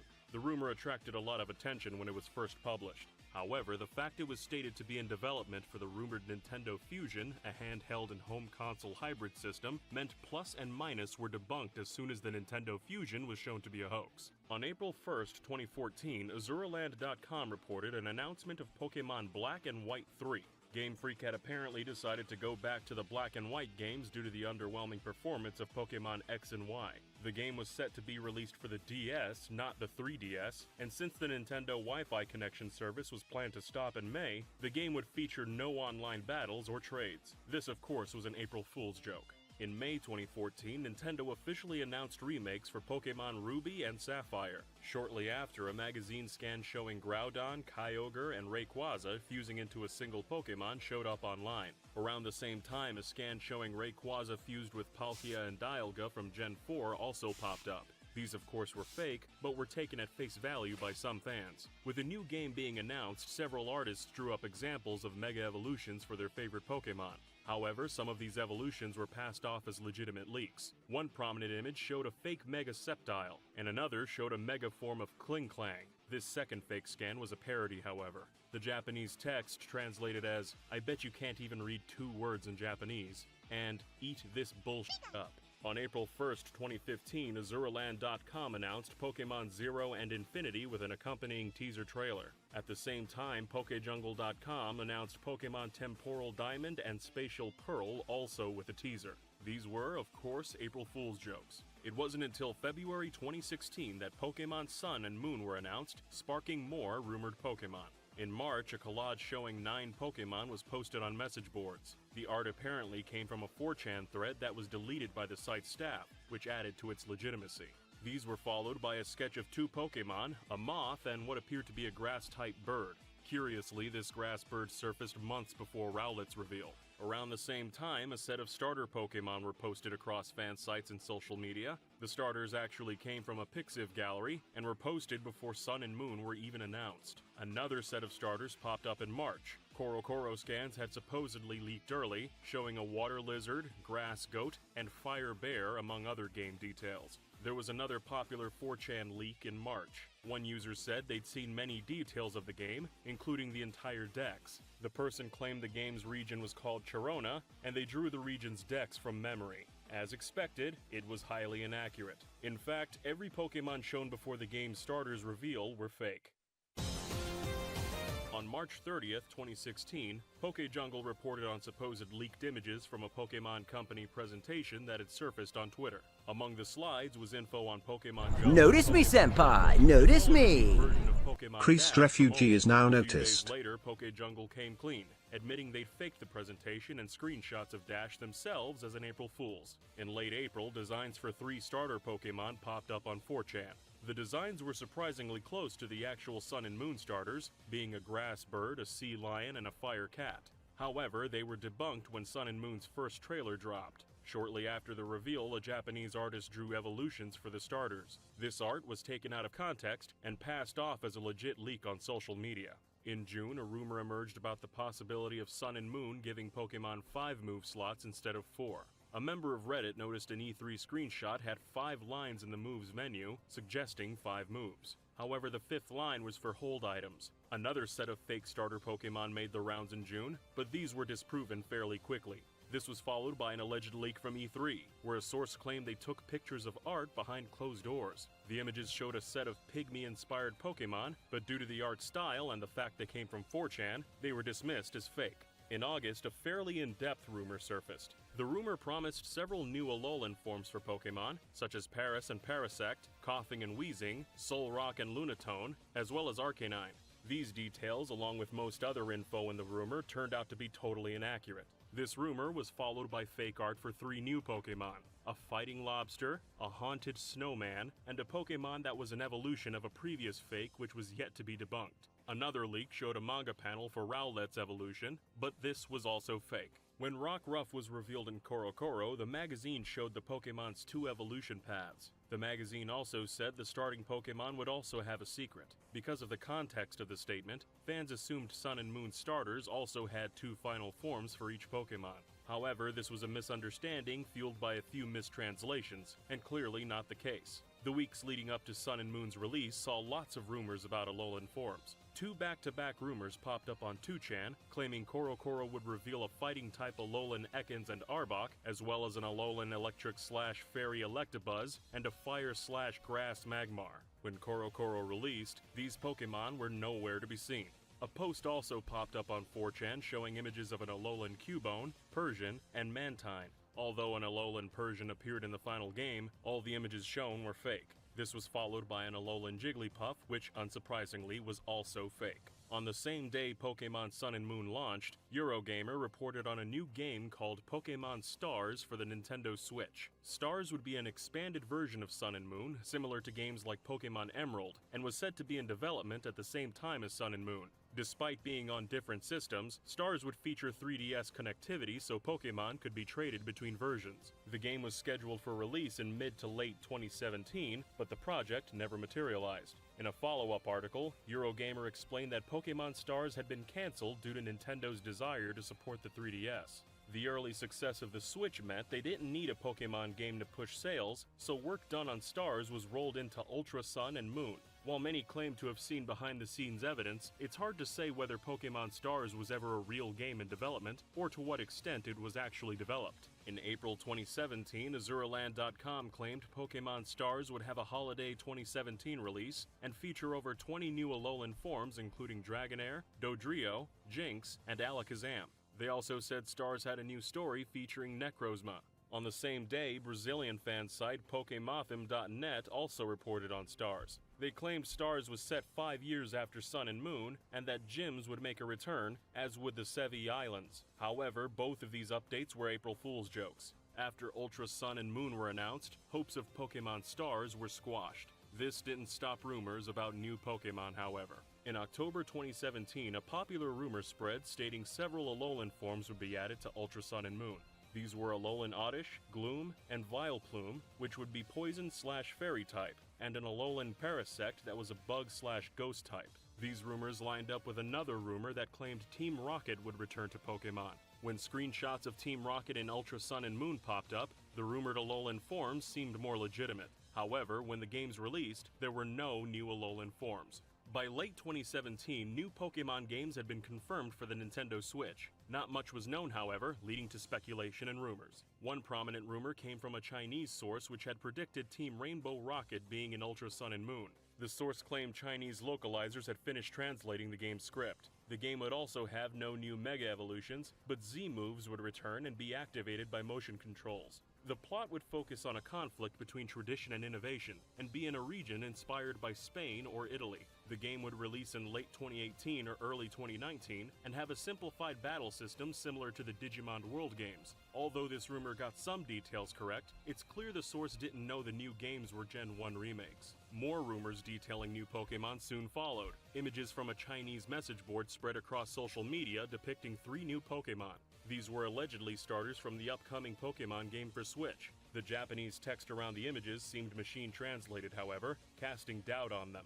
A month later, another set of starters surfaced. The images were very convincing, and the Japanese text around the art was natural and accurate. The next day, however, the person who made the art came forward in a Facebook post. Another rumor hit at the same time, and was more cryptic than usual. The rumor was that the next set of starters would have something to do with the hero from Dragon Quest VIII, a Labyrinth, and Sha Wu Jing from Journey to the West. However, all these rumors would be confirmed as fake when Nintendo announced Pokemon Let's Go Pikachu and Eevee as the next Pokemon games for Switch a few weeks later. In March 2018, rumors of a new Eeveelutions came up once again. In the first trailer for Pokemon the movie, The Power of Us, a trainer holds her Pokeball up to the sky. The trainer's Pokemon was later revealed to be an Eevee, which led to speculation about what the scene meant. Some fans assumed a flying Eevee would be revealed. Shortly after, merchandise for the film was marketed with blocked out spaces, presumably covering a yet-to-be-revealed Pokemon. However, no new Eevee form appeared in the movie. In May, two popular rumors emerged on 4chan. The first rumor said the Let's Go games weren't remakes and took place in a completely new Kanto. It also said there'd be new Pokemon and new forms for non-Kanto Pokemon. Pikachu and Eevee were said to have new evolutions. Pikachu could evolve into Gorochu, and Eevee would get a normal type evolution. The rumor also said catching Pokemon would be like it was in past games, all of which were false. The second rumor stated the games took place in Kanto and elsewhere, and that Kanto would be completely different. The region was apparently broken into pieces of island by a catastrophe. The games also had new Pokemon, including a snake legendary connected to the Kanto disaster. Catching Pokemon would apparently be harder, and not very similar to Pokemon Go. The game would also have the original Kanto starters, with Eevee or Pikachu given as a gift later. The evil team in the game wouldn't be Team Rocket, and version differences would be the biggest the series had ever seen. The rumor finished off by saying Diamond and Pearl remakes were in the works for 2020. This rumor gained popularity due to a previous rumor that came with a logo and name leak. However, the post got many details wrong. In July 2018, PokeShopper.com's Twitter account announced a new set of official merchandise showing all 9 Eeveelutions plus a mysterious 10th charm. Fans believed this extra charm would be an extra Eevee form which would possibly appear in the Let's Go games. Weeks later, however, this 10th charm was revealed to just be Pikachu and Eevee together. Another Eevee rumor popped up soon after. A promotional video from 7net Shopping showed a steel case pre-order bonus for the Let's Go games. The case's art showed elements relating to Eevee's various evolutions. Some fans believed the dark crystals at the bottom of the case didn't match up with any of Eevee's evolved forms, and wondered if a new Pokemon would be announced. However, this crystal was there to represent Glaceon's ice typing, and was likely made gray to stand out against all the blue and purple already in the image. Another rumor just before Let's Go's release stated each game would have a different champion, red for Pikachu and blue for Eevee. A new small pink whale Pokemon could be received by connecting to Pokemon Go, and players could be other trainers like Sabrina in the online hub by beating them in the campaign.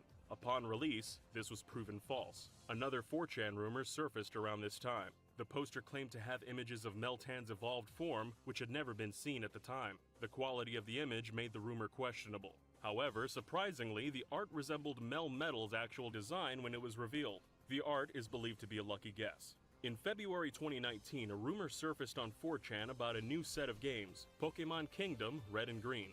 These games would look like the original Pokemon concept art and have a new system that makes Pokemon behave in a realistic way. Pokemon would also gain experience slower to make the game longer, and the game would have a large semi-open world covering multiple regions, including the new Chubu region. The poster accurately predicted some elements of a video tweeted out by the official Pokemon Twitter account before it was released, giving some legitimacy to them. However, the actual rumor is entirely unsubstantiated as of right now, and there's more reasons to doubt than believe it. As of the making of this video, Sword and Shield have yet to release, meaning we can't yet confirm or deny several rumors about the game. We've decided to save rumors on Pokemon Sword and Shield for another day, but until then,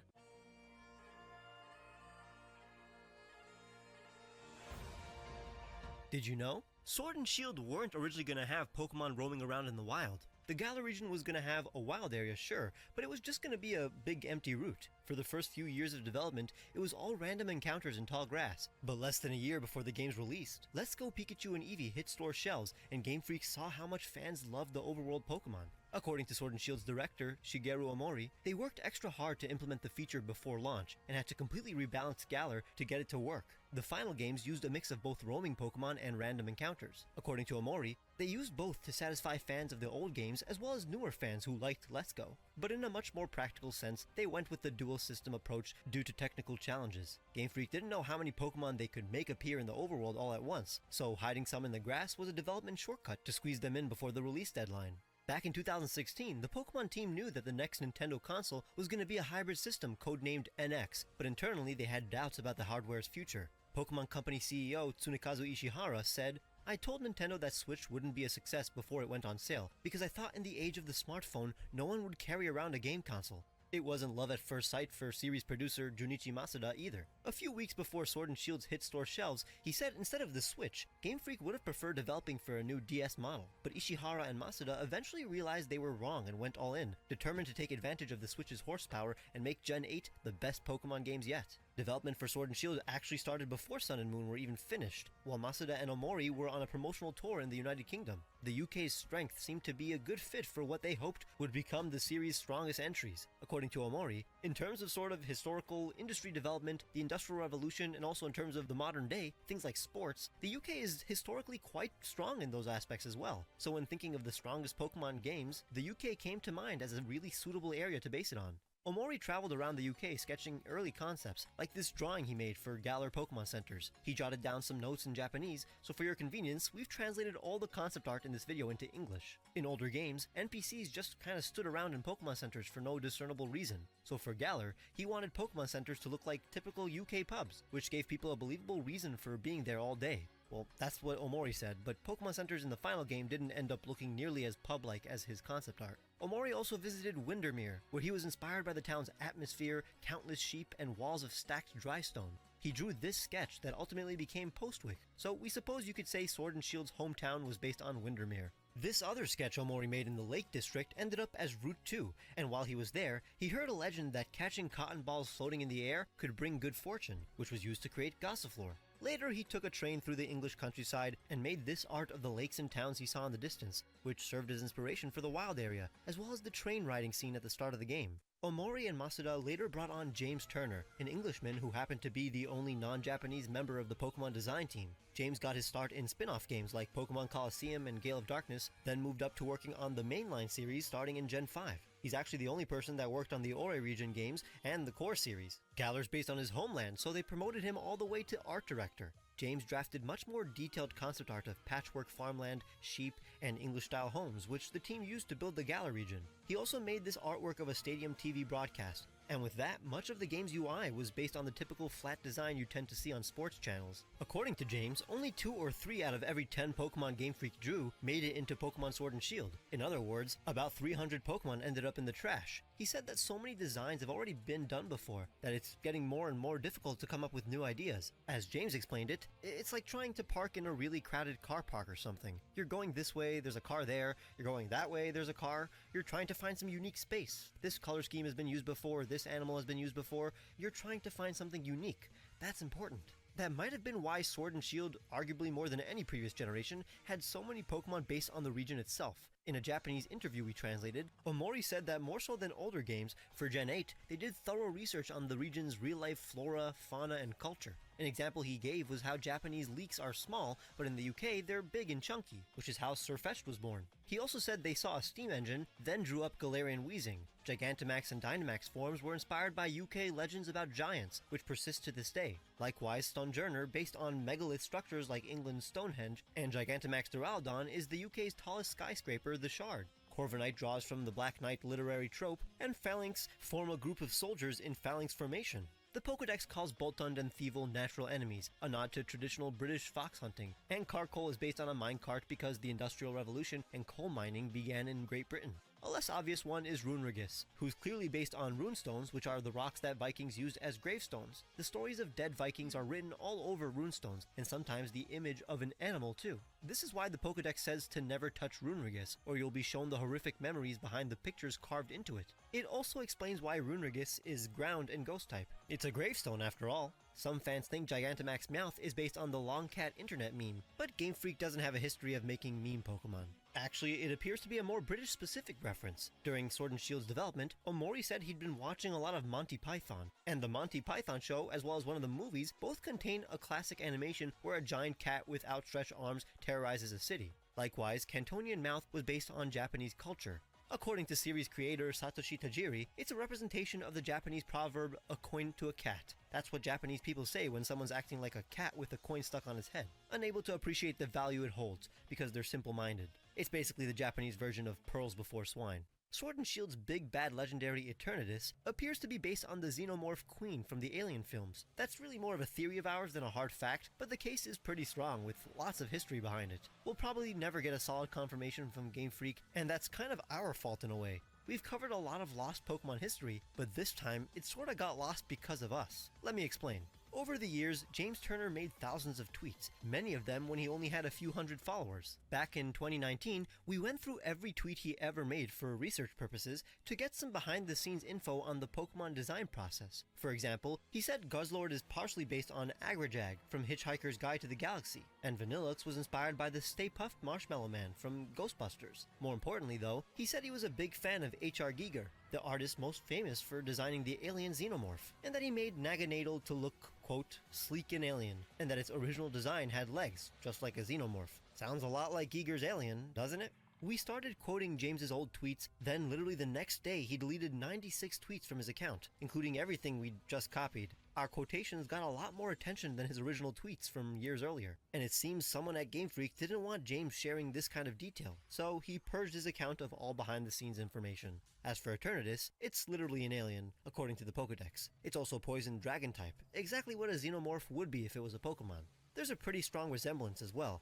Just look at him. James also draws Xenomorph fan art and posts it online. But like we said, because of the whole tweet purge thing, we don't expect to get solid confirmation from James or anyone else at Game Freak, especially after he denied our request for an interview because of corporate rules. But the alien homages actually go all the way back to Gen 2, long before James became art director. Gligar bears a strong resemblance to a baby Xenomorph, also known as a facehugger. Gligar's beta sprite looked even more like a facehugger, and Gligar's Japanese name, Guraiga, is literally just H.R. Giger's name with an L slapped in. Giger designed the facehugger, Xenomorph, and the Queen, so it all comes full circle. Pokemon designs have been inspired by the Alien franchise for decades, and Eternatus is the ultimate manifestation of that inspiration. Perfect organism. Speaking of the perfect organism, here's what Eternatus looked like in Sword and Shield's beta build. Some more interesting James Turner tweets highlighted the theme of the Obstagoon family. Zigzagoon is a zigzag, Linoon's a straight line, and Obstagoon's an obstacle. He was the designer who made all their Galarian forms. When Obstagoon was first revealed, KISS band member Gene Simmons thanked Game Freak for making a Pokemon based on his likeness. He said he was flattered, as his kids have been playing Pokemon for decades. Game Freak never accepted his thanks or acknowledged the inspiration, maybe for the same reason all of those tweets got deleted. But the similarities are definitely striking. And the last Gen 8 design we're going to cover is Galarian Slowking, who, similar to Eternatus, was a continuation of the franchise's earliest designs. In the old magazine we translated from Japan, art director Ken Sugimori says that he likes to add a new Pokemon who's dribbling something in every generation, like Gloom dribbling his saliva in Gen 1, or Cubchoo with his snot in Gen 5. In that same historical vein, Slowking is the dribbler of Galar. Game Freak doubled their team size from about 100 developers working on Sun and Moon to 200 for Sword and Shield. They were working on other games as well, as part of a company initiative called the Gear Project. We talked about the Gear Project more in depth in our Pokemon Z video, but just to sum it up, the Gear Project was the studio's plan to make another hit series that would be just as successful as Pokemon. According to one of Game Freak's directors, Masayuki Onoe, there are two different production teams here, simply named Production Team 1 and Production Team 2. Team 1 is fully dedicated to the Gear Project, while Team 2 is for the Pokemon operation. What that means is that Game Freak as a company is prioritizing Gear Project, which is Production Team number 1, more than Pokemon in general. With the Gear Project, we're targeting PS4, Xbox One, and PC. One of these games was an RPG called Little Town Hero, which released a month before Sword and Shield, but got pretty low review scores and didn't sell well. Another game they briefly started but never finished was Project Tezu, a sort of stylized retro mech side-scroller.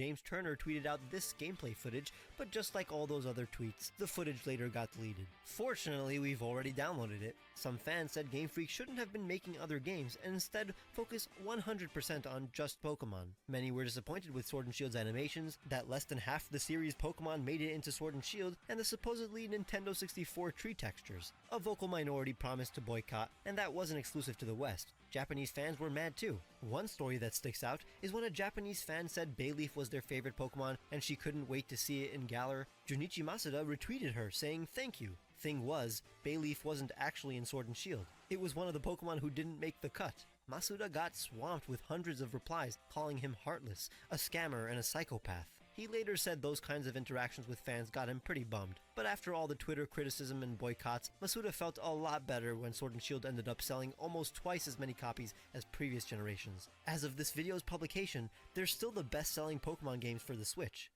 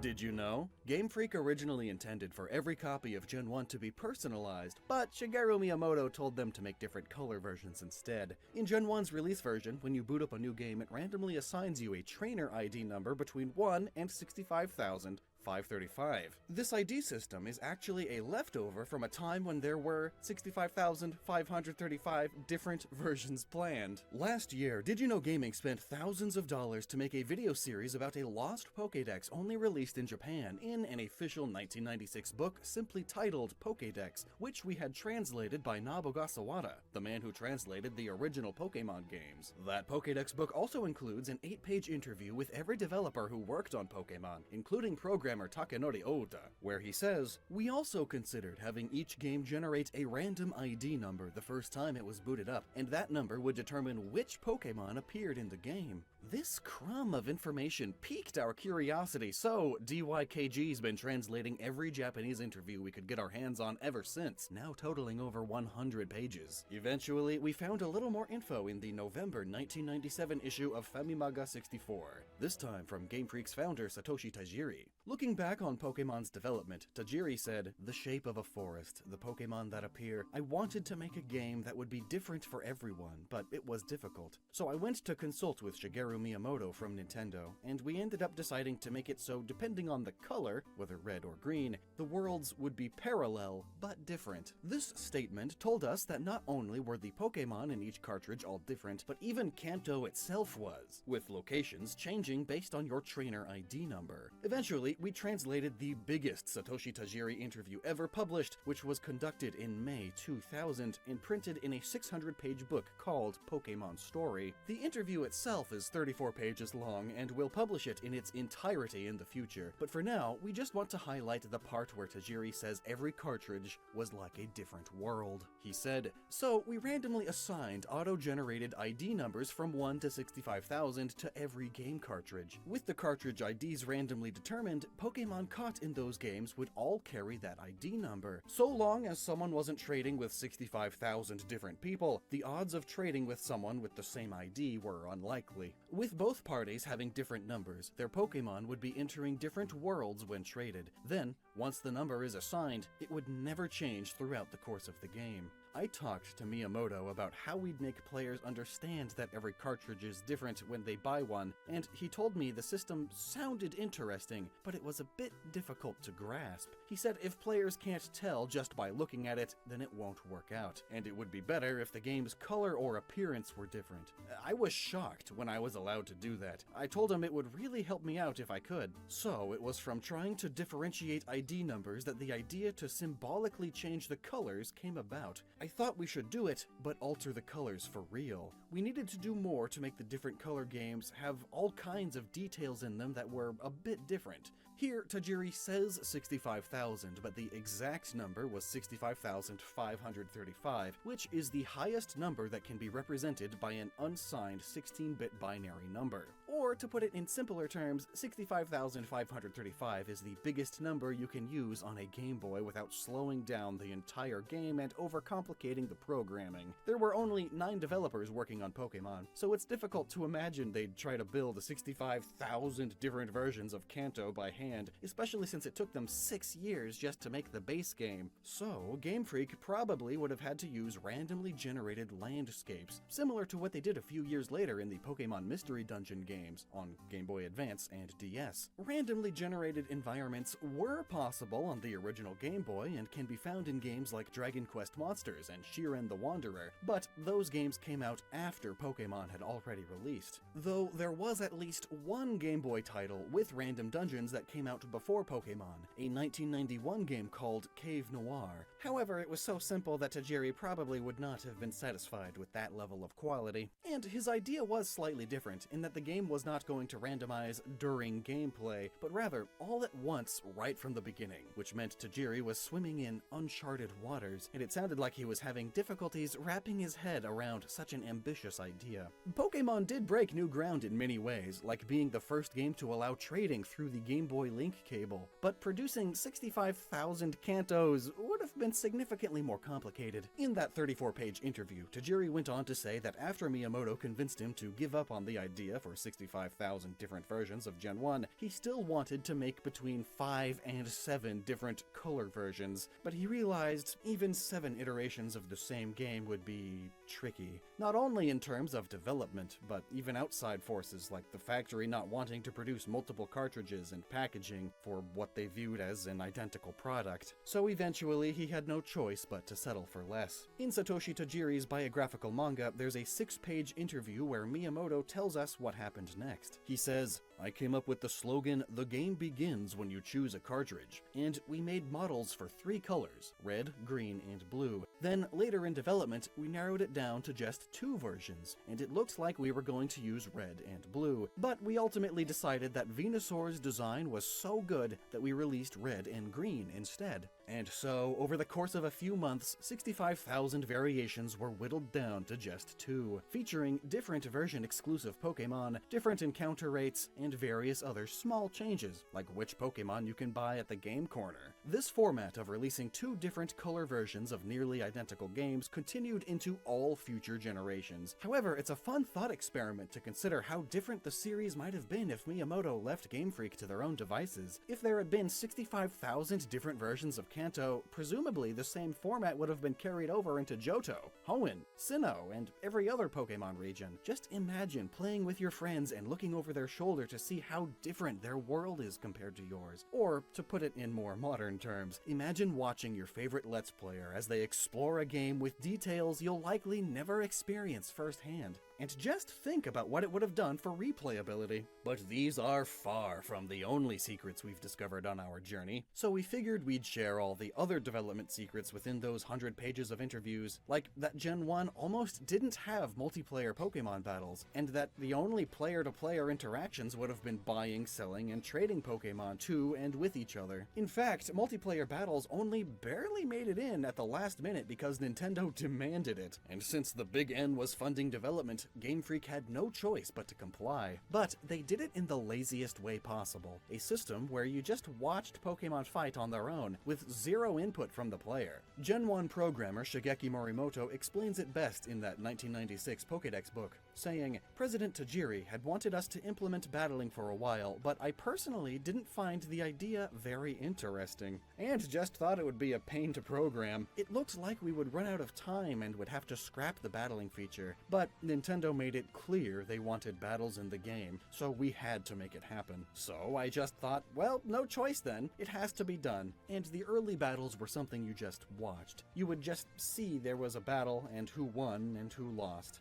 We showed that to Nintendo, and the surveys we got back called it boring. I guess they were right, but we were cutting it close to the deadline, trying to add in battles that the player commands. Ultimately, it's what everyone wanted, so we got it to work with the link cable and made it a reality. Satoshi Tajiri was also in that interview and helped explain how in-game currency would have helped make up for the lack of PvP battles. Every Pokemon would have had a specified monetary value, and you'd purchase them at in-game stores or buy and sell with your friends. According to Tajiri, the only reason the focus on cash ended up being cut was due to hardware limitations. He said, "In Pokemon's early development, you could buy Pokemon with money, but that resulted in the player focusing on saving money to buy them, and less motivation to struggle catching them in the wild. We also thought about making one player pay money in addition to their trade when there was an obvious difference in the value of two Pokemon being traded, but implementing Pokemon monetary values was beyond the limits of our programming. Transferring money in the game is very different from wiring money in real life, and there were difficulties getting it to work on the Game Boy. There were just too many obstacles to overcome to make it happen. We had no choice but to focus on what we wanted most and give up on the rest. In this case, being able to trade Pokemon was our top priority, so we cut the monetary value feature." Adding a little more info, Game Freak developer Akihito Tomisawa wrote a book in 2000 where he says, "In the initial plan, every town had a shop that sold Pokemon, so you could buy tons of them if you had enough money. But what was once thought of as an outstanding idea to have Pokemon stores ultimately got cut. In Gen 1's final build, there are still a few Pokemon you can buy, like a Magikarp for 500 Pokédollars, and a few more like Scyther and Porygon at the Celadon Game Corner, but buying Pokemon was originally a much more central mechanic, and we can see one of these Pokemon stores in some of Ken Sugimori's earliest concept art back when the game was still called Capsule Monsters. Even HP bars almost got cut in development. Game Freak only made action games prior to working on Pokemon, so much of Red and Green's development was spent fumbling around in the dark. They wanted to make Pokemon as simple to understand as possible, so they removed the use of numbers wherever they could, even in Pokemon battles. In a 2019 issue of Famitsu Weekly, Junichi Masuda said, "Of course we thought Tajiri's idea was fun and exciting, but we had a problem. We didn't have any experience making RPGs.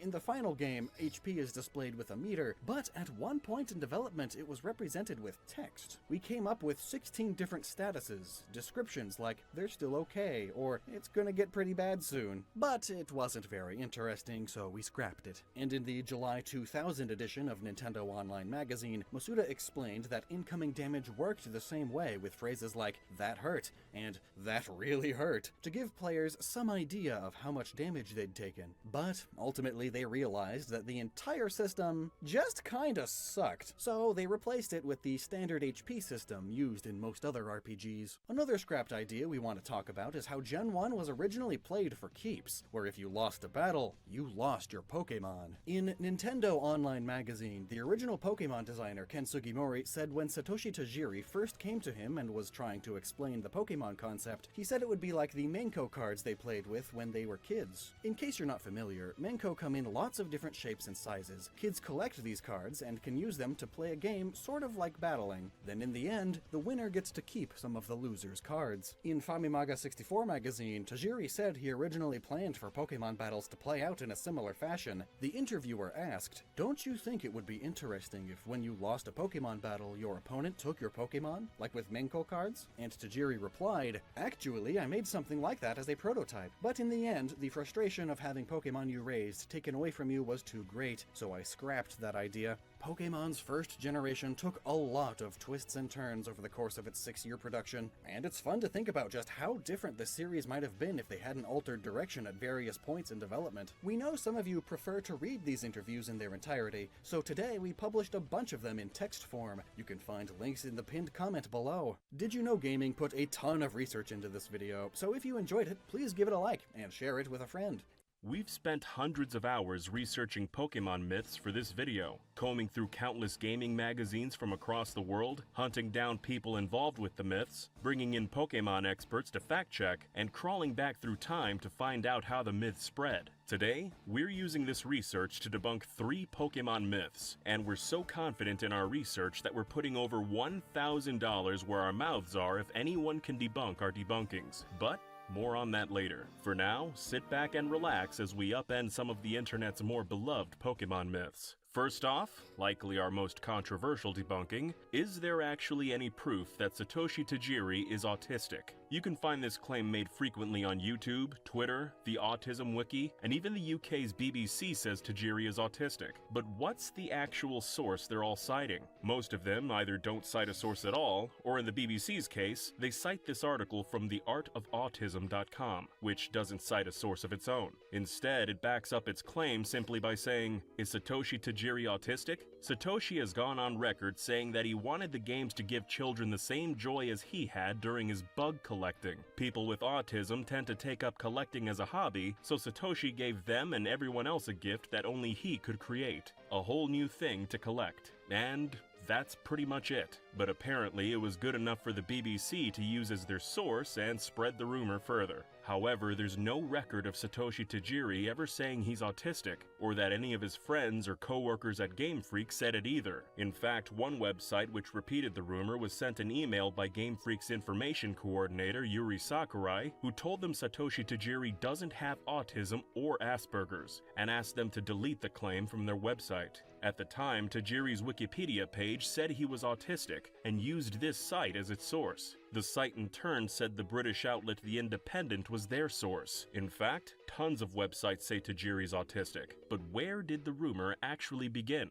Working backwards from the websites that do cite their sources, it seems many of them read it in the 2009 biographical book Satoshi Tajiri, Pokemon Creator, which we bought on Amazon and read cover to cover. The whole book's riddled with countless errors, even on the very first page, like listing Diamond and Pearl's release as 2004 instead of 2006. The book makes 2 references to Tajiri's alleged autism. On page 9 it says, in spite of his record-breaking success, Tajiri is a soft-spoken man who shuns the media and the spotlight. This may be related to his diagnosis with Asperger syndrome, a form of autism which affects social behavior and communication skills. And on page 33, in spite of Pokemon's global fame and popularity, Tajiri remains a quiet, private person. Some have called him reclusive and eccentric. Many believe these characteristics are a result of Asperger syndrome, a type of autism. While Tajiri has confirmed this diagnosis, he has not discussed it publicly. We reached out to the book's author, Lori Mortensen, and asked a few interview questions. Apparently, she's written over 100 books, most of them in only a few weeks, and she decided to write about Satoshi Tajiri not because she's a Pokemon fan, but because her kids are fans. Ms. Mortensen also told us her source for the autism claims. Here's her full response via email, unedited. She said, when I researched this book in 2008, I discovered Satoshi Tajiri's MySpace page that clearly showed a connection with the Aspie community. I mentioned the MySpace source in my original text, however, Kid Haven Press chose not to include it in the book because this book was written for young readers, and they felt that MySpace was an inappropriate site for that age group. MySpace was just the beginning of what would explode into the social media world we're familiar with today.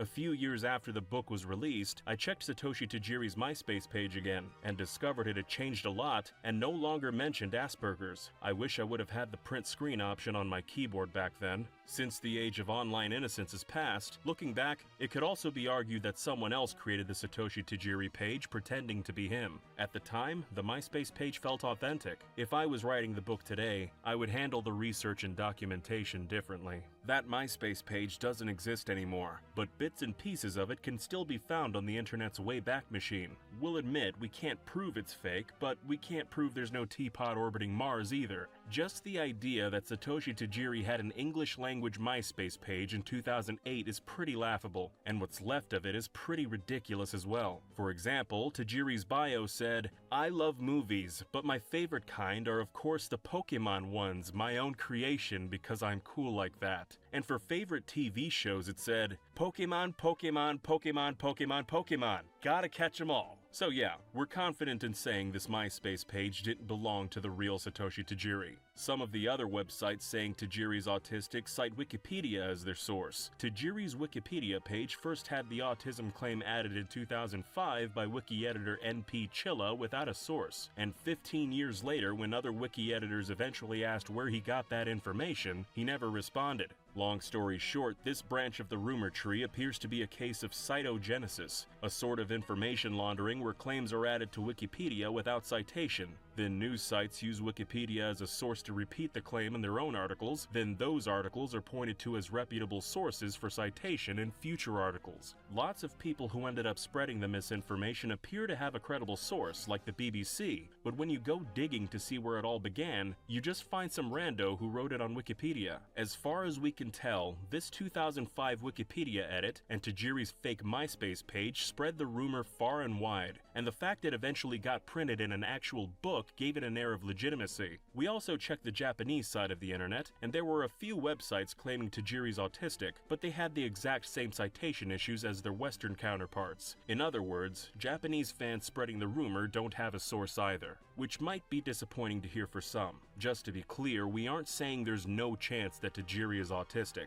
We're just pointing out that there's never been any confirmation, and that every statement about Satoshi's alleged autism goes back to the same dubious sources. There's no direct evidence to support any of those claims, and no primary source to back them up. So for all intents and purposes, we're classifying this rumor about Tajiri being autistic as false. Another popular fan theory is that Ditto was a failed attempt at cloning Mew, or put another way, scientists screwed up trying to make Mewtwo, and that's how Ditto was born. You might have seen it promoted on websites like Game Rant, Screen Rant, Games Radar, and a bunch of fan wikis. This theory's also been propped up by quite a few YouTube videos that pulled in millions of views, like this one. And this video, by Gamer from Mars. As for evidence, proponents point to the fact that Ditto and Mew have the same color palette, the same shiny palette, the same weight, they're both gender unknown, Mewtwo is said to be the first successful clone of Mew, and Ditto can be found in Cerulean Cave and the Pokemon Mansion. We admit it's a fun theory and we'd kind of like to believe it ourselves, but unfortunately the evidence just doesn't stack up. First off, there's no record of developers talking about any connection between the two Pokemon whatsoever. In fact, they've done nothing but douse cold water on the theory. In 2012, Game Informer asked series director Junichi Masuda about the theory and whether or not Ditto was a failed attempt at cloning a Mew. Masuda replied, "That's the first time I have ever heard that rumor actually." Game Informer then asked, "Is that your only answer?" With Masuda replying, "In terms of how Pokemon are designed, they are each their own living being. The unique thing about Ditto is that it's a Pokemon that can change forms, but each Pokemon we create with its own unique element, so we just make sure they are all individual life forms of their own." Obviously, Masuda didn't have a bulletproof response to a fan theory he'd never heard before, because of course Mewtwo isn't entirely its own unique being. But regardless, his answer was clearly a no. We posted this quote on Twitter last year, but a huge amount of fans refused to acknowledge Masuda as a legit source. Some dismissed it, as Gen 1's credits only list him as a programmer and composer, not a Pokemon designer. But Masuda's been at Game Freak since before the company started developing Pokemon. In fact, he knew Tajiri even earlier from their days attending the same technical college. Tajiri, Masuda, and 7 other core developers spent 6 years making Red and Green in close quarters, and they all worked together to decide which designs made it in, and help do each other's jobs. In a 2018 interview with Japanese newspaper Yomiuri, Red and Green's planner Koji Nishino said, "We didn't have enough people, so job categories were all jumbled, and we really would do whatever. I would make resources within the game, and programmers would make designs as well. So it's not like Masuda was just composing music in a different department for 6 years. Together with Tajiri and Sugimori, he was one of the 3 main devs, and worked with the team throughout his entire career as series director. Some theorists say they'll only accept a direct quote from Ditto's creator, but it seems Ditto is one of the many Pokemon Game Freak came up with as a team effort. According to Ken Sugimori in that same interview,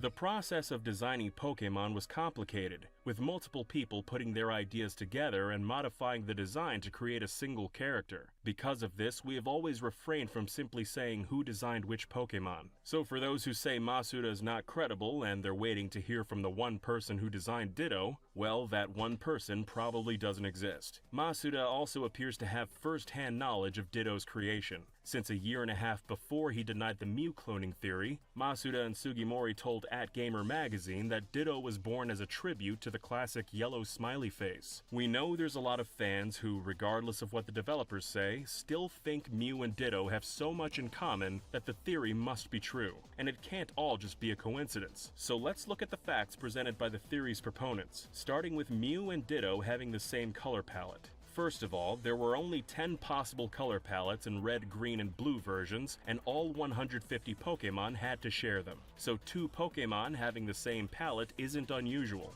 But more importantly, Mew and Ditto's palettes aren't even the same. Here's a side-by-side comparison with each other's hex code. Mew only shares the same palette with 2 other Pokemon, Mewtwo and Jinx, while Ditto shares its palette with 23 other Pokemon. Mew and Ditto's palettes don't match in future generations either. Even the Pokédex's color classification system added in Gen 3 calls Mew pink and Ditto purple. Their shiny palettes are different as well. They might look the same to a casual observer, but a closer inspection reveals the differences, and the hex codes remove all doubt. Yes, they're both various shades of blue, but so were about 50 other shinies in Gen 2.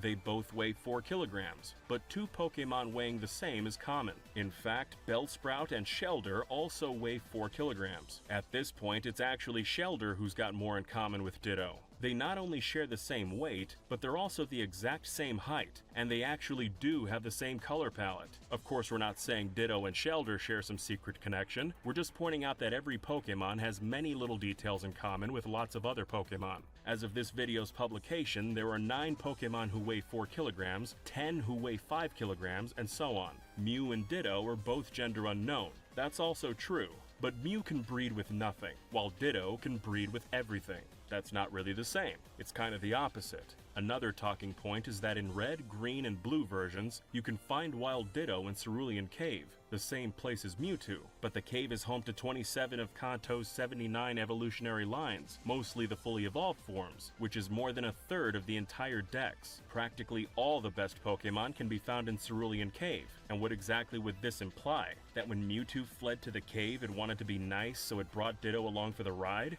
Ditto can also be found on routes 13, 14, 15, and 23, and in Japanese Blue's Rock Tunnel, which definitely weakens the connection since it's all over Kanto and not just Cerulean Cave. In Pokemon Yellow and the remakes, Ditto can also be found in the Pokemon Mansion, which we admit is interesting, but the Mansion scientists could have been studying Ditto for any number of reasons. After all, the 1996 Pokédex book says Ditto is, quote, one of the most enigmatic Pokemon ever, so it's not surprising Kanto's scientists want to put it under a microscope. If you're interested in environmental storytelling, one could argue that half the Pokemon in the mansion wandered in from Cinnabar's natural habitat, like Vulpix, Growlithe, and Ponyta, and the other half were brought to the mansion by scientists who wanted to study them, like Grimer, Coughing, and Rattata, which if you wanted to infer purpose, might have been used as lab rats. Proponents also highlight that Mew and Ditto can both learn Transform by leveling up, but it's not unique, as Mew also learns Metronome by leveling up, which otherwise in Gen 1 can only be learned by Clefairy and Clefable.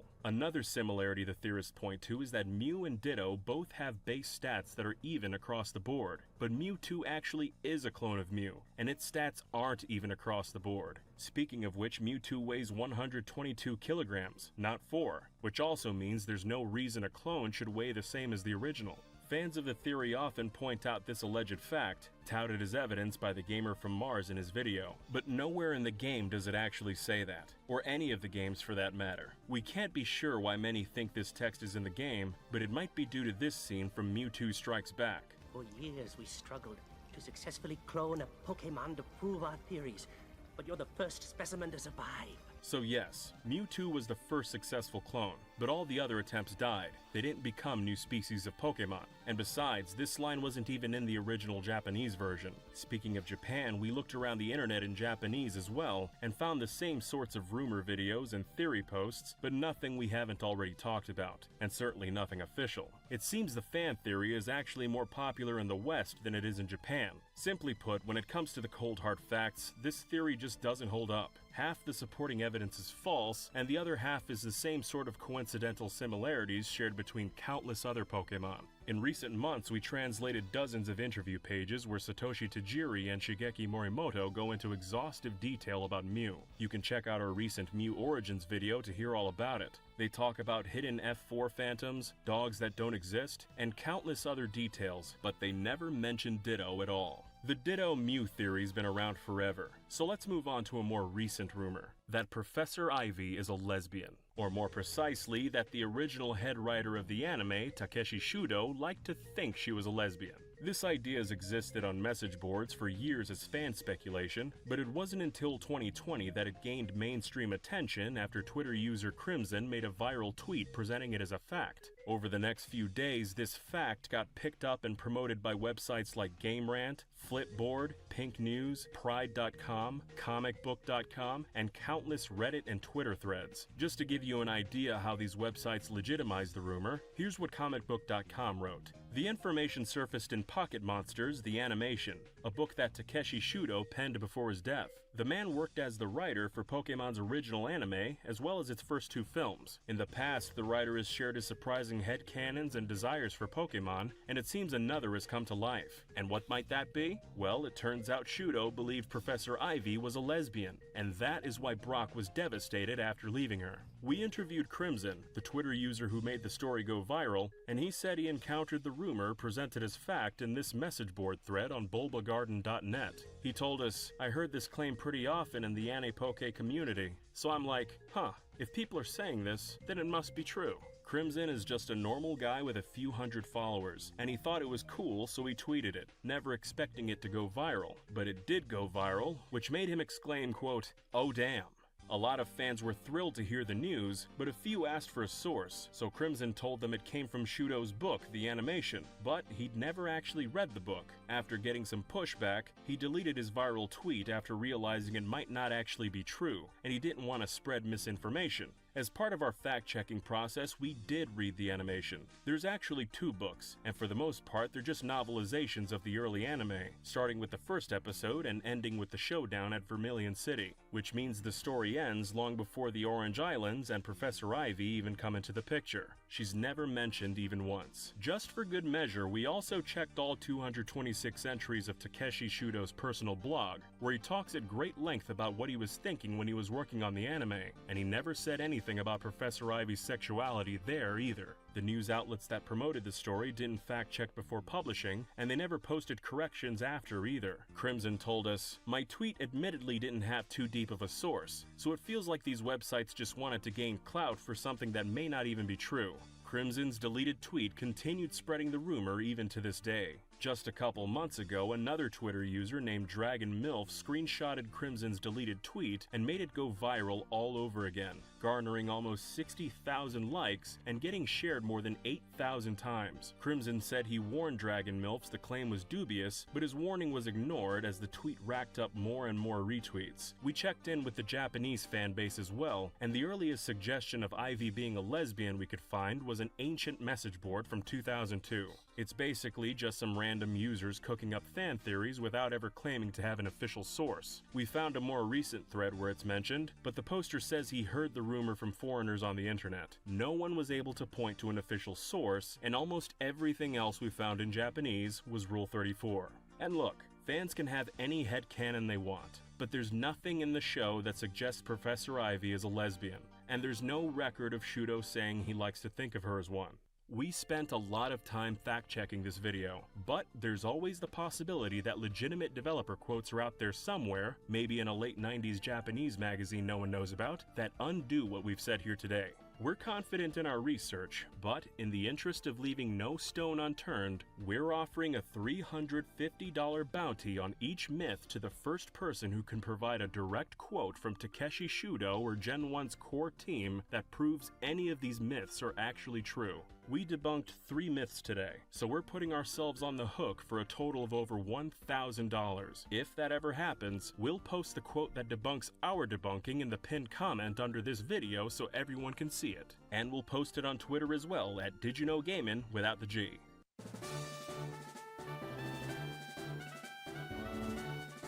Did you know? Instead of badges, Pokemon trainers almost traveled around collecting belts. Drawing inspiration from East Asian martial arts, the first gym leader would have given you a white belt and the last gym leader a black belt. Game Freak even considered letting you whip your Pokemon with them, like some sort of lion tamer. In our hunt for Pokemon secrets for this video, we went to great lengths to ensure that these facts would actually be something that, roughly 99% of you had never heard of. And one thing we did was have 100 pages of a Japan-only book translated, which was written by Game Freak developer Akihito Tomisawa, and it's where this first fact comes from. In the book, Tomisawa writes, "The development staff decided humans should have ranks as monster trainers. The initial idea was that as the player's Pokemon reached a certain level of strength, they would earn belts like a martial artist." Recreating their conversation, he recalls them saying, "Not just white belts and black belts like in judo, there should be more colors. Well, if you could receive a belt, what if you could use it as a training whip,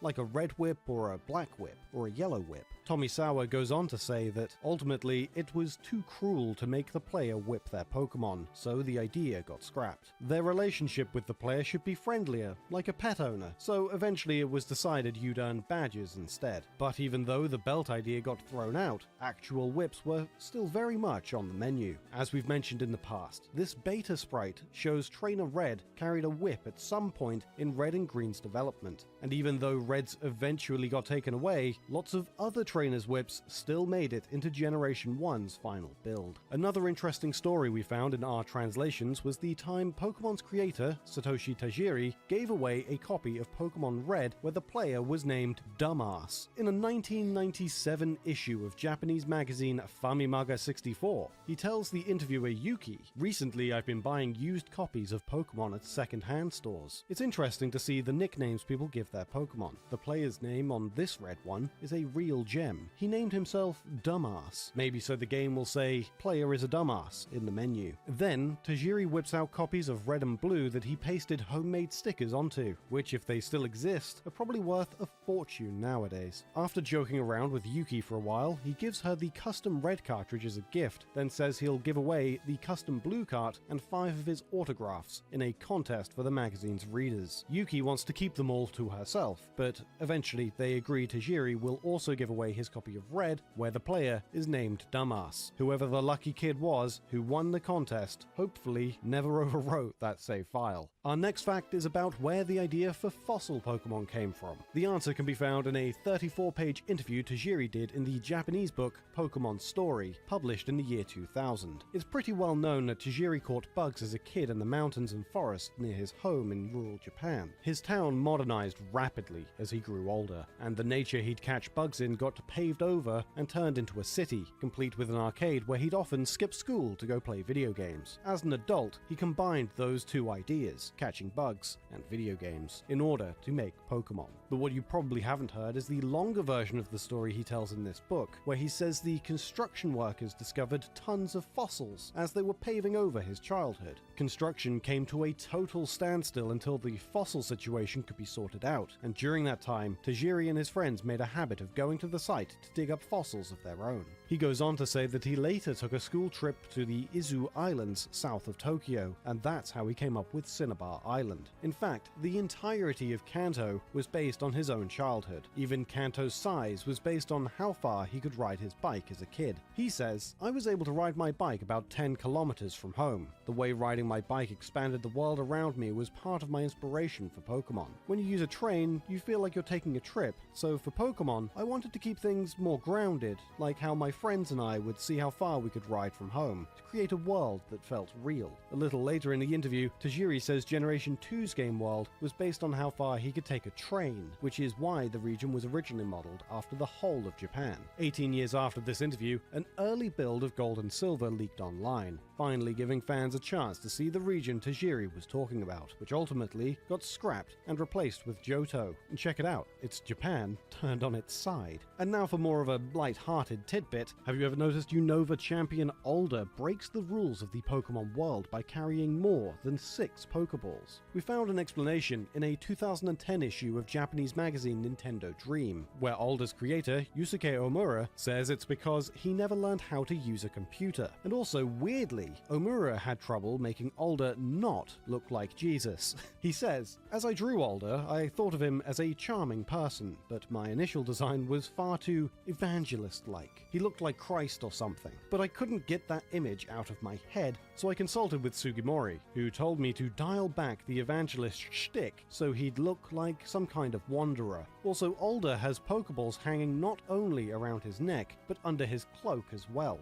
That's because he doesn't know how to use a PC, so he's unable to store his Pokemon." Generation 5's art director Ken Sugimori was in that interview as well, and added, "You're only supposed to be able to carry 6 at a time, so having 7 or more Pokeballs is weird. But he can't use a PC, so he carries them all with him, not just his main team. All his balls are just jangling around. Ooh la la." Our next fact actually comes from that 1997 Famimaga 64 interview we mentioned earlier. One question Yuki asked Tajiri was why Porygon exists. Simply put, Porygon was created to be ironic, as a response to all the people who told him 1996 was too late to make a Game Boy game. Here's how Tajiri explains it. "At the time, I didn't see anyone playing Game Boy anymore, and it had lost a lot of its popularity. I was at the barbershop once, and someone asked, 'So you're making a game? What kind of game?' When I told them it's for the Game Boy, this guy I didn't even know said, 'The Game Boy? You're a bit late on that one.' Everyone kept telling me, 'Tajiri, you need to start making polygon games for next generation consoles.' But I was designing Pokemon for Game Boy, where it's impossible to use polyagonal 3D graphics. But people kept hounding me about it, so I thought it would be ironic to include a Pokemon called Porygon. Adults notice the irony, but kids don't get it. They just think,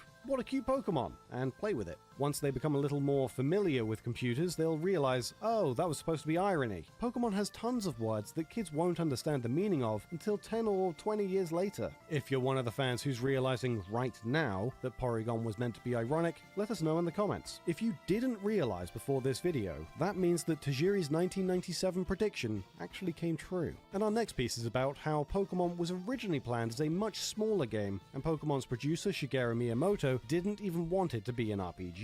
Red and Green launched in 1996, but Tajiri pitched it to Nintendo subsidiary Creatures Inc. back in early 1990, with a contract to finish it in October the same year. In fact, Creatures thought it was going to be so similar to another creature collecting game they were going to make that they cancelled it out of respect for Tajiri. In that Tomisawa book we translated, Creatures chairman Tsunekazu Ishihara says, "To tell you the truth, Creatures already had its own idea for a game like Pokemon, something incredibly similar. The game was called Toto, and it used the Game Boy like an insect cage to be filled with creatures you owned. At the same time we were talking about it, Tajiri brought us his idea for Pokemon, where youths catch monsters and trade them with a link cable. It wasn't a question of which idea came first, but we did think Tajiri would wonder, how could they do this to me when it was my idea?" Ishihara goes on to say Creatures thought the main difference between Toto and Pokemon was going to be the link cable trading, so they ultimately decided not to make Toto. But Tajiri's small idea eventually got a lot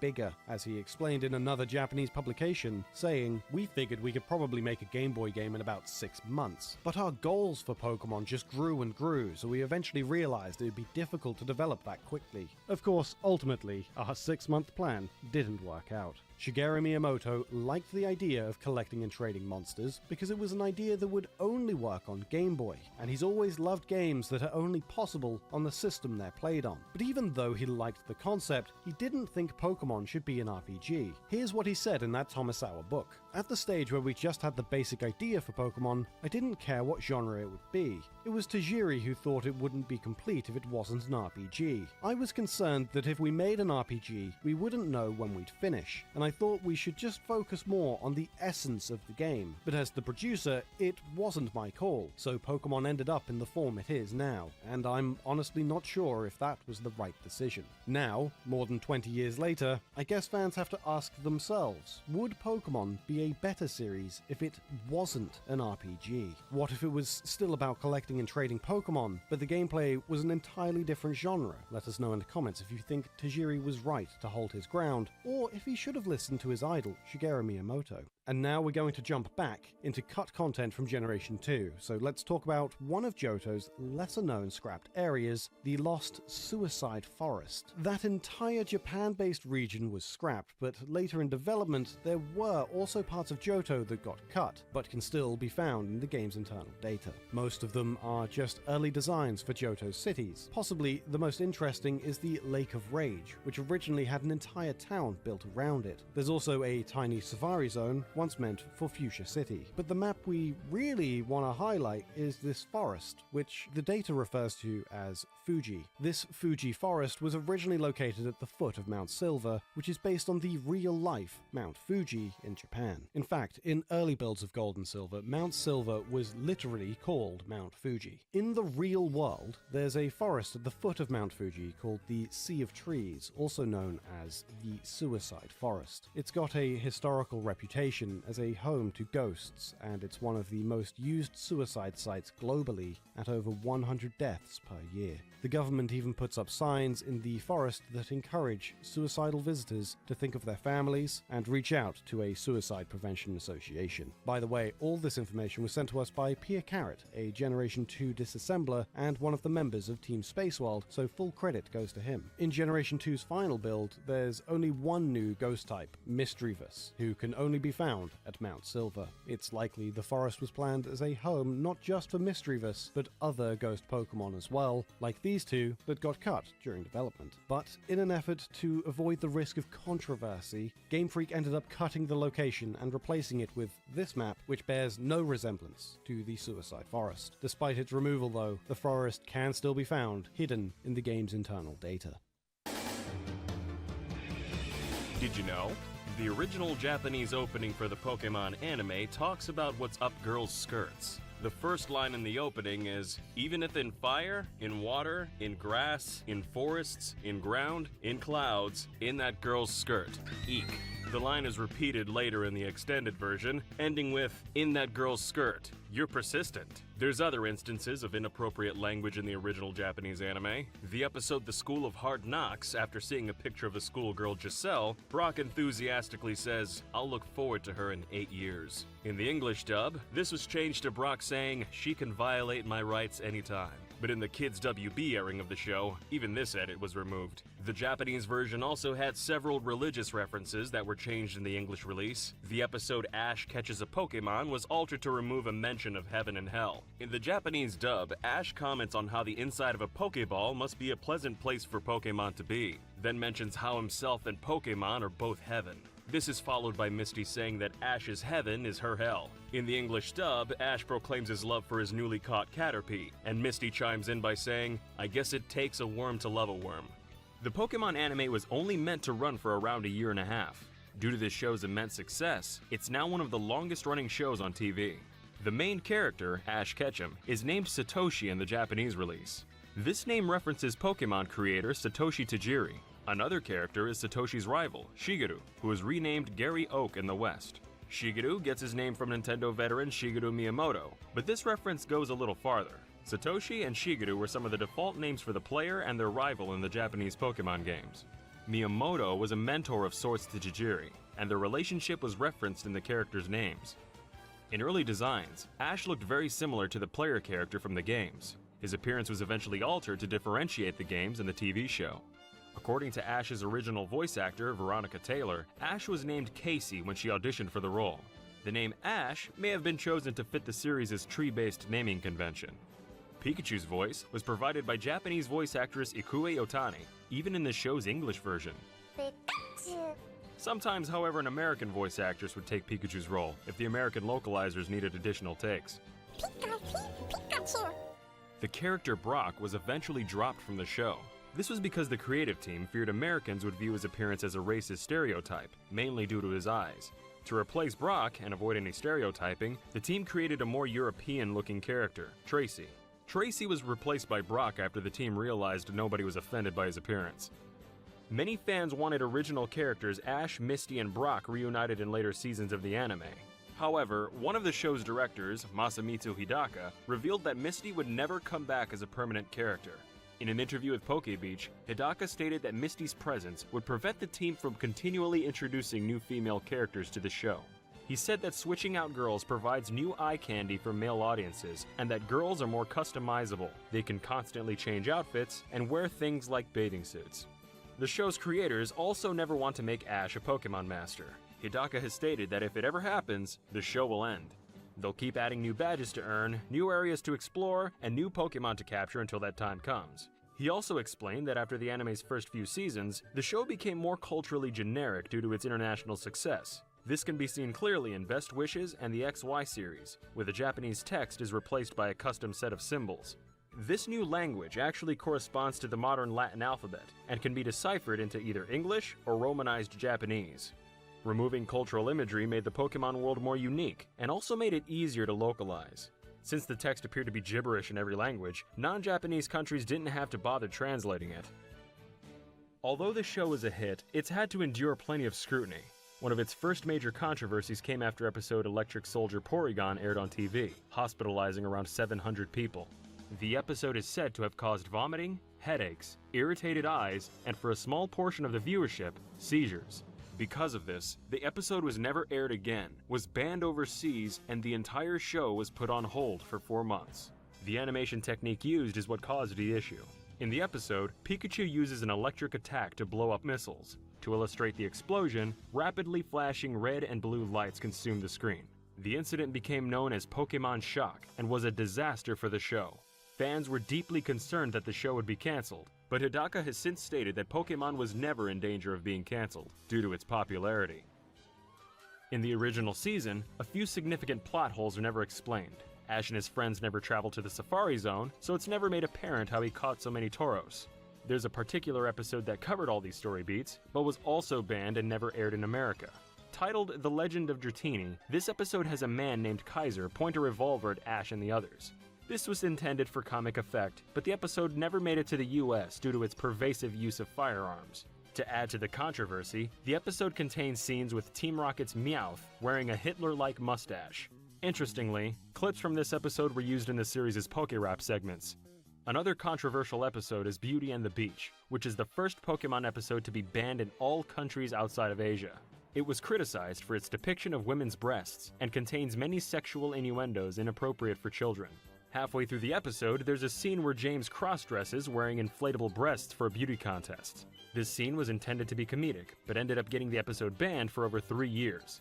America later received a heavily edited version of Beauty and the Beach, which was titled The Lost Episode. The Pokemon Jinx was another source of heavy controversy, and had to be banned from the show, then later edited. People complained the character was racist, as it resembled several offensive depictions of black people during the 20th century.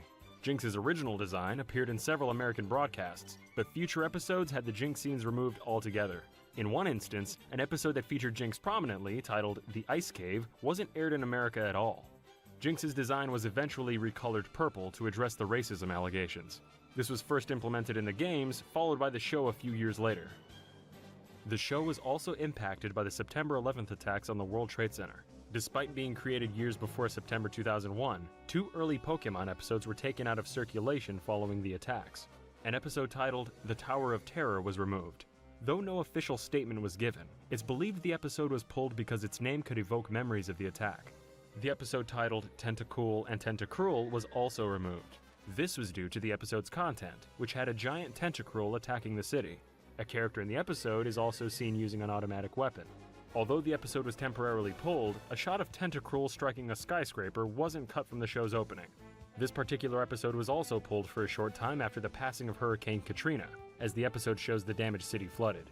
The success of the Pokemon anime led to over 20 Pokemon movies being made. One of the earliest Pokemon films, Movie 3, was originally going to be completely different. It involved a real-world T-Rex, and would question what happened to the real-world animals that once lived in the Pokemon world. Writer Shudo Takeshi wanted to introduce real animals into the world, and address questions like why are there real trees and flowers but not real animals, and what's the difference between plant Pokemon and regular plants. This would have been done with scientists discovering a T-Rex fossil. The eyes of the T-Rex fossil would start to glow, and it would come back to life, endlessly striding forward. It would be crushing everything in its path, and even makes its way to Ash's hometown.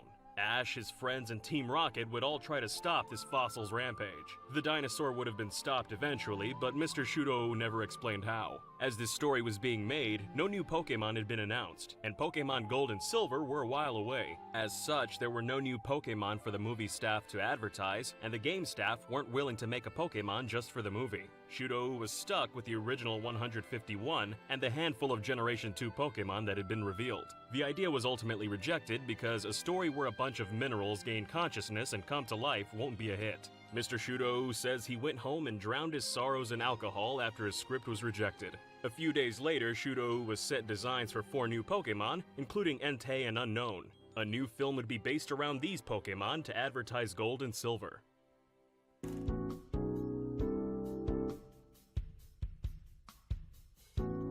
Did you know? The idea for Pokemon Detective Pikachu stemmed from one of the rejected pitches for the Pokemon anime. While developing the anime, the show's staff wanted to have Pokemon talk in full sentences. However, the developers of the original games, Game Freak, felt that Pokemon shouldn't speak at all. While a compromise was reached, with Team Rocket's Meowth being the only Pokemon capable of speaking the human language, many staff members still wanted to hear Pikachu talk. The original concept for the 3DS version of Detective Pikachu was simply to have a Pikachu that could talk and express various emotions. This resulted in a tech demo shown off in 2013, which included a motion-captured Pikachu that would talk to its audience. Game Freak were still reluctant to allow the team to break the rules of the series, and producer Hiroyuki Janai had to spend a lot of time convincing them that it was a good idea. Pokemon Company president Tsunekazu Ishihara was also unsure about the project. When he made an appearance on the Japanese television show Professional Shigoto no Ryugi, the show's blurb read, "This summer, Ishihara started development on a never-before-seen game. It's a new game featuring the very popular character Pikachu in a bold way. There is concern, however, that if it's bad, the long-loved character would lose popularity in the blink of an eye. Fortunately, the Detective Pikachu game was a success." In April 2016, movie studios were allowed to bid for the rights to make Pokemon movies. The franchise was in high demand in 2016, thanks to the massive success of the mobile game Pokemon Go, which saw Nintendo's stocks rise by $9 billion. The rights were eventually won by Legendary Pictures, who were bidding against Warner Brothers and Sony. Legendary winning the bid was seen as remarkable, as they're owned by the Chinese company Dalian Wanda Group. Historically, China and Japan have been bitter rivals, and some thought it was unusual for a Chinese company to be handling a prominent Japanese property. Universal Pictures were later slated to handle the film's distribution outside of Japan and China. However, on July 25, 2018, it was announced that Warner Brothers would be distributing the film instead. This would be the first Pokemon film they distributed since Pokemon 3, the movie. Speculation arose that this change was a precursor to Legendary forming a new deal with Warner Brothers after their contract with Universal expired on December 31, 2018. Once they obtained the rights, Legendary wasted no time in fast-tracking the movie's production so they could capitalize on the Pokemon Go craze. It was decided, at the behest of the Pokemon Company, that Ash Ketchum would not be the protagonist of the new film. Ash already had a lot of backstory and character development from the animated show and movies, so the company wanted to try something new, starring a new character. Rumors began to circulate that Max Landis, who wrote 2017's Bright, would be providing the film's script. Another batch of rumors stated that Nicole Perlman of Thor and Guardians of the Galaxy fame and Gravity Falls' Alex Hirsch were in negotiations to write the film. When the movie started filming in January 2018, however, the draft was credited to Perlman and the film's director Rob Letterman, with no mention of Hirsch. Letterman was approached with the pitch for Detective Pikachu and, quote, fell in love with the story behind it. Actor Justice Smith was the first person confirmed to have a role in the movie. Interestingly, Smith's character in the film Paper Towns sang the Pokemon theme in a scene along with his co-stars Austin Abrams and Nat Wolff. Pokemon, gotta catch 'em, it's you and me. Speaking of music, Detective Pikachu is the second time a Nintendo product used Happy Together by the Turtles in a trailer. It was also used for the Nintendo 64 title Super Smash Bros. Another interesting audio secret comes from the 2018 Pokemon World Championships in Nashville, Tennessee. After revealing the official title for the movie on stage, Rob Letterman asked the crowd to chant as if Pikachu and Charizard were fighting in front of them. This chanting was recorded and used during the film's fight scene between the two Pokemon. The plot of the Detective Pikachu movie loosely follows the plot of the game, with the two versions having many similarities. The protagonist, Tim Goodman, and the location, Rhyme City, share their names between the two versions. Various scenes from the movie also reference other Pokemon games and properties. Alongside all the Pokemon that cameo, locations like the Sinnoh region from Pokemon Diamond, Pearl, and Platinum are named. Tim's train ticket also shows that he departed from Leavin' Town, a pun on leaving town. The staff of the 3DS game were excited at the prospect of their work becoming a full Hollywood production, calling it a huge honor. While working on the game, the most that they'd hoped for was an animated short for Japanese television, and so they were amazed when they were told that it would be turned into a full movie. However, they were also nervous, as they had to leave creative control in the hands of Legendary Pictures. When the 3DS version of Detective Pikachu was unveiled, many fans began wondering who would voice the iconic character in English. While the role would eventually go to Kaiji Tang, fans overwhelmingly wished that actor and director Danny DeVito would take the spot. A video titled Great Detective Pikachu English trailer featuring Danny DeVito was uploaded by YouTube user TealHollow1 on January 29, 2016, a mere 3 days after the Japanese trailer launched. The video dubbed over the trailer with voice clips from DeVito's previous roles, most notably Frank Reynolds from It's Always Sunny in Philadelphia. A Change.org petition asking DeVito to be cast in the role gained over 50,000 signatures before it closed. DeVito's response to the overwhelming fan demand came on the 1st of April 2016, where he was asked during a panel if he would voice Detective Pikachu in the game. His response was a firm no, followed by the question, "What the f*** is Pokemon?" However, this wasn't the end of DeVito's unwitting involvement with the property. Visual effects producer for the film, Greg Baxter, confirmed to the Nerdist that the team tested audio from DeVito's role in It's Always Sunny in Philadelphia for use in the movie. While he liked the voice, it was Ryan Reynolds' voiceover that really struck a chord with the producers. Other actors considered for the role were Hugh Jackman, Mark Wahlberg, and Dwayne "The Rock" Johnson. Longtime Pikachu actress Ikue Otani voiced Pikachu's regular speech in all versions of the movie. In the German version of the initial trailer, though, Pikachu is dubbed with a different voice. Sie kann ihn doch hören, oder? Pika Pika! It's unknown who this actor was or why the voice was changed for this version specifically, as it's identical in all other languages. Regardless, the voice was quickly changed, with Warner Brothers uploading a new version of the German trailer soon after. Reynolds, famous for his guerrilla marketing campaigns as Deadpool, adopted a similar tactic with Detective Pikachu. He uploaded a humorous video to his YouTube channel that parodies method acting, telling viewers how he gets into the role. Reynolds' anecdotes involve leaving his daughters at school because Detective Pikachu doesn't know who those two little girls are, and trying to lose 182 pounds in order to better fit the character. Reynolds not only voiced Pikachu, but also provided motion capture for the character. Pokemon were chosen to appear in the movie based on 3 criteria: their popularity, what the story needed, and what looked good or interesting in a live-action setting. Legendary worked closely with Game Freak and the Pokemon Company to narrow these choices down. They tried to include a good range of Pokemon from every generation, although Letterman expresses a certain fondness for the original 151. Pokemon Detective Pikachu is the first Pokemon movie to incorporate live-action elements. Artist R.J. Palmer is known for his realistic interpretations of various Pokemon, with his art having gone viral online. He began drawing Pokemon as a hobby in 2013, and this directly led to him being approached to work on Detective Pikachu. The film's production designer Googled realistic Pokemon and, after finding Palmer's art, invited him to help work on the film designing the creatures. The first trailer for Detective Pikachu gained more than 30 million views in 2 days on YouTube alone. Upon the movie's reveal, some longtime fans were skeptical about the realistic Pokemon designs, as well as the fact that Pikachu could talk. While the realistic look of the creatures was well received by some, others felt the choice was ugly, considering the series' original simple and cartoony aesthetic. Concerns about the film's popularity were set aside when test audiences responded very positively.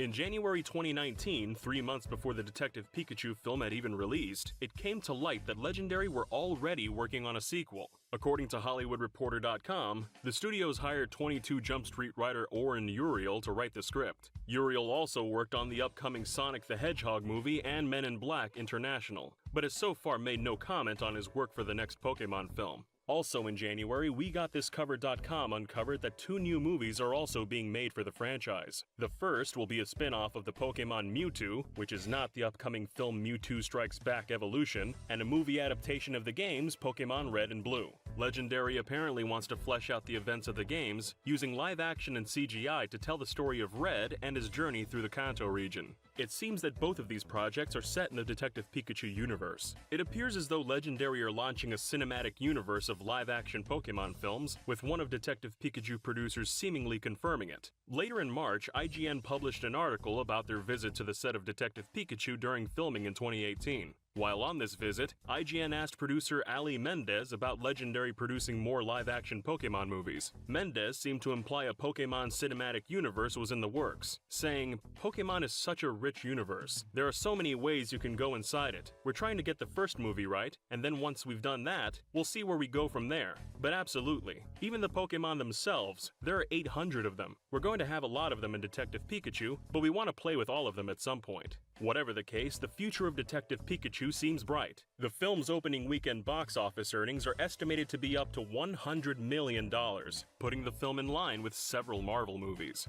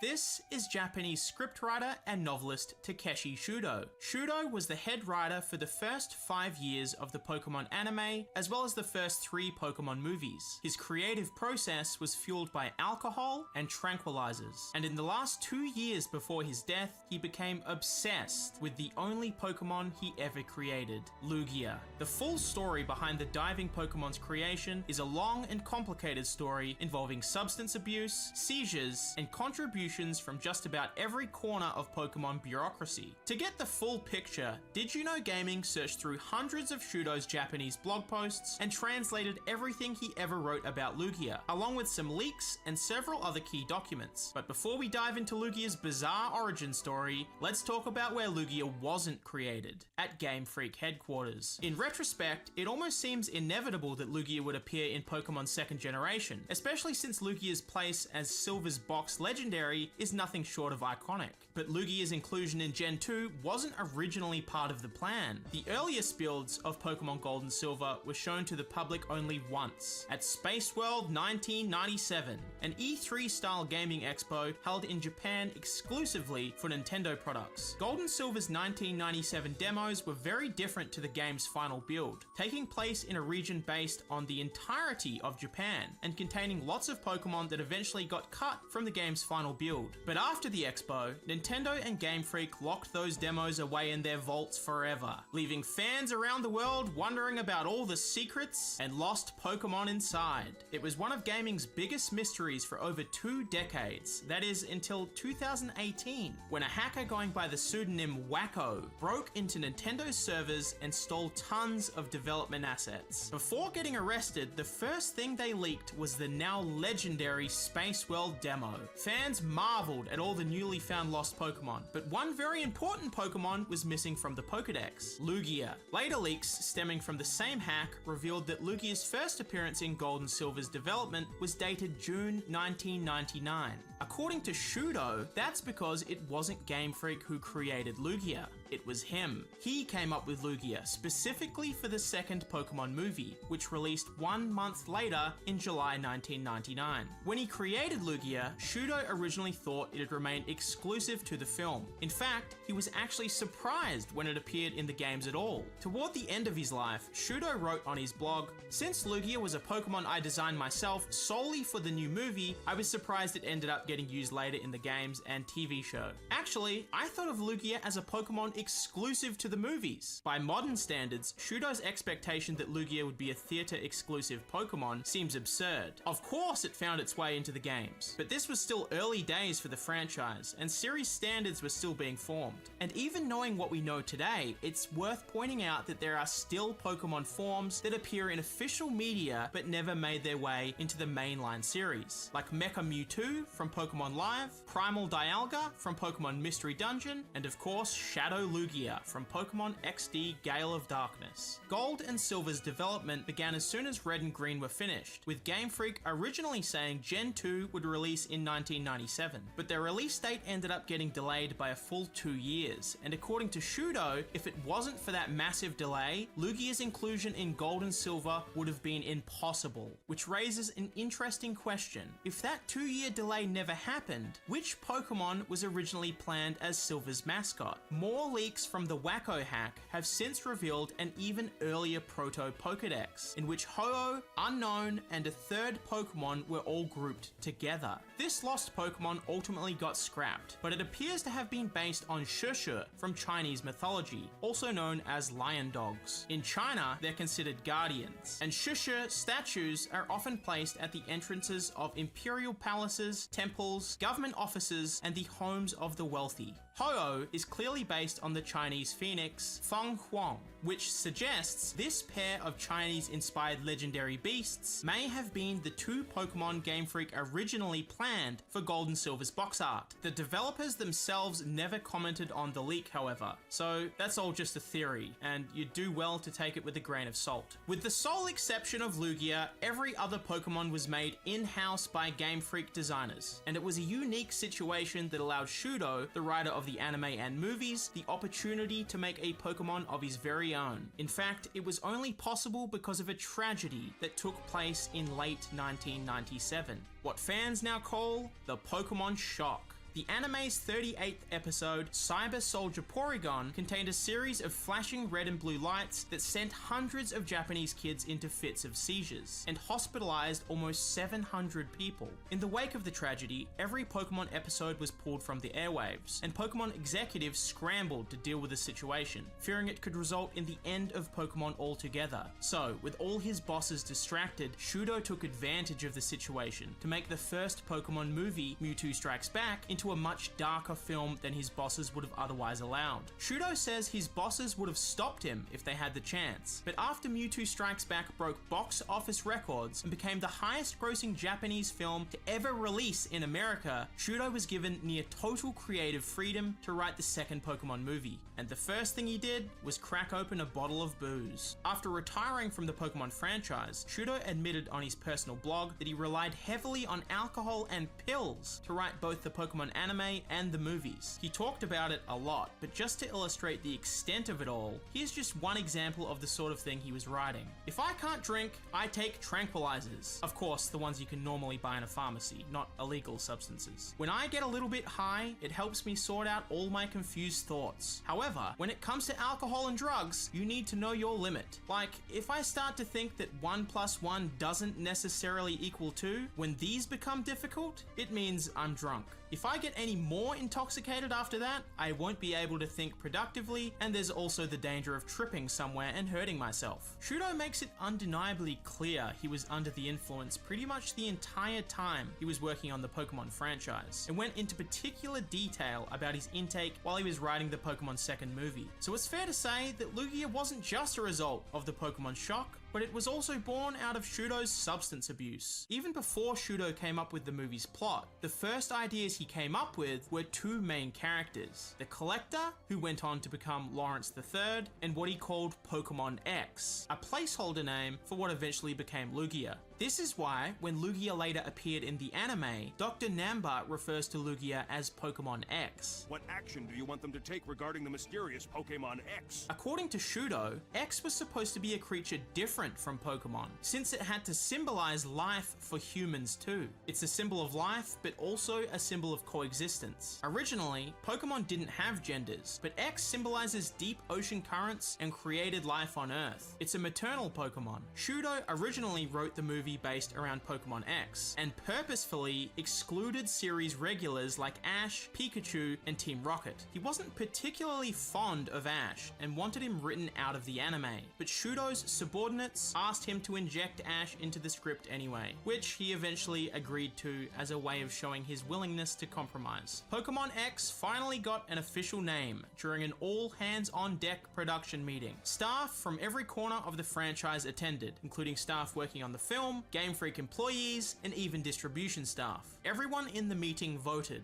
and the winning name, of course, turned out to be Lugia. The most likely inspiration for its name is Lugio, a Latin word that means to lie dormant, probably chosen because the first time Lugia is ever seen by the public is 5 minutes into the film when it's lying dormant deep under the ocean. The name might also draw partial inspiration from the beluga whale, which Lugia bears some resemblance to. Lugia's role in the story has some parallels with the great white whale in Moby Dick, with Lawrence playing the part of Captain Ahab, but it's unclear if that was actually Shudo's intention. As far as lore inspiration, Shudo may have drawn from Japanese mythology's god of the sea, the benevolent dragon Ryujin. Not only does Lugia resemble a wyvern dragon, but in the Japanese version of the movie, Lugia is also called the god of the sea. Lugia has the power to summon storms, as does Ryujin, like when he used a hurricane to repel a fleet of Mongolian ships invading Japan. The Ryujin connection was eventually made even stronger with Lugia's shiny colors, which match those of Ryujin's legendary underwater castle. One key difference though is that while Ryujin is a male god, Shudo specifically created Lugia as a female god. But unfortunately for Shudo, Lugia ended up resembling Ryujin a little bit more than he might have intended. He created Lugia as the maternal symbol of life and deep ocean currents, but like many Pokemon, after coming up with the creature's concept, the details were out of the creator's control. Not just Lugia's name, but also its voice and gender.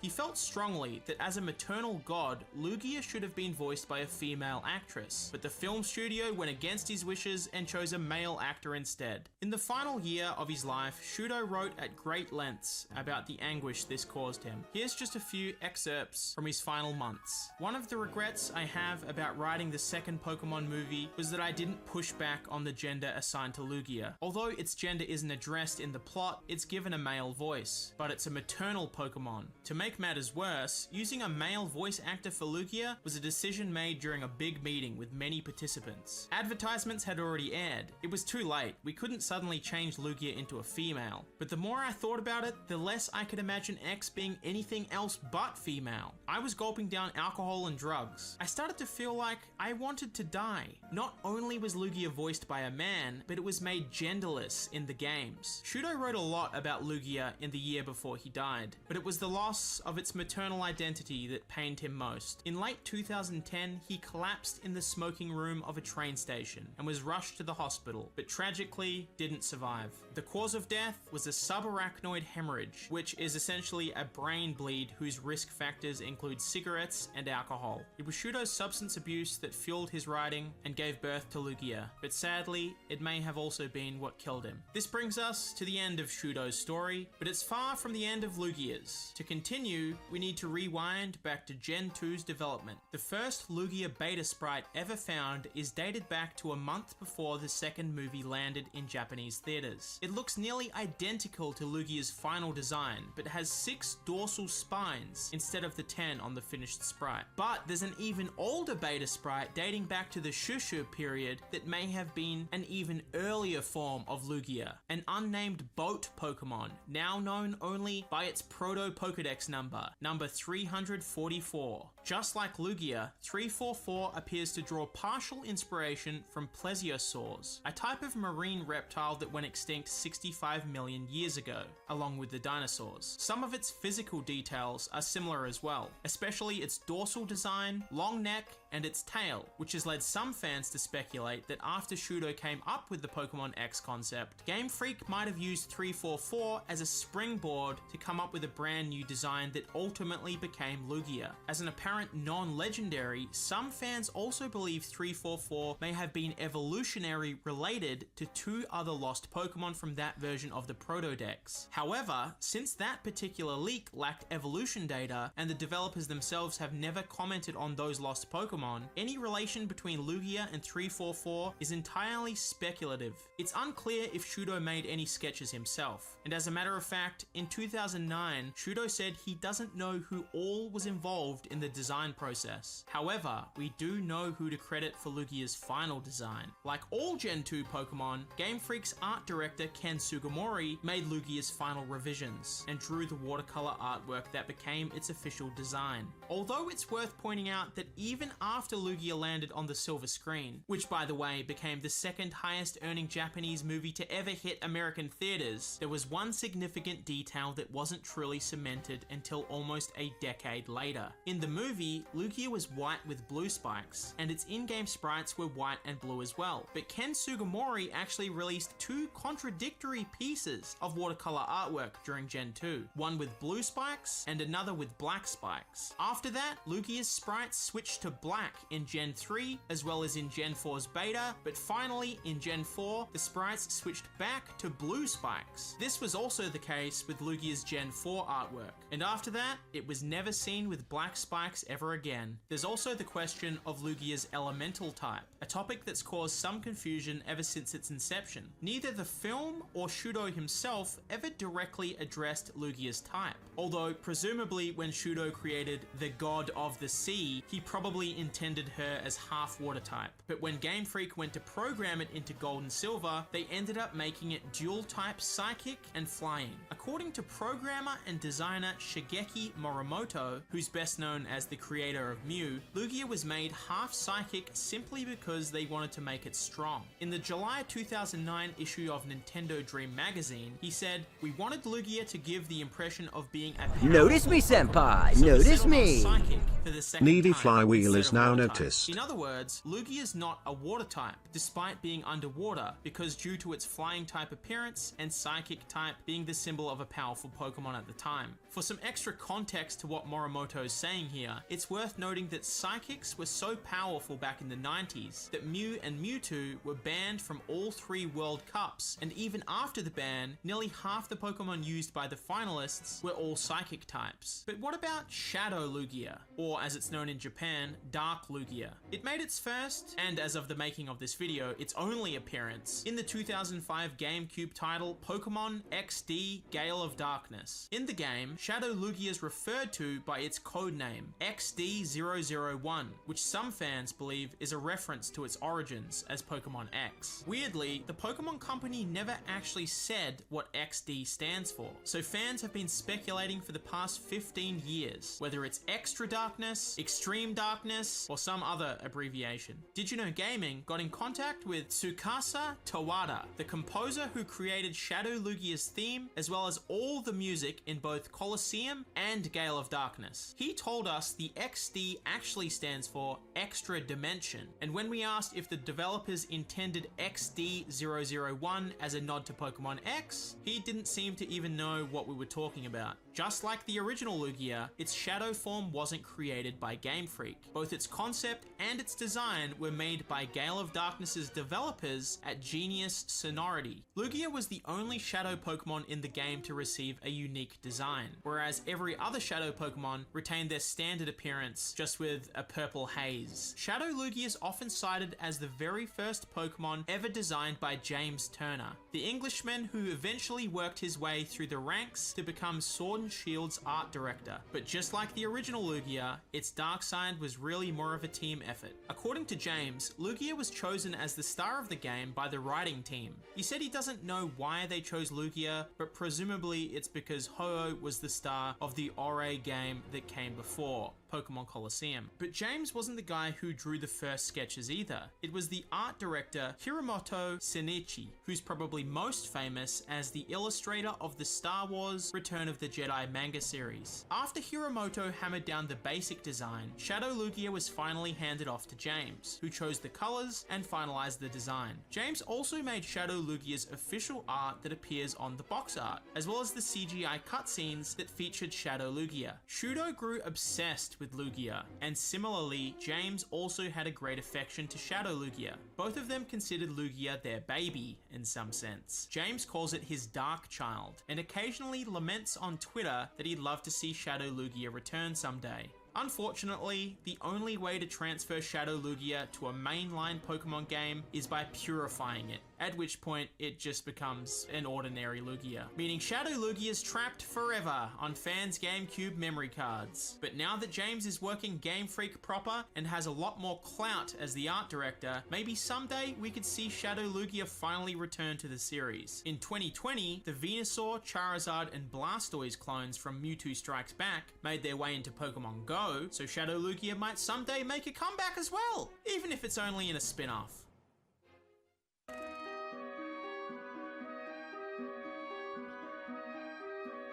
Did you know there's a lost Pokemon movie about a T-Rex fossil that comes to life and almost destroys Kanto? The movie was written by Takeshi Shudo, the chief writer of the first two Pokemon films, as well as the early years of the Pokemon anime. Just a few months before his death in 2010, Shudo wrote a series of entries on his blog explaining what the movie was about, what inspired him to write it, and why it was ultimately never made. We recently translated all those blog entries into English, so all the information in this video comes directly from Takeshi Shudo himself. This story begins with Shudo waking up in the hospital hooked up to an IV drip. At this point, he had already completed several seasons of the anime and thought pretty soon the series would come to an end. He even knew how it would end, but one day the director told Shudo that the anime would continue on for at least 10 more years, leading Shudo to obsess over how he could possibly make it last in perpetuity. Shudo wanted to get rid of Ash and reboot the series with a new protagonist and have the show grow up with its audience and tackle more mature themes. He drank more and more as he obsessed over these musings until eventually Shudo drank so much that he blacked out. When he woke up in the hospital, he felt completely alienated from the nurses treating him. They were all girls in their 20s, and by now Shudo had aged into a 50-year-old man. They treated him like he was ancient and that he found it impossible to have any real conversations with them. He felt depressed, alone, and worst of all to him, old.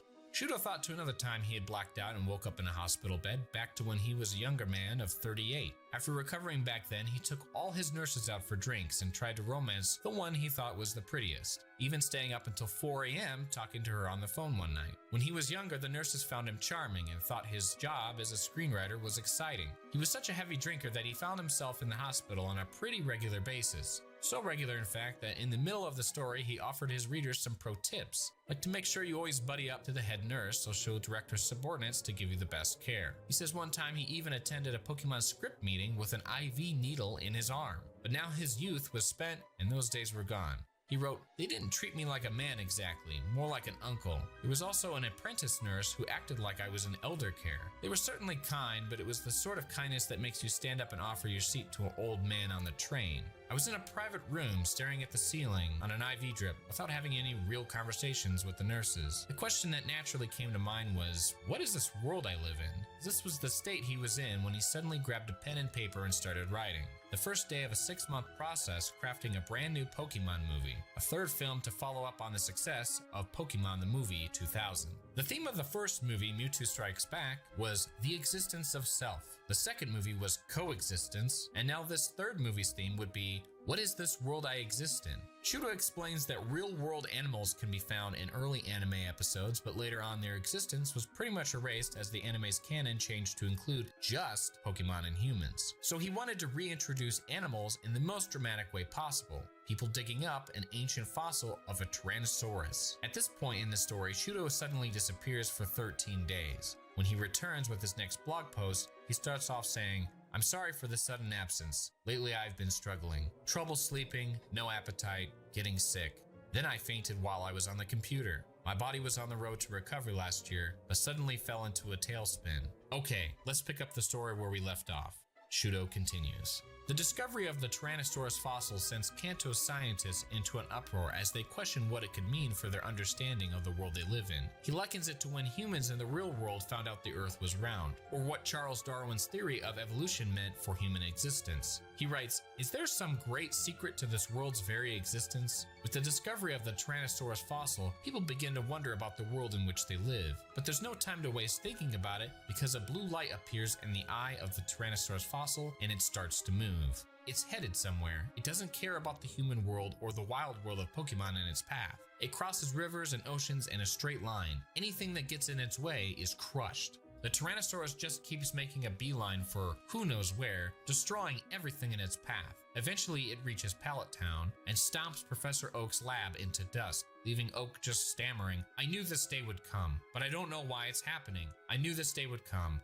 Shudo summarizes the script, saying a lot of the screen time focuses on Pokemon habitats and human dramas that are unfortunate enough to get between the fossil and its destination.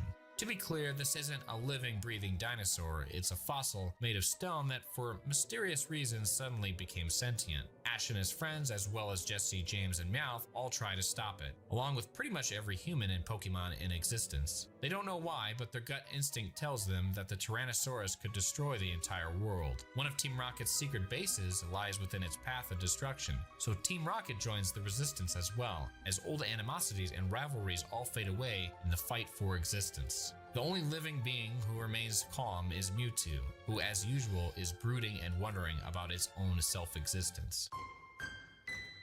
Shudo says that the introduction of the Tyrannosaurus was partially motivated by the fact that Gold and Silver weren't finished yet, which meant he had to rely on the same 151 Pokemon he had already used in the first two movies and anime episodes. He thought maybe a new Pokemon could be made for this movie, just like he had created Lugia for the previous film. But in a meeting Shudo wasn't invited to, Game Freak and the movie's producers decided that unlike the last time, the third movie wouldn't get a brand new Pokemon of its own. So he wanted to add a new sort of creature and got the idea of a Tyrannosaurus from Sue, one of the largest and best preserved T-Rex specimens ever found. It was named after its discoverer, Sue Hendrickson, then auctioned off for nearly $1 billion shortly before Shudo started writing his script. He says he would have bid on it himself if he could, but unfortunately he didn't have $1 billion just sitting around. So instead of Shudo's garage, nowadays Sue can be found in the Field Museum of Natural History in Chicago. He also cited Shonen Kenya as inspiration, one of his favorite childhood manga. Shonen Kenya tells a story of a Japanese boy whose family moves to Africa during World War II. The British kidnap his father, so he has to go on a series of adventures to get him back, including one adventure where he gets chased by dinosaurs. Shudo poured his heart and soul into the third Pokemon movie, but in the end it never got made. He said, "It took me 6 months after leaving the hospital to write it, but ultimately the script got rejected.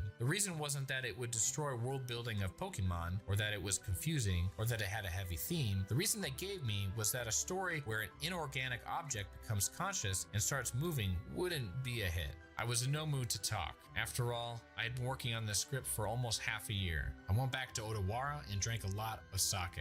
The film's director, Kunihiko Yuyama, just didn't have the confidence in Shudo's movie. Yuyama worked on a similar film a few years earlier about a car that gains consciousness and runs amok, which failed to meet financial expectations. Shudo was confident in the quality of his script, but he couldn't guarantee its success at the box office. He felt an extraordinary weight on his shoulders as he walked around Tokyo and saw countless street merchants selling Pokemon merchandise, most of it unlicensed and handmade. He figured a lot of the knockoff Pikachu dolls were probably stitched together at home by the city's poorest and most desperate residents. If the next movie flopped, the Pokemon Company would take a hit, but ultimately they'd be just fine. However, it was the street vendors selling pirated goods and their families that relied on them to bring home the bacon who'd get hit the hardest. Considering the demands of his superiors as well as the plight of the pirates, Shudo reluctantly scrapped the script. In the end, Shudo would co-write a completely different script with Hideki Sonoda. Game Freak and the film's producers approved 4 Pokemon from Gold and Silver to be included in this new script, with 2 of them being Entei and Unknown. So they wrote a story around them that eventually became The Spell of the Unknown. Although she's called Molly in the English version, the Japanese movie's main character is a young girl named Mii, who Shudo named after his daughter. He said, "My daughter was born when I was 45 years old, which means that by the time she reaches adolescence, I'll be an old man. I might even be dead. So I decided to make this film a little present for my daughter." The producer and the staff didn't know anything about it. As for the ending of the Tyrannosaurus script, Shudo purposefully left it a mystery. The fossil spends most of the movie stomping in a straight line, so the big question is, where exactly has it been going this whole time? At the end of his post, Shudo tells his readers, and the place where the Tyrannosaurus fossil finally stops is... well, I don't think I'll tell you actually. He goes on to say he'll publish a small novel with more information at a later date, just as he had done for the first 2 movies. It would have been Volume 3 in the animation series. Books Shudo wrote with extra lore and information not seen in the movies or TV show. But tragically, he collapsed in the smoking area of a Nara railway station 8 months later and died at a hospital shortly after, so the novel was never published. His death was caused by subarachnoid hemorrhage, which is essentially a brain bleed most likely caused or at least exacerbated by a lifetime of heavy drinking and smoking. And what eventually became of Shudo's Lost Pokemon movie and where it ended up after his death remains a mystery even to this day. Did you know? There are 50 e-reader cards for Fire Red and Leaf Green that were never released outside Japan. A lot of the content the cards unlocked can't be accessed by any other means, and since e-reader cards are region-locked, most fans never got a chance to experience any of that content. Although it was eventually made compatible with other franchises like Mario and Animal Crossing, the e-reader was originally marketed as a Pokemon device called the Pokemon Card e-reader. Scanning the strips on select Pokemon TCG cards into the e-reader unlocked exclusive content for your Game Boy Advance, like a Space Invaders-style minigame where Tyranitar fights an active volcano. You could also scan e-reader cards into Ruby and Sapphire for trainer battles, unique berry types, and the Eon ticket that took you to the Southern Island. Most of the cards were released in the US, but due to the e-reader's lack of popularity outside Japan, functionality for the cards in international versions of Fire Red and Leaf Green were deactivated. As a result, this 50 card set remained exclusive to Japan, containing 37 trainer cards and 13 tower cards. Scanning a trainer card imports up to 3 trainers onto one floor of the trainer tower in the Sevi Islands, and the trainer tower is 8 stories tall, so you'd need to scan 8 trainer cards. Lots of these cards are themed, like shiny evolutions and Kanto starters. Each card shows you just a few of the trainer's Pokemon, and only a few of their attacks, so you won't know the rest until you battle them. Their Pokemon are all scaled to match the level of the strongest Pokemon on your own team, so they'll always be a worthy challenge. You can mix and match trainer cards to make any tower you want, but ideally, fans are encouraged to build towers curated by Game Freak themselves, which is where the tower cards come in. There are 13 different tower cards, and each one is ranked by difficulty: beginner, intermediate, and advanced. A tower card tells you to scan 8 trainer cards in order to build the tower shown on the card. Tower cards also have an option for time attack, which gives players the option to have an extra layer of challenge for thrill seekers and completionists. Climbing towers doesn't reward you with experience, but you can win some decent prizes like dragon scales, metal coats, and upgrades. Some of these trainers were incorporated into international versions of the game without use of the e-reader, but a lot of them weren't, which makes these cards especially valuable to collectors. 44 cards in the game set could be found in 5 card booster packs, similar to TCG cards. One promo card was also distributed to fans in May 2004's issue of Koro Koro magazine, and the last 5 cards could only be acquired through Club Nintendo. Nowadays, these 5 Club Nintendo cards, 4 trainers, and 1 advanced tower are incredibly rare, costing upwards of $2,000. Due to the card's rarity and difficulty, Fire Red and Leaf Green's ultimate challenge is building the Club Nintendo tower and completing its time attack of 12 minutes and 47 seconds. In Japan, the original Game Boy games were red and green, but internationally the first releases were called Pokemon Red and Blue. Since most international fans never played green, the remake's director, Junichi Masuda, admitted that Water Blue would have made more sense than Leaf Green, but decided against it to symbolize the harmony of the Pokemon world. In 2004, Masuda wrote, "If we follow the pattern of the original series, the new games would be Fire Red and Water Blue, but I chose green as a leaf as a symbol of peace. Fire and water are opposing concepts that suggest conflict, but the real world is already full of conflict, so we decided on names that suggest a peaceful world." Just like every previous game in the series, Fire Red and Leaf Green were localized into English almost entirely by just one man, a Canadian freelancer named Nob Ogasawara. As a thanks for his years of service, and also to provide an Easter egg for fans, Nintendo of America named lots of NPCs after him, starting with Black Belt Nob and Gen 2's Cianwood Jim, as well as another Black Belt on Hoenn Route 115.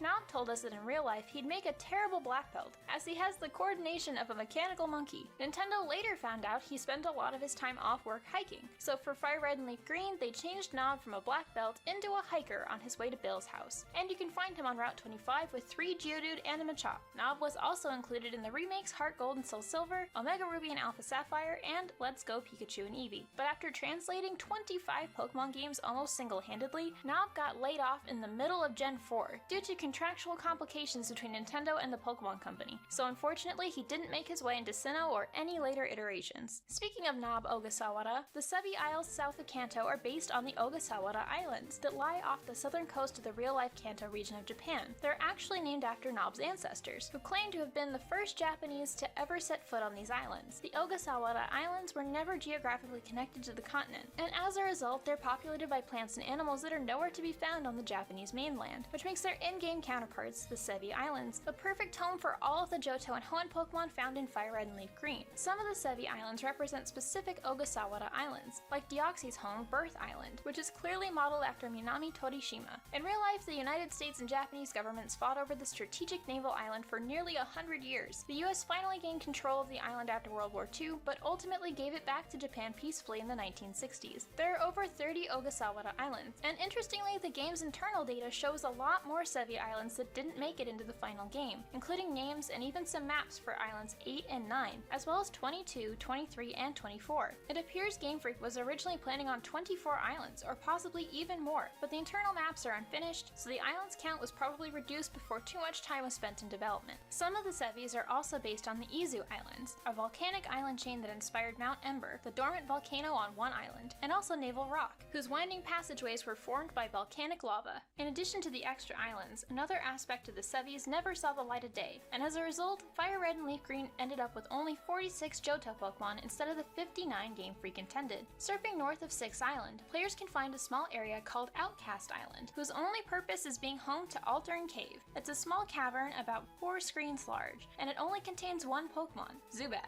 At first glance, it seems like a pointless local, but it's actually left over from a series of unused events. These events would have given fans a mystery gift that altered the Pokemon found inside, replacing Zubat with 8 Johto Pokemon: Mareep, Aipom, Pineco, Shuckle, Teddy Ursa, Houndour, Stantler, and Smeargle. Fans would have been met with the following text, which can still be found in the game's data. Thank you for using the mystery gift system. Recently, there have been rumors of rare Pokemon appearances. The rumors are about Altering Cave on Outcast Island. Why not visit there and check out if the rumors are indeed true? But unfortunately, Nintendo never got around to actually hosting any of these events, so these Gen 2 Pokemon and their evolutions, a total of 13 monsters, ended up unobtainable, and nowhere to be found in Ruby and Sapphire either. So fans were left with some annoying holes in their Pokedex that couldn't be filled until Emerald hit store shelves a year later. When Fire Red and Leaf Green launched, art director Ken Sugimori drafted a new art set to replace the series' original watercolor art, and in the process changed the number of fingers and toes on a lot of Kanto Pokemon. Haunter, Golem, and Raticate all had 4 fingers on each hand, but their updated designs had just 3. Meanwhile, Pikachu and Mr. Mime sprouted additional fingers, now giving them 5 on each hand. According to PokeBeach founder John Zahagian, at a 2009 Tokyo event, a Pokemon Company staffer told him, "The Pokemon Company has an internal list of every change ever made to a Pokemon's design. For example, he told me Mr. Mime gained an extra finger because Japanese parents wrote in to complain about its 4 fingers being associated with gangs. I later learned the Yakuza get their fingers cut off, so I guess parents thought Mr. Mime was a Yakuza reference." There's a taboo in Japan against cartoon characters with 4 fingers, not only because of the Yakuza, but also because it's considered offensive to lower class workers like butchers and meat packers who've lost a finger. Some Pokemon also sprouted extra toes, like how Zapdos and Dodrio went from 3 on each foot in Gen 1 to 4 on each foot in Fire Red and Leaf Green. But this probably had more to do with consistency than taboo. Articuno, Moltres, and Doduo had all 4 toes from the very beginning, so the designers probably thought it was weird that Zapdos and Dodrio only had 3, and revised their designs accordingly. All these Pokemon's original designs were never seen again, and future generations permanently replaced them with Fire Red and Leaf Green redesigns. According to Satoru Okada, the general manager for the DS games, the DS might not have had built-in Wi-Fi if it wasn't for Fire Red and Leaf Green. As you can still see on the game's box art, fans who bought Fire Red and Leaf Green also received a GBA wireless adapter, which allowed for trading in battles without a link cable. In an interview with Japanese Nintendo Online magazine, Okada said, "We started development with a wireless adapter bundled with Pokemon Fire Red and Leaf Green. When we saw it, we thought we can definitely make it happen. Some people find the cable annoying, and you can't really walk around or move when connected to another system. So we wanted to develop the wireless capability even further. We thought making it part of the system itself, rather than an adapter, would make it even easier to use. If Okada's team hadn't built Wi-Fi into the DS, many of the special events in Gen 4 and Gen 5 wouldn't have been possible."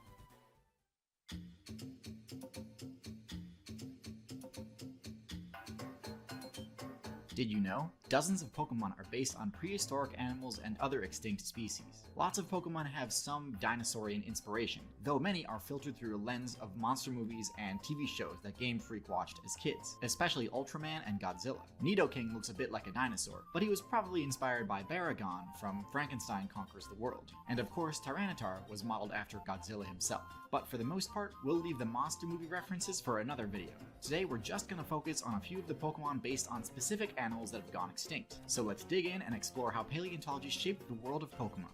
The Dragapult family, and in particular its final evolution, draw inspiration from Diplocaulus. These were amphibians with boomerang-shaped skulls that existed even before the dinosaurs. All three stages of the Dragapult family exhibit the theme of amphibian metamorphosis, the way real-life amphibian bodies transform as they grow older. Dreepy has visible gills and only 2 underdeveloped arms. Dracloak loses the gills and starts growing a second pair of legs, and Dragapult completes the metamorphosis with fully developed legs. These Pokemon also pay homage to Diplocaulus via their elemental types, being half dragon and half ghost, to reference the extinct amphibian. Yanmega is based on prehistoric giant dragonflies called Meganeura, with massive wingspans up to 28 inches wide. These ancient dragonflies were 7 times bigger than the largest dragonfly living today. Yanmega being inspired by a Meganeura isn't only hinted at by them both having Mega in their names, but also by its method of evolution. Yanma evolves into Yanmega when it levels up, knowing the attack Ancient Power. As mentioned earlier, Game Freak were hugely influenced by giant TV monsters, who in Japanese were called kaiju. Game Freak's long-held affection for kaiju helped explain how Meganeura,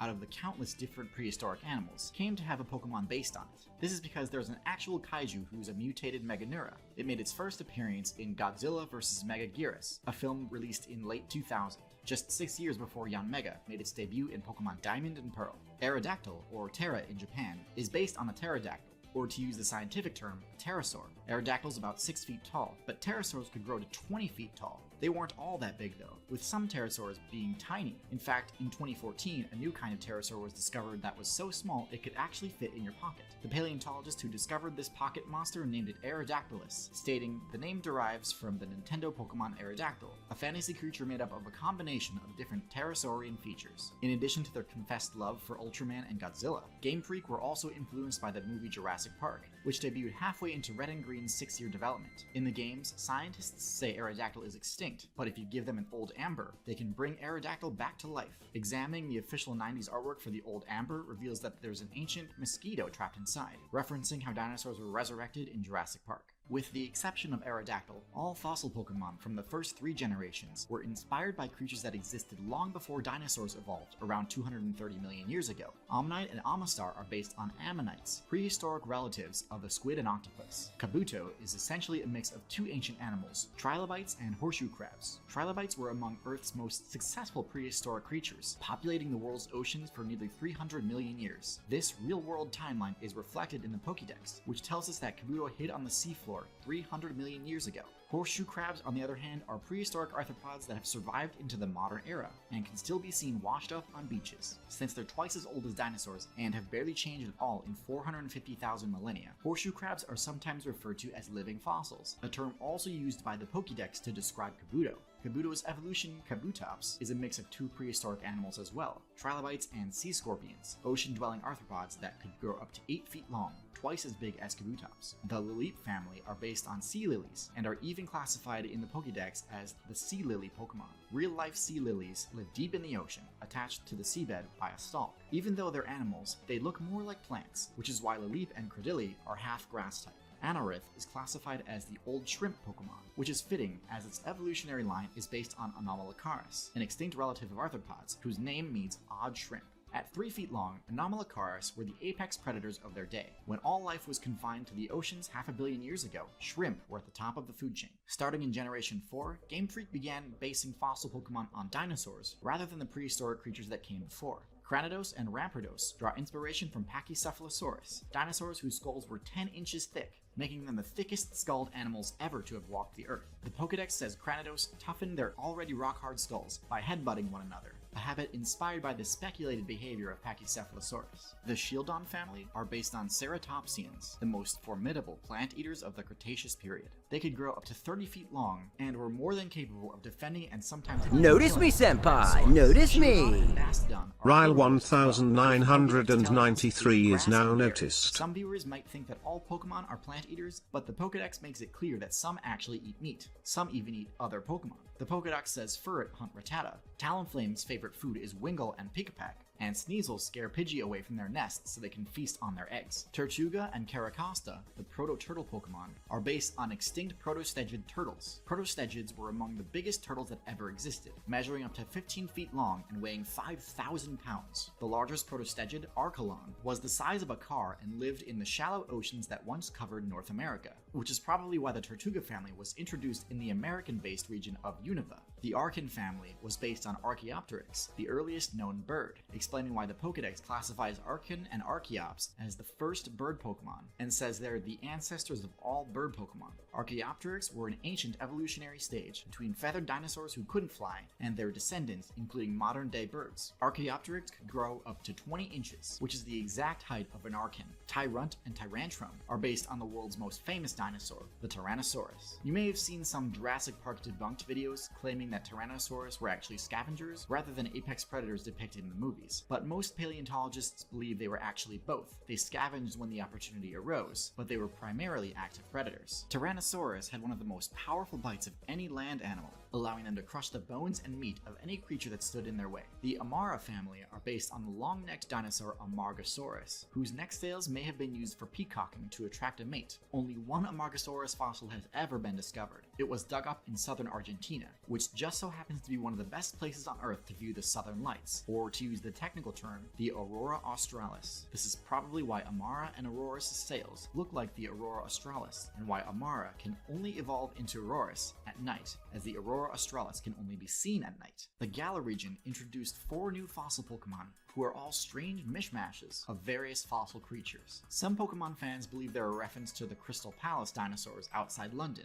but the paleontological expert that advised us for this video's production disagrees with the fans' interpretation. The Crystal Palace dinosaurs weren't multiple species combined to create Frankensteins. Rather, they only contain minor errors, like scientists putting an iguanodon skeleton's thumb bone on its nose, thinking it was a horn. Our expert believes the Galar fossils aren't based on these sort of errors, but rather on paleontological forgeries. Forgeries are multiple fossils combined into Frankensteins, sometimes created by hucksters who want to claim they've discovered a brand new species. One of history's most famous forgeries was the Piltdown Man, a supposed missing link between ape and human discovered by a British archaeologist in 1912. It wasn't until 40 years later that scientists were able to prove that Piltdown Man was a hoax and actually was the combination of human and orangutan bones. In 1999, National Geographic magazine ran a cover story about a new species of feathered dinosaur discovered in China called the Archaeoraptor, but it turned out to be a forgery as well, made up from the head and arms of a bird and the legs and tail of various dinosaurs. One of Galar's 4 fossil Pokemon appears to draw inspiration from a real paleontological blunder though. The American scientist Edward Drinker Cope once incorrectly placed the skull of a newly discovered fossil on the end of its tail rather than on its neck, essentially constructing the animal backwards. That Pokemon is Dragovish, which has the head of a placoderm fish coming on the tail of a stegosaur-like dinosaur. Most of the grass starter's final stages draw from prehistoric life. Venusaur might be the first example to pop into your head, as the Bulbasaur family has the "saur" suffix in their names, implying a connection to dinosaurs. But their original Japanese names have nothing to do with dinosaurs. For example, Venusaur's name is Fushigabana, meaning strange flower. Pokemon developers have said several times that the Venusaur family are basically just frogs, not dinosaurs. But in Gen 2, we do start to see the prehistoric theme take hold. Meganium borrows several traits from sauropod dinosaurs like Brachiosaurus. Meganium is only about 6 feet tall, but in real life, sauropods were the largest dinosaurs ever to exist. The largest land animals of all time were a group of sauropod dinosaurs called Titanosaurs, who could grow up to 120 feet tall and weigh as much as 150,000 pounds. This dino inspiration likely explains this Pokemon's prototype name in Gold and Silver's 1997 demo. Before its name was Meganium, it was called Hanaryu, which in Japanese means flower dragon. Sceptile draws its inspiration from theropods, a group of dinosaurs that includes both Dilophosaurus and raptors. Just like Sceptile, theropods are bipedal, meaning they walk on 2 legs rather than 4, with many possessing 3 fingers and toes on each hand and foot. Theropods were the ancestors of birds, and had many feathers on their arms, just like Sceptile's pre-evolution Grovile. Despite what you may have seen in the movies like Jurassic Park, theropods weren't especially intelligent, at least by modern standards, and raptors almost certainly wouldn't have been smart enough to open doors, let alone spring traps on paleontologists. Some Pokemon are based on more recent fossils. Torterra is based on Meolania turtles, who only went extinct about 2,000 years ago, possibly due to human settlement. Meolania turtles were the same size as Torterra, about 2 meters long, and their horns made it impossible to withdraw their heads into their shells. Like most Pokemon, Torterra actually draws inspiration from more than one source. In this case, the world turtle from Chinese, Hindu, and Native American mythologies. The world turtle is believed to carry the whole world on its back, which explains Torterra's half-ground type, and why the Pokédex says ancient people imagined that beneath the ground, a gigantic Torterra dwelled. Mamoswine is based on the woolly mammoth, relatives of modern-day elephants that went extinct fairly recently, mostly dying off at the end of the Ice Age 10,000 years ago. This fact is reflected in the Pokédex's entry, which tells us a frozen mamoswine was dug from ice dating back 10,000 years. Male mamoswine have larger tusks than female mamoswine, which is a reference to the gender differences in some real-life elephant species, whose females also have smaller tusks, and sometimes no tusks at all. And just like Yanmega, mamoswine evolves from piloswine when leveled up with ancient power. Chestnut draws inspiration from glyptodonts, armored mammals that, like the woolly mammoth, went extinct around 10,000 years ago. Glyptodon are closely related to modern armadillos and could grow to the size of a Volkswagen Beetle. Decidueye, on the other hand, isn't based on a truly prehistoric animal, but rather an animal that's gone extinct very recently.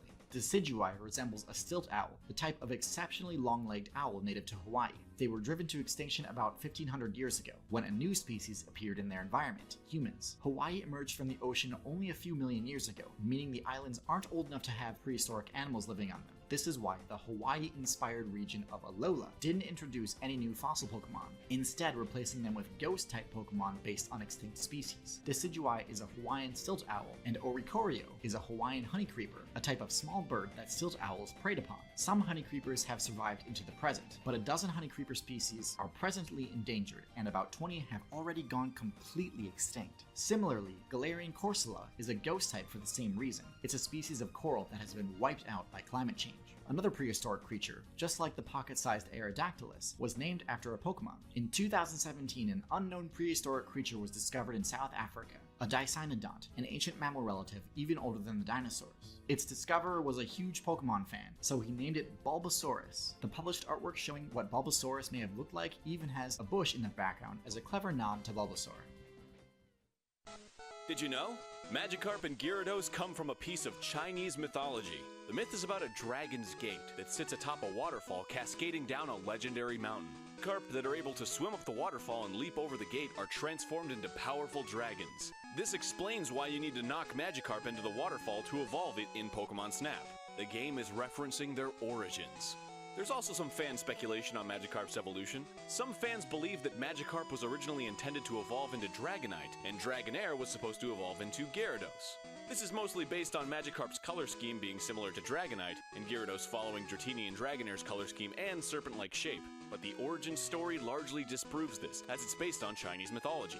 Chinese dragons are traditionally portrayed with serpent-like bodies and a crest, just like Gyarados.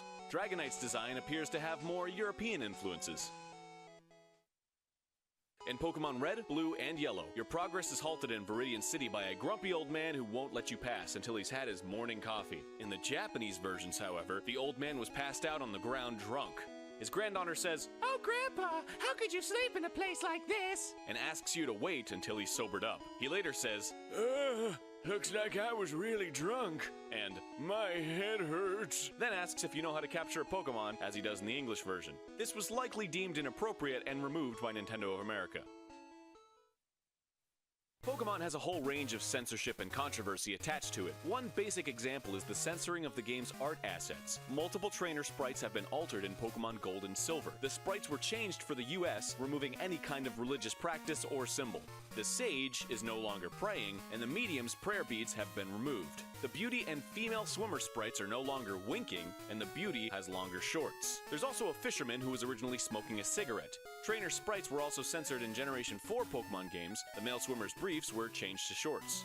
It wasn't just trainer sprites that were censored either. The sprite for Registeel was changed for the European release of Pokemon Diamond and Pearl, as Registeel's original pose resembled the Hitler salute. The redesign was kept for all versions of Pokemon Heart Gold, Soul Silver, and Platinum. Censorship was taken a step farther than altering a sprite for one Pokemon. Jinx actually had its official design altered. Controversy is what sparked Jinx's redesign, as some people began comparing Jinx's face to a stereotypical portrayal of black people known as blackface. Because of this, parallels have been drawn between a Pokemon anime episode called Holiday Hijinks and the slave trade, as Jinx appears with its original design as Santa's helper.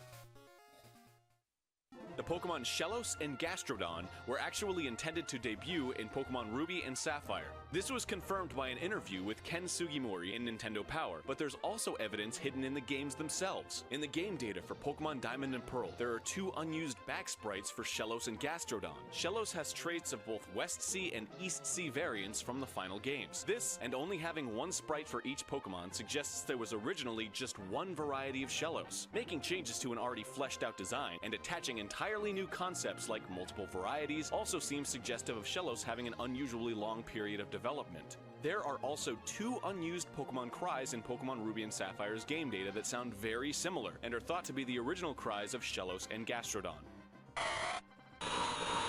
While we're on the subject of Pokemon Ruby and Sapphire, there are rumblings from fans about a possible remake of those games. The speculation comes from every key item sprite since the Generation 3 Pokemon games, including the ones not in Generation 4 such as the Fame Checker, were added back into Black 2 and White 2's game data. There are multiple throwbacks to Red and Blue in newer Pokemon games. One throwback is in Black 2 and White 2. At Route 3 in the original games, a youngster says, "Hi, I like shorts. They're comfy and easy to wear." This became a popular phrase among Pokemon fans. It must have been recognized by the English translators, because in Black 2 and White 2's Humalao City, a lady will make a reference to the youngster, saying, "This dress is comfy and easy to wear." At Route 10 in Red and Blue, Picnicker Carol says, "The Pokemon here are so chunky. There should be a pink one with a floral pattern." This is actually what the Pokemon Muna was based on. It should also be noted that in Pokemon Ruby and Sapphire, there's an employee at the Devon Corporation who states, "I'm trying to develop a device that visually reproduces the dreams of Pokemon." Dream Mist, which is produced by Muna, can achieve this, adding another connection. Notice me, senpai! Notice me! Arkham_Agron is now noticed. Named NY and LA, referencing the polluted state of the cities New York and Los Angeles. Another interesting bit on coughing is that his sprite seen in Pokemon Red and Blue is actually wrong. The official design that was set before the release of the game has Coughing's skull and crossbone design below his face, but the sprite in Red and Blue shows it the other way around. In the original games, the character Bill has a strong interest in computer technology and invented the computer Pokemon storage system. In the Japanese version of the games, he was named Masaki Sonozaki, but in the English versions, he was named Bill. It's thought this is a reference to former CEO of Microsoft, Bill Gates. Did you know? The original Pokemon games contain data for an unused town. The name of the town and its proper location can't be found, and it simply shows up in a default position above the Indigo Plateau with the title Pellet Town. There's also unused music in Pokemon Red and Blue.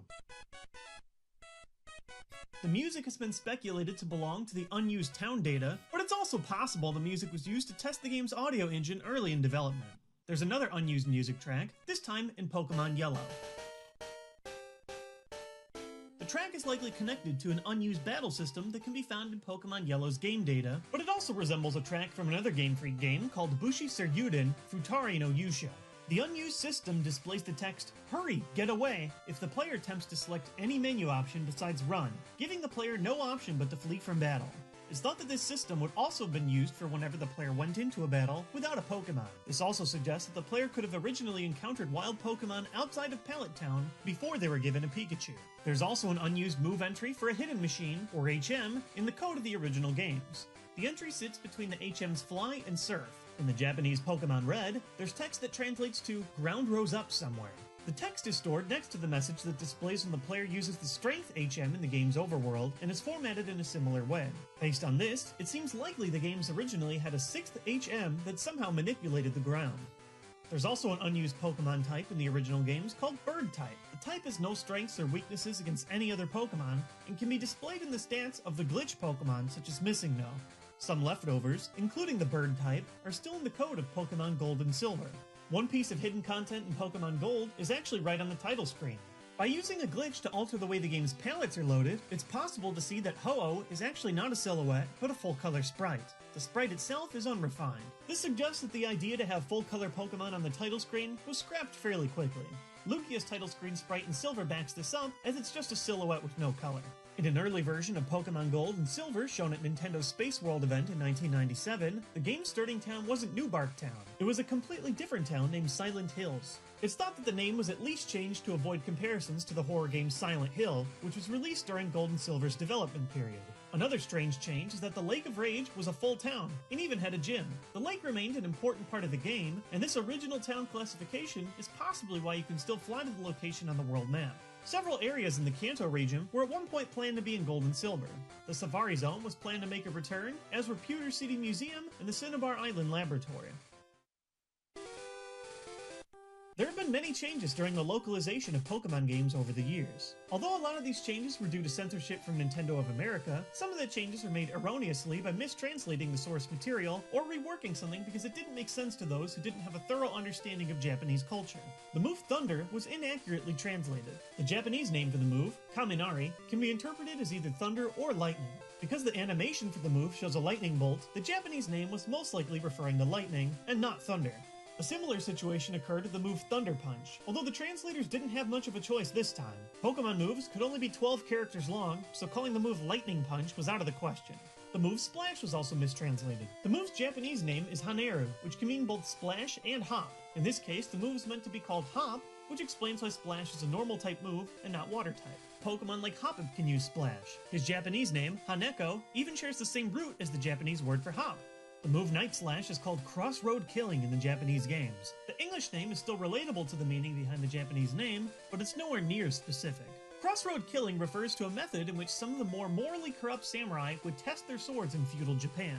In this method, known as Sujigiri, a samurai would hide at a crossroad waiting for an unsuspecting commoner to pass by. They would then test the sword by attacking the commoner with the intent to kill.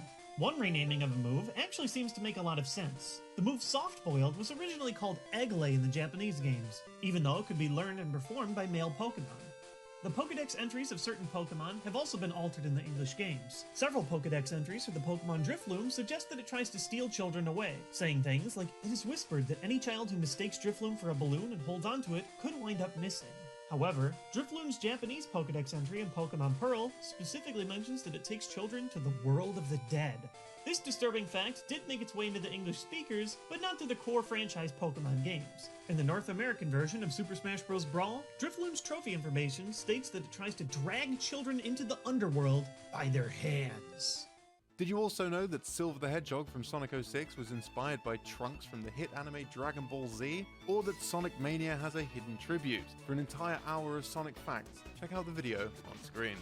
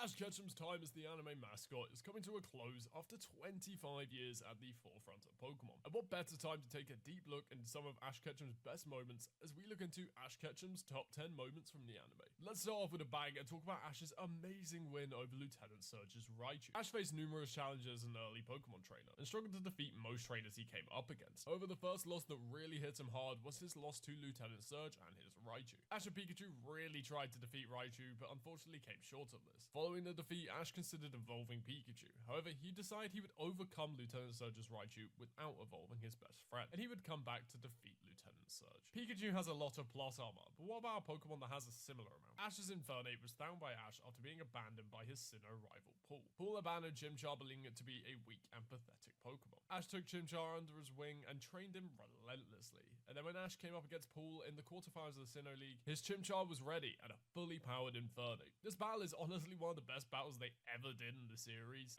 and most of the battles against Paul were always really close and down to the wire. In the end, Infernape overpowers Paul's Electivire in a Super Saiyan-esque battle to absolutely obliterate it. From one fire type to another, let's talk about Ash's iconic Charizard and some of the problems he had with this Pokemon. Ash saved a Charmander on a rainy route early in the Pokemon series, but Charizard grew too quickly and then stopped listening to Ash's commands as he did not respect Ash in the slightest. However, Charizard is defeated and turned into a block of ice, so Ash spends all night tending to Charizard, trying to help him like he did when Charizard was just a small baby Charmander. And this would be the catalyst that would restore Charizard's respect in Ash. Ash had gone 7 regions without winning an actual regional championship.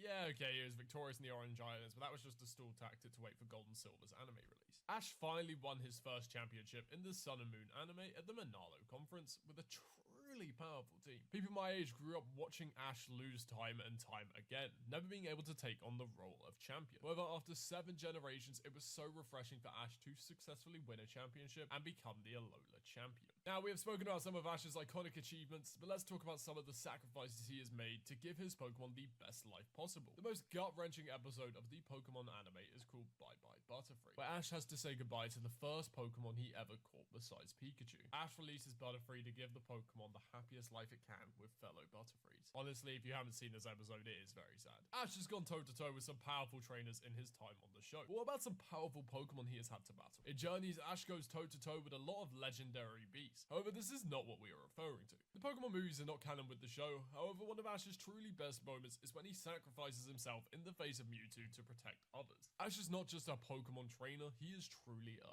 hero. Nearly in our top 3, but before we get to that, I want to show you guys another Pokemon that Ash really showed off to the max. Ash Greninja. Ash struggled in Generation 6's final battle against Elaine, and obviously Elaine would come back to win. However, Ash's fight against Elaine will go down as one of the best final battles Ash ever had in the history of the anime. Ash's Greninja goes head-to-head against Elaine's Mega Charizard X, and boy does it put a shift in. The fight unfortunately goes in Elaine's favor. It still makes for such an immense battle and such an engaging fight to watch. Number 3 on our list has to go to Ash's battle against Tobias in the Lily of the Valley Conference. Ash had a pretty good run up to this point in the Lily of the Valley Conference. However, Ash's luck was running out in this Sinnoh Championship, as another trainer was blowing his way through the championship with only one Pokemon. That trainer is Tobias, a mystical trainer with an iconic Darkrai. Ash struggled immensely throughout this battle, losing most of his team to this Darkrai, until out came Ash's Sceptile. Ash's Sceptile went toe-to-toe with Darkrai and eventually was able to defeat it. Yeah, okay, Ash only defeated one of Tobias's Pokemon, but the fight between Sceptile and Darkrai is so good.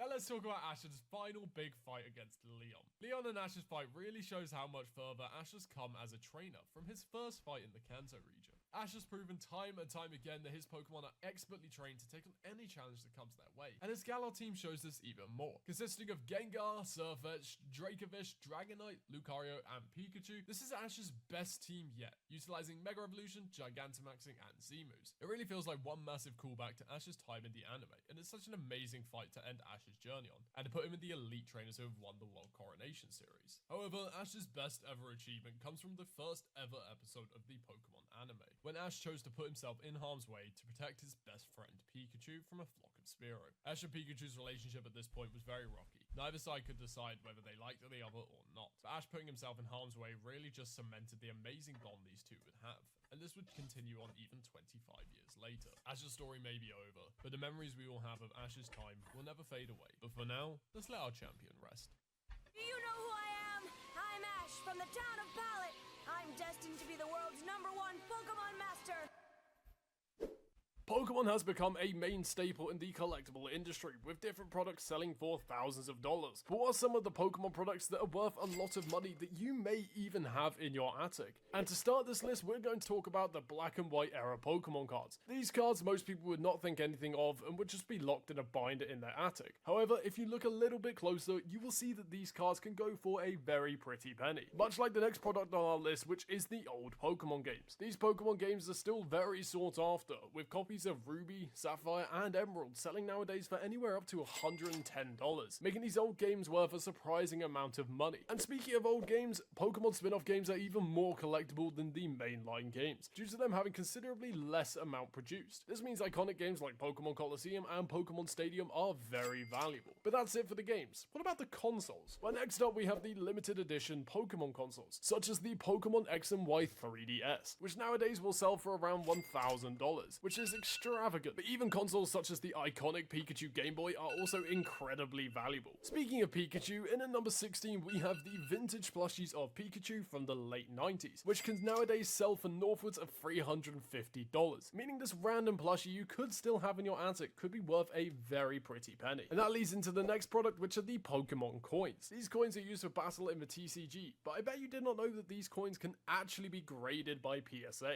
and then the value of them ramps up massively, with some of these even selling for $400. Next up we have the vintage Pokemon cards. Now, it would not be a list about expensive products without mentioning the vintage Pokemon cards. People who were collecting Pokemon cards in the 90s may have no idea how much their collection is now worth, so definitely check out your collection after you have watched this video. In at number 13 you have the Pokemon toys. Pokemon has had a long history with toy production, and some of these toys have become considerably rarer and therefore collectible, such as the marble Pokemon toys featuring Pokemon like Blastoise, Charizard, and more. While we're on the topic of toys, it's definitely worth checking if you have the Pokemon Center XY collectible toy set, since this set has gone down as one of the most iconic toy lines Pokemon ever created for its exceptional design and quality. And from toys to clothing, Pokemon has had numerous clothing lines throughout the years and has collaborated with countless brands to produce their clothing, but none are quite as bizarre as this Marill outfit, which could be in your attic as a childhood cosplay. And what better to go with a Pokemon outfit than your very own wearable Pokedex, as this is what you could get during the black and white era of Pokemon. This came with gloves, a Pikachu, and of course the Generation 5 Pokedex. Speaking of Pokedexes, you could also have the interactive Pokedex from X and Y. This Pokedex would work the exact same way as the Pokedex from X and Y, with an interactive touchscreen, a database of Pokemon from the game, and even allowing you to catch Pokemon yourself. Speaking of catching Pokemon yourself, the Pokewalkers would let you walk with Pokemon while away from your Nintendo DS. You'll be able to catch other Pokemon and take your buddy along with you using these devices from Heart Gold and Soul Silver. Since these are only for the one game, they have become surprisingly rare, and nowadays will sell for $100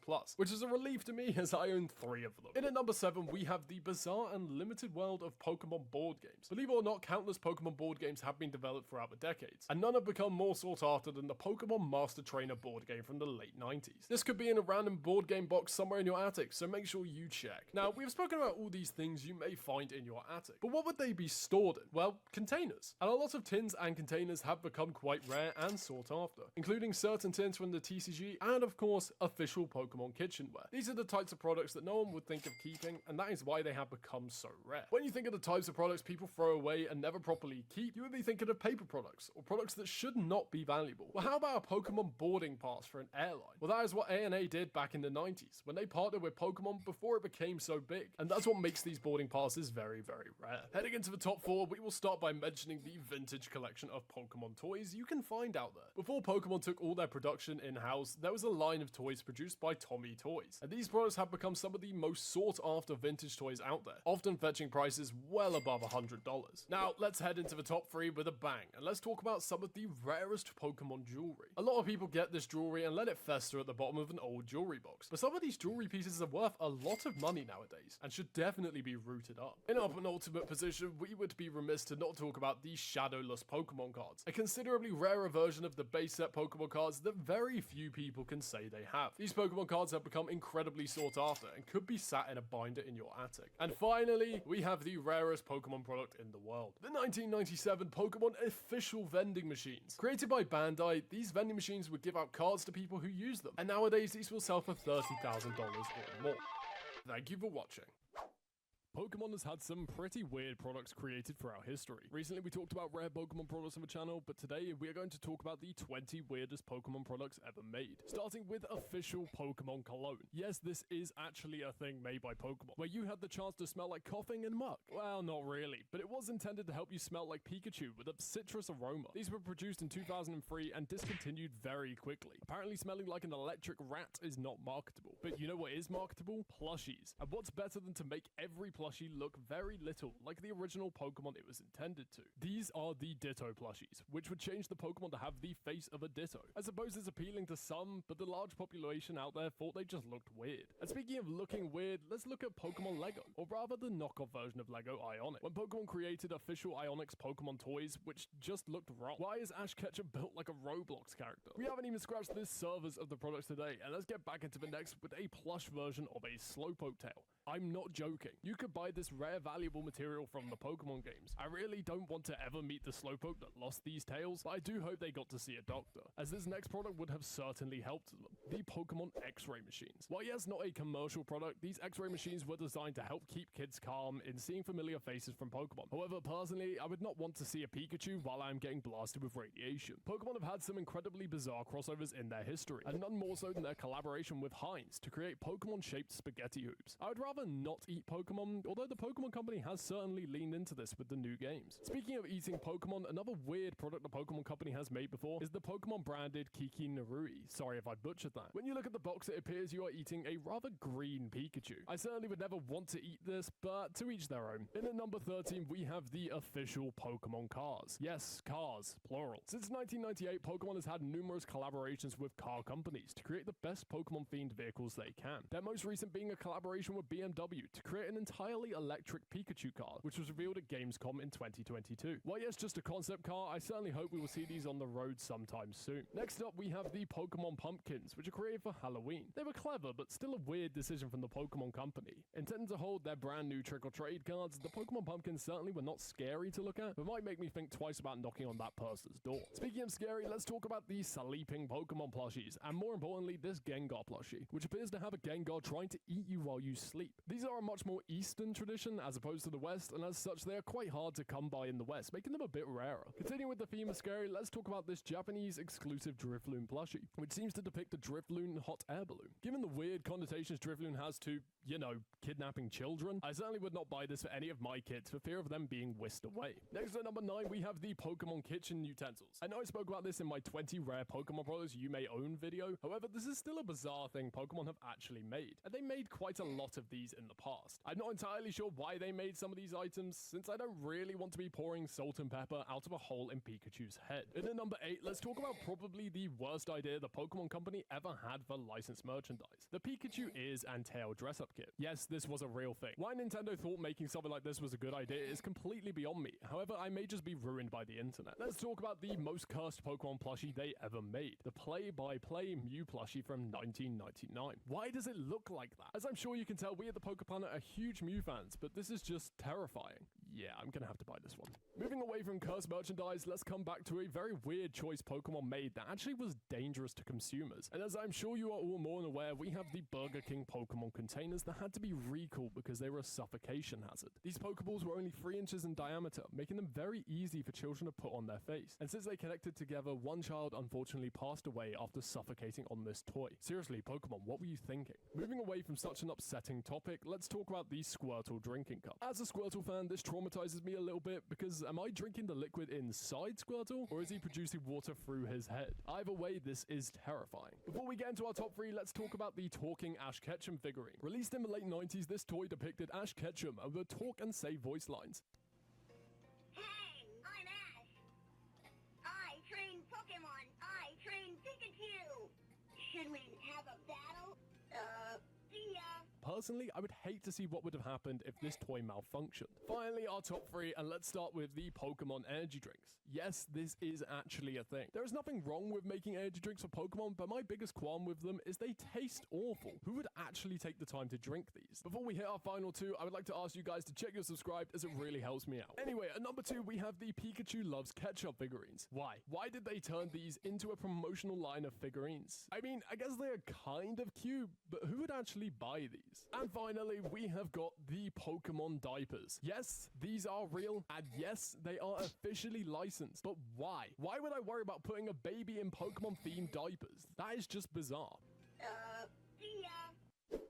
Pokemon Unite has been around for quite a while now, and we have received some really amazing Pokemon into the game, besides you, Mr. Mime. But what are some of the Pokemon I personally would want to see in Pokemon Unite? Well, let's start this list, and in no particular order, let's begin with Genesect. When I was studying the Pokemon Unite roster, one thing that sticks out immensely is the distinct lack of Pokemon from Generation 5. So when I was trying to decide who would fit in best from this region, I settled on Genesect. With the ability to change the drive attached to Genesect, every different Pokemon that Genesect defeats would change his typing, and therefore the effect of his Technoblast move. His Technoblast would be a second stage move tied in with something like Iron Head or Metal Burst. As for his initial move pool, I can see a Bug-type Pokemon move similar to Buzzwole's Fellstinger. I can see Genesect fitting in a similar way to Greninja, with a mix of ranged and close-up moves. For this same reason, I think Genesect would be an all-round melee, with a mix of the ranged Technoblast attack and then the close-up Metal Claw or Iron Head moves. As for his Unite move, I would suggest he uses the Technoblast to unleash one large beam that can be moved similarly to Decidueye's Unite ability, Mewtwo. Next up, we have Mewtwo, which is a bit more of a challenging Pokemon to implement. Mewtwo would need to be a powerhouse range attacker, able to use moves like Shadow Ball and Psychic when it becomes fully leveled up. His precursor move pool would most likely be Aura Sphere and something like Iron Tail, although I worry these moves would be too powerful for an initial move pool. The reason Mewtwo would be a difficult Pokemon to implement is for this exact reason, as its move pool is naturally very powerful, and I can see Mewtwo working mainly as a ranged attacker. As for Mewtwo's Unite move, the obvious choice would be Mega Evolving into Mega Mewtwo Y, and then unleashing one large Shadow Ball that sucks enemies in. Kangaskhan. Kangaskhan again could be a very interesting Generation 1 addition. The reason I put Kangaskhan in this list over someone like Arcanine is because I feel like Kangaskhan's design makes for much more interesting designs. For Kangaskhan's initial move pool, I would most likely suggest Headbutt and Double Hit. The reason behind this would be Headbutt would have Kangaskhan attack from a bit further away, and then Double Hit requires you to be up close and personal. For his second tier moveset, I would suggest Iron Head as an increased power version of Headbutt, and then Giga Impact with the drawback of 3 seconds of stun. I would like to see a Unite move that incorporates the baby Kangaskhan without the need to Mega Evolve. Something like giving Kangaskhan 5 seconds where it can attack twice with every hit it unleashes, dealing double damage for a short time. As for his role, I can see Kangaskhan as a melee defender. Cryogonal. Now, when I was trying to think of a powerful support Pokemon that could still pump out some damage, it was tough to choose. I knew I wanted to put forward another Gen 5 Pokemon, and I thought about using other Pokemon before settling on Cryogonal. The reason I picked Cryogonal is largely because Pokemon Unite has shown they aren't afraid to put in weird Pokemon as champions, such as Cramorant. Now, Cryogonal could be any particular role, but I'd want to see him as a ranged supporter, similar to someone like Eldegoss, with some of the same aspects as Mr. Mime and his defensive nature. For Cryogonal's initial move pool, I would imagine him having Ice Shard and Rapid Spin, where Rapid Spin pushes Cryogonal forward. As for his second move pool, he definitely needs Ice Beam and perhaps Powder Snow to slow down other enemies, which gives him that supporting aspect that Mr. Mime has, which doesn't necessarily buff or help the team, but debuffs the other team. As for Cryogonal's Unite move, I would suggest he starts spinning and bouncing off walls and obstacles while hitting every enemy in his path. Metagross. Generation 3 also has a distinct lack of Pokemon in Pokemon Unite, so of course one of my Hoenn choices had to be Metagross, who, honestly, I'm surprised isn't already in the game. Metagross appears in certain promotional or in-game tutorials throughout Pokemon Unite, but it still isn't a playable character. That's just bizarre. For Metagross's move pool, I would definitely say he needs to start with Headbutt, yes, again, Headbutt, and Confusion, both being up close and personal moves. Then for the final move pool, obviously one of them needs to be Meteor Mash, and then the other I would suggest as Metal Claw. Metagross will definitely be an up close and personal fighter, meaning I would say he's a melee all-rounder Pokemon, with a Unite move to complement this, where Metagross would lift up his arms and fire himself forward like a missile, similar to how he looks in his Mega Evolution. Plusle and Minun.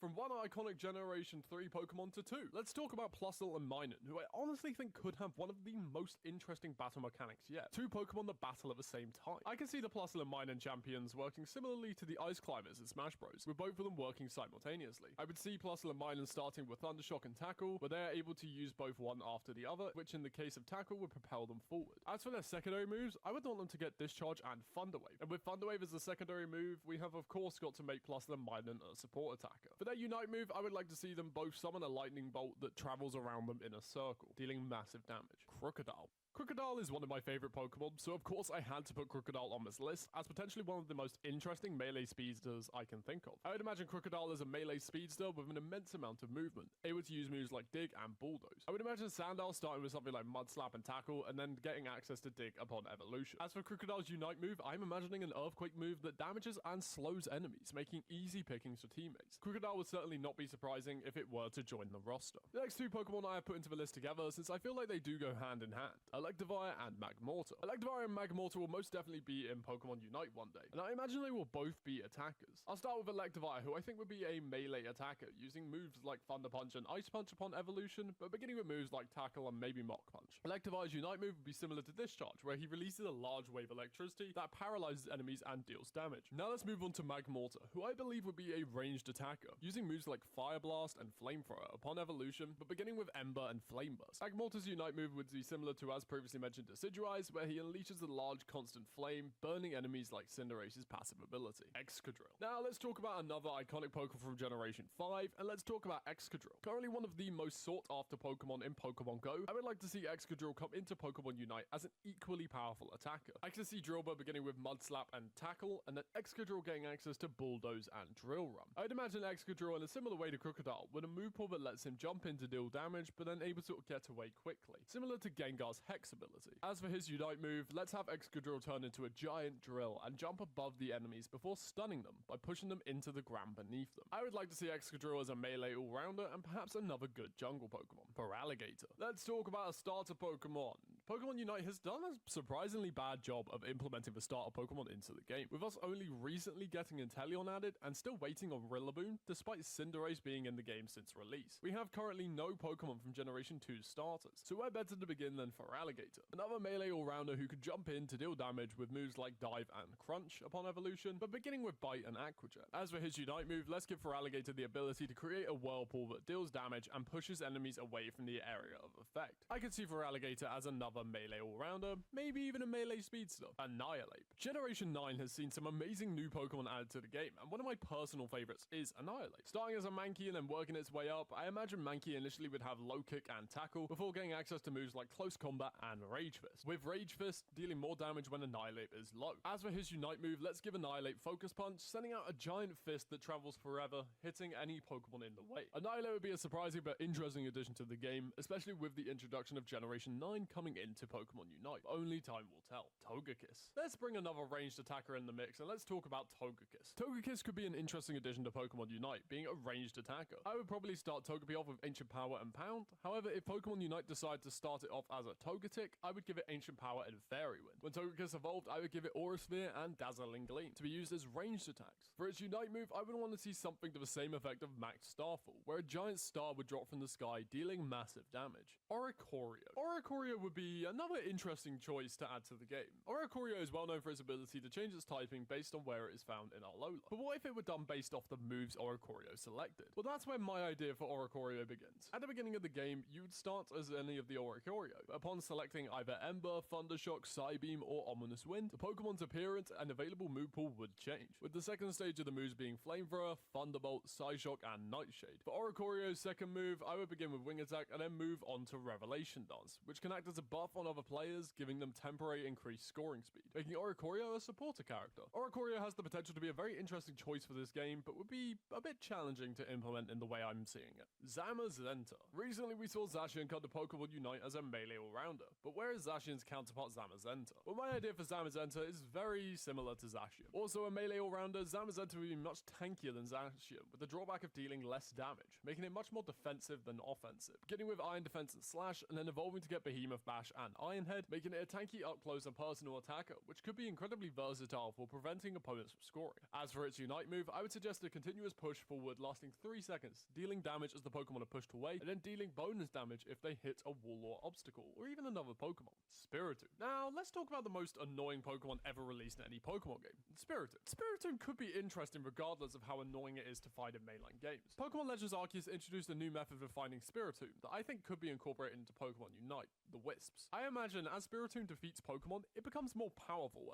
up to a certain point, meaning it does more damage with the more souls it collects. For its initial move pool, I would start Spiritomb with Shadow Sneak and Nightshade, before leveling up and getting access to Hex and Dark Pulse. As for its Unite move, I would like to see Spiritomb become larger and release a large pulse of energy that deals large amounts of damage against enemies. For this move pool, I would expect Spiritomb to be a melee champion. Shadow Rider / Ice Rider Calyrex. Now, for what could be a very cool split evolution, we have Calyrex. Now, Calyrex would begin as the base form Calyrex, before reaching level 8 and getting to choose between either Shadow Rider and Ice Rider Calyrex, where he becomes faster when traveling. For Carylex's move pool, I would begin with Mega Drain and Pound, before getting access to Giga Drain and either Shadow Ball for Shadow Rider Calyrex or Avalanche for Ice Rider Calyrex. Calyrex's Unite move would have to be either Astral Barrage or Glacial Lance, based on which rider you picked. I would see Calyrex as another up-close and personal attacker, being another melee all-rounder. Chestnut. Before we get into my final pick, I just want to mention Chestnut, as another Pokemon that should be in the game. Chestnut would most likely be a melee attacker, beginning with Razor Leaf and Pound, before evolving and getting moves like Pin Missile and Spiky Shield, with the latter dealing damage to an opponent whenever Chestnut is attacked. Chestnut's Unite move I would like to see similarly to Blastoise, where he turns into a shell and begins to spin, dealing damage to any Pokemon that it comes near. Before we get into the last one, here are a couple of honorable mentions. Dragalge, Surfetched, Samurott, Typhlosion, Manectric, and Slurpuff. Noivern. And finally, we have Noivern, another Pokemon that could have some very interesting features. For Noibat's initial moveset, I wanted to complement the ranged/close combat attacker role. I would give this Pokemon access to Dragon Range and Super Thing before leveling up and getting access to moves like Dragon Pulse and Hurricane. Notice I left Boomburst out, but this is because I can see Boomburst being Noivern's Unite move, where he releases 3 blasts of Boomburst. Yeah, I was doing my Pokemon sleep thing just now, so that's why I was on my phone. What Pokemon do you want to come to Pokemon Unite? Let me know by Good joining morning, my Discord everybody. and having a conversation.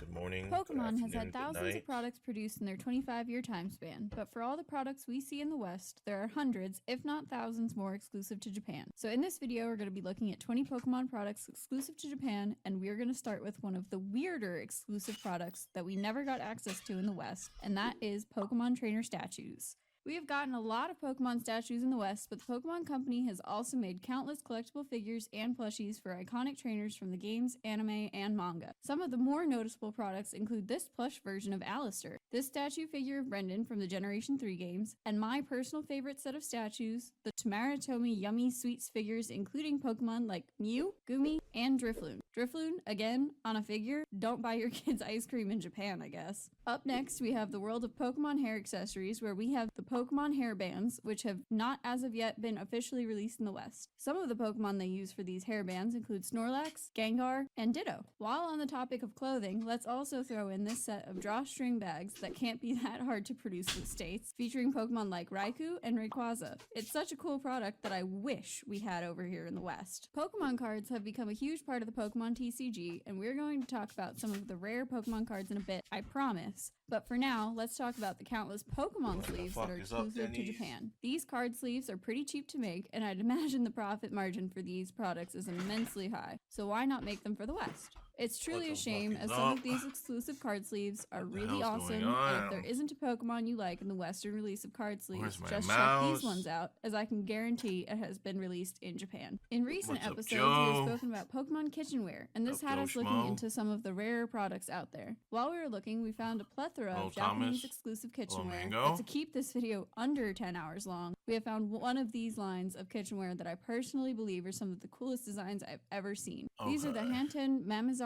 plates, which are exclusive to the East. And just look at how adorable they are, even incorporating Pokemon you would never expect, including Mienfoo, the one fighting type no one ever remembers. I understand this kitchenware is very niche and probably it's ice cream in Japan, I guess.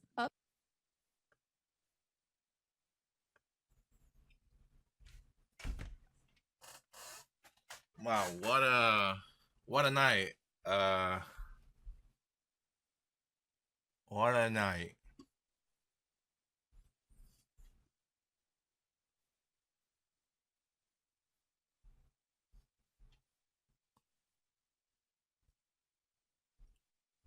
There we go.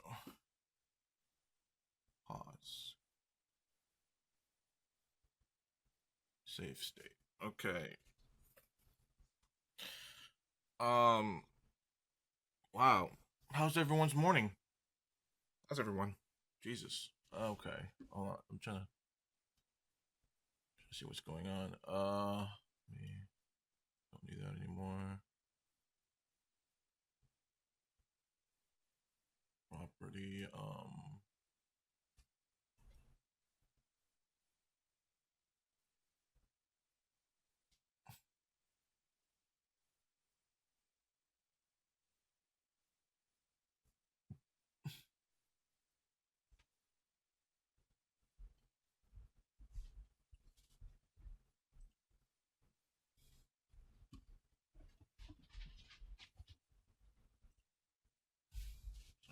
a second.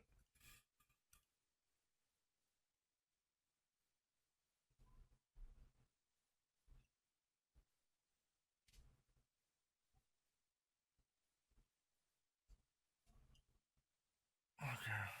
What the fuck's been going on? Hold on. Let me swap to that one. I'm gonna swap to that one. Okay. What the fuck is up, Denny's? Okay.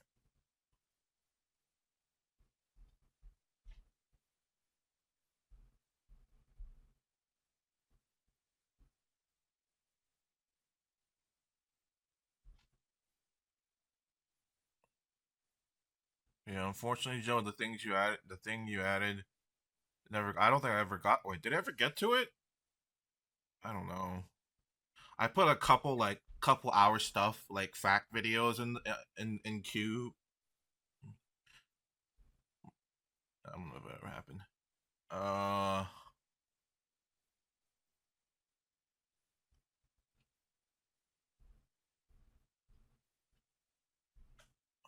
Let's see.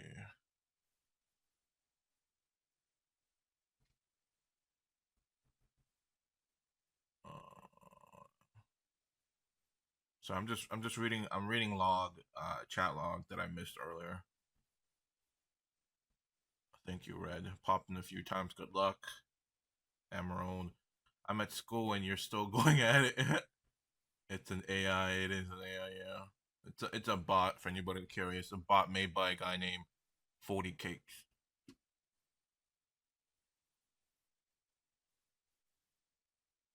I hope this is what heaven looks like. Okay, how much for this week? Okay.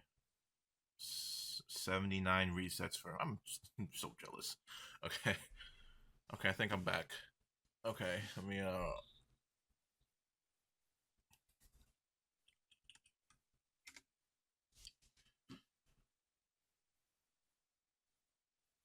Okay, yeah, almost 10K. No shinies. What the fuck, man? What the fuck? Exit that. We don't need that anymore.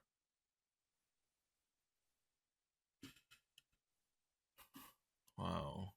What the fuck is up, Denny's? Alright. I don't know why I keep saying that. Sorry, I'm a little groggy.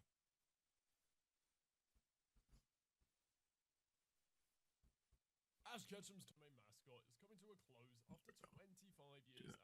So it's lead itself. Okay. Yeah, my camera's all fucked up.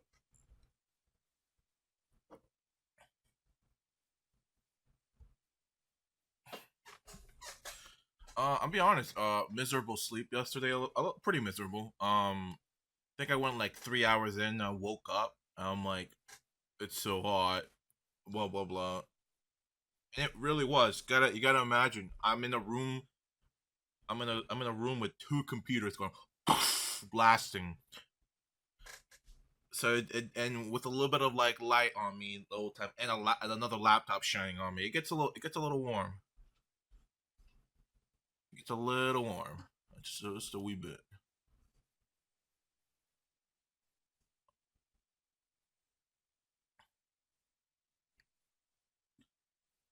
Let me make sure everything's right.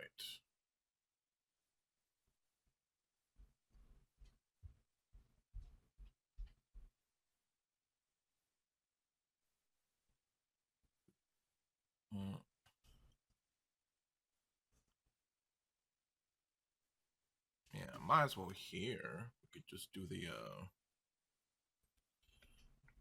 that, right?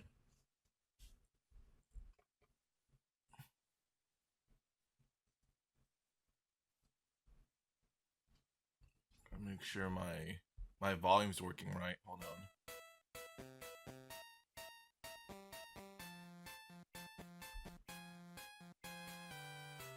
PS4.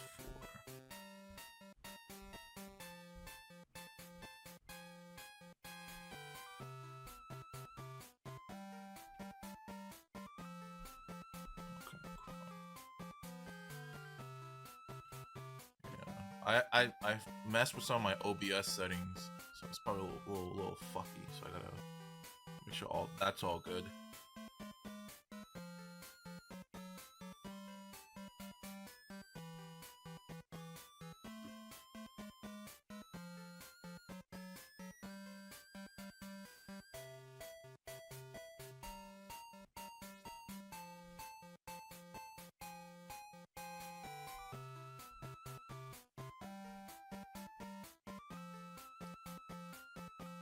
That's strange.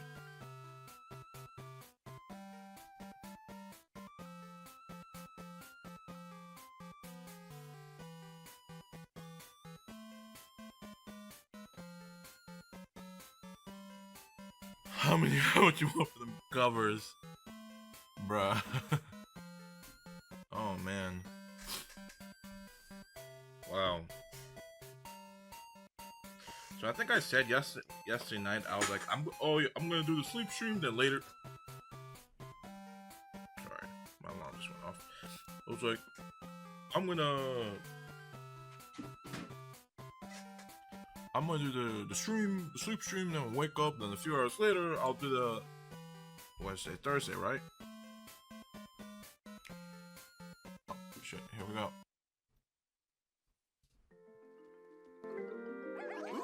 So exciting! Ew, who was that? Welcome to the Flower Kingdom. Who was that? A not so distant land just beyond the Mushroom Kingdom. Mario and friends were invited here by the benevolent Prince Florian. But Bowser, the king of the Koopas, had other plans. With just a single touch of the mysterious Wonder Flower, Sounds zesty.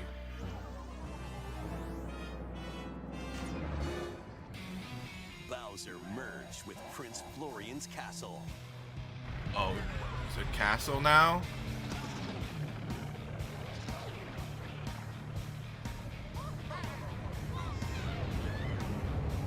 That's crazy.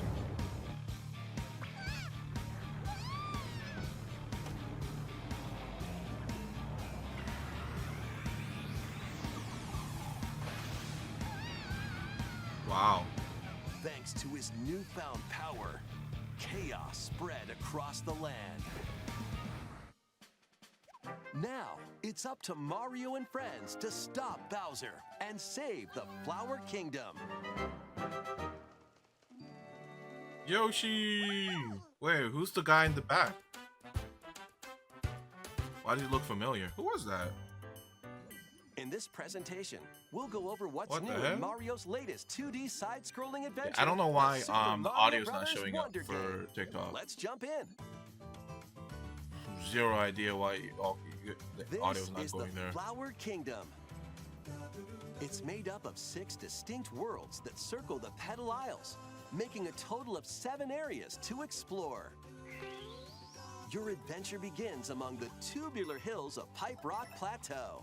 Tubular. Once you get past the freezing foot of the mountain, you'll be aiming for new heights in Fluff Puff Peaks.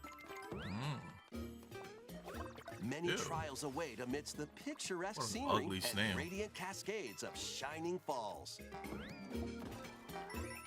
Traverse multiple islands, dive into the sea, and spelunk through caves at the heart of the Flower Kingdom, the Petal Isles.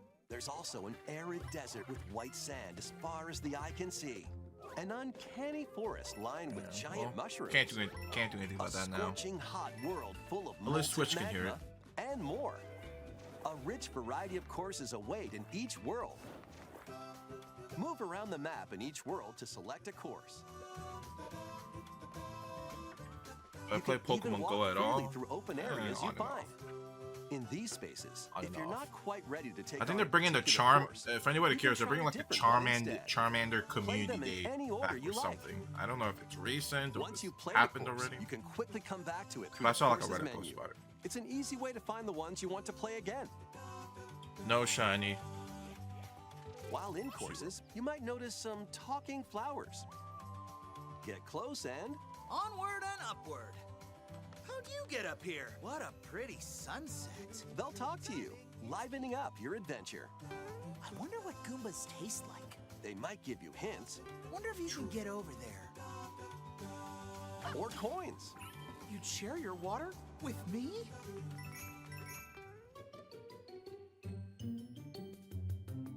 Besides Mario, you can also play as Luigi, Peach, Daisy, one of 2 Toads, and Toadette. So They sad. all Toad play the 1, same, Toad 2. So go with your favorite, or They're so mix it generic. up.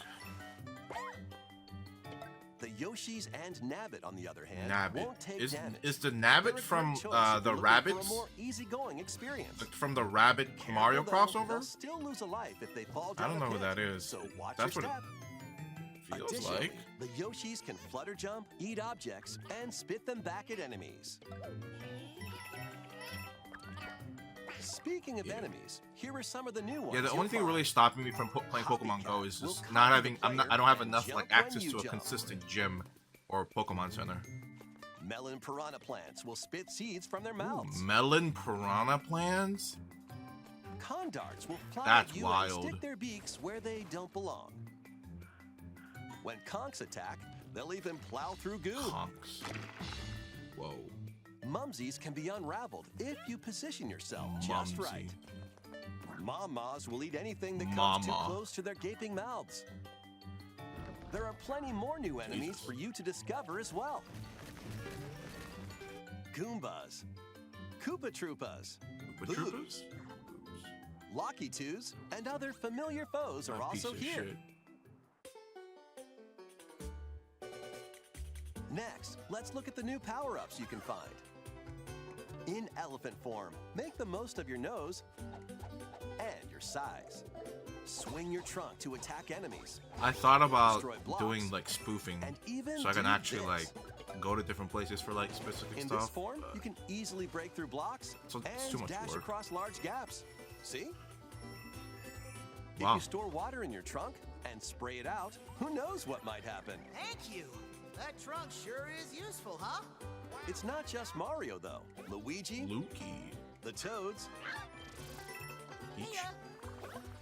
Peach, Daisy, and Toadette all have elephant forms as well. Interesting.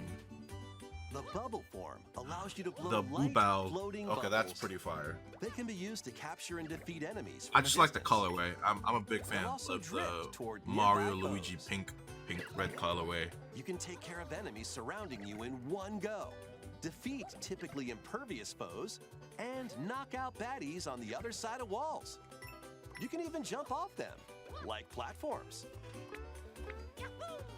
Bubbles Nice. make it a bit easier to get to those hard-to-reach places. Just like that. While in drill form, you'll Drill get a mode. pretty nifty drill. This makes dealing with spiky or hard-headed enemies a breeze. Or you can use it to drill down. It also allows you to burrow and move through the ground. In a tough spot, dig away. You can even burrow into the ceiling. That's pretty cool, actually. I wasn't expecting company. Plus, the classic fire form makes a return. Yes, sir. Can't go wrong with the And classic. you can hang on to an extra power-up. Wow. In a pinch, bust out a power-up. Or swap them to Zowie. better fit the situation. Apple device. Interesting. I don't know if I want to get a whole separate phone This or is a wonder flower. a whole separate device a just for plant that Pokemon. grows in the flower kingdom. It's said they thrive off this world's mysterious power and release it when in bloom. That's the power Bowser was after. Oh yo, who got the When you zesty touch a flower? wonder flower in a course, That made him into a castle. a wonder effect will trigger, causing some interesting changes. Pipes might start moving. It's marijuana. That's what it was. They just disguised marijuana as a funky looking flower. It's actually the devil's cabbage, the devil's could end lettuce, up in a whichever, free the fall. devil's asparagus, whichever you prefer. Bubbles might, bubble up. Nintendo knows what they're doing. Your perspective can change. It's actually Or you fentanyl. might float through space. They just There are replaced even it with wonders a where your colorful character flower. transforms. Those talking Mario flowers, becomes it's a sign. Goomba? Or a spike ball? It's acid. Or This game blow is just up an like a acid trip. balloon. When you touch a wonder flower, always expect the unexpected. What the hell happened to that Goomba? Collect a wonder seed, and the course will return to normal. Some courses need to be unlocked using the wonder seeds you've collected. It's the You'll also Wiggler. earn a wonder seed as thanks from a poplin when you clear a course. Poplin. I thought they were mushroom people. They're called poplins? Interesting. As your adventure progresses, What's up, Mauricio? you'll unlock in-game badges. Did that it come change out? up the No, world it's of just play when direct. equipped. There are a variety of Mauricio. badges, each with its own I special can't ability. move it anymore. Let's go over some of them. Slow your fall with the parachute cap badge. Mauricio, I can't move it anymore. Enhance your wall jumping abilities with the wall climb jump badge. Unleash a burst of speed while underwater by equipping the dolphin kick badge. You can also break underwater blocks. Charge up the bounding leap with the crouching high jump badge. Shoot vines in midair and stick to walls with the grappling vine badge. Dude, grappling hook? Recover Is from this dangerous Terraria? drops instantly with the safety Bro, bounce badge. what the? Easily find important items using the sensor badge. What? Oh, Draw it's... in nearby moolah with the coin magnet Moolah. badge. Become invisible to your enemies and yourself with the Wow. invisibility badge. You will not stop dashing with the jet run badge. It just And seems, you it can seems run like this the game's a air giant, just There are many more badges with different abilities. giant from the color. I don't know. It convenient just looks. to the unconventional. It's a lot of Only a lot one of new badge things, can be and not, a equipped lot for of a new course. goofy things. Equip It's them fun. from the world map or when starting a course. Or if you don't make it through, grab a different badge and try again. Some badges can be earned by clearing special badge challenge courses. Go for it. I feel like the Others flower can be will get purchased from really pop-up annoying shops on the world really map. fast. Be sure to exchange flower coins. I you hope there's an collect in option to courses turn for them off. badges. Like any of the tutorial things that pop up in the beginning of the game, you can turn it off. Hence, hopefully we can turn the flower off. People can play locally Just on the delete same 'em off the Nintendo game. Switch system. No offense, flower. Pick your Hopefully favorite none character taken, right? and jump into the You're a flower. adventure together. If a player is defeated in local co-op, their character will float around the course ghost? as a ghost. If another player reaches them before time runs out, they'll jump right back into action. Oh, nice. Your group won't lose a life either. And just so you know, if someone is playing as a Yoshi, you can jump on their back and ride them around the course. Even if you're also playing as a Yoshi. No, Yoshi Or if on you're an Yoshi elephant. action. No, that's fucked up. The poor Yoshi. If you connect What online, the you hell? might see other players on the world map and in courses. These are people Jesus from Christ. around the world enjoying the game in real time, appearing Oh. as live player shadows. Just like in local co-op, if you're defeated, you can come back to life by bumping into a live player shadow. Oh, Players that's can thoughtful. send greetings and share in-game items. Even though you won't be playing together directly, It doesn't look like there's you'll any get to timer, but you could experience a totally solid hop connection into with a other match with players other people online and just as you vibe enjoy at the this map. new adventure together. You can also place a standee in a course. Ooh. Standees can revive ghosts, so place them in Oh. not so easy areas and help your fellow players. Really thoughtful. You can purchase standee A lot of surprises creative, from the thoughtful pop-up shops things to add for more the to your players. collection. You never know which standee you'll get. When you come into contact with an online player or their standee, you'll see their username and heart points. These points show how much they've helped other players on their adventure. Reviving Hey, that's ghosts, me. David gifting rescued items, somebody. Hey, David rescued Monica. reaching the goal pole together, Nice. and more. You're welcome, will you're earn welcome. You heart points. Carried. While playing online, No. you also have the option Honest of work, in my creating a opinion. room to Honest get work. together with friends. Emojis. In a shared room, you can see which courses your friends are playing, enter courses together, and even race through certain courses. Start a race by hitting the race block. Then make a run for it.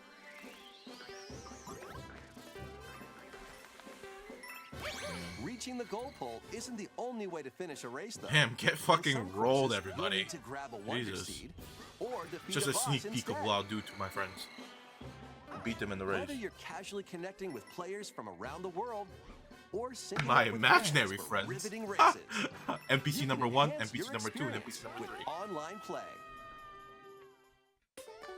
What a beautiful day! Dude, the hook gets me. It just reminds me of Terraria. It's a fucking honey bot. Okay.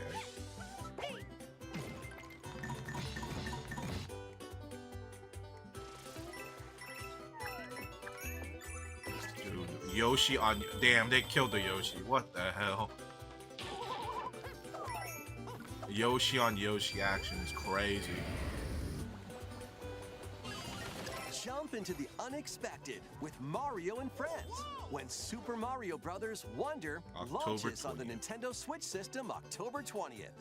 Plus, a new Nintendo Switch OLED model, Mario Red Edition, is also Bro, I thought they were on the gonna way. release a new If you Switch look closely, version. You'll find Mario and some hidden coins. Oh, that's cool. The Nintendo Switch OLED model, I need an OLED, Mario but I don't Red think I'm gonna Edition get it. launches October 6th. Yeah. I have 2 Switches. I don't think I need a third one. Unless the Switch... That's it? Not... Okay, cool. Wow. That was quick. But, you know, very cool. Very cool. Very cool. Very cool. Very cool. Very cool indeed. Very cool indeed.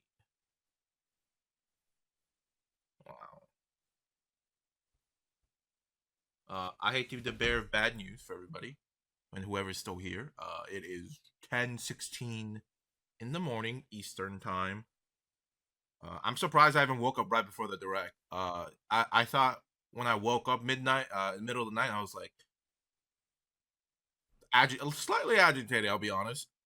The air mattress sucks to sleep in.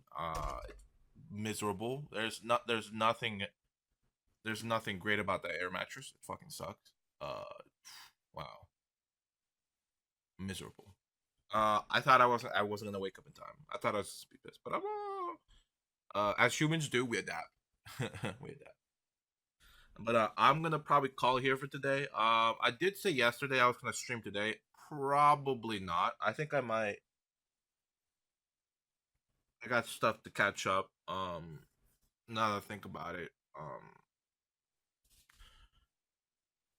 So I'll probably be back Friday. Either Friday or Saturday. I don't know. Who knows? This sleep stream has been interesting. It was definitely really scuffed. Nothing was working. I spent a few hours on stream trying to fix shit. It was still kind of ass. Yeah. Still couldn't hear Twitch alerts. Yeah. Media request was echoing for me. It was only working for Twitch. It would echo on for TikTok. So I just cut that part out for TikTok and only did it for Twitch. Yeah. It'd be like that. But I'm gonna call it here, okay? You guys all have a great morning. I will see everyone either tomorrow or Saturday, okay? Tomorrow or Saturday. Alright? You guys have all a great morning, night, and evening, okay? Have fun with the Pokemon stuff, Joe. I'll see you later. Bye-bye.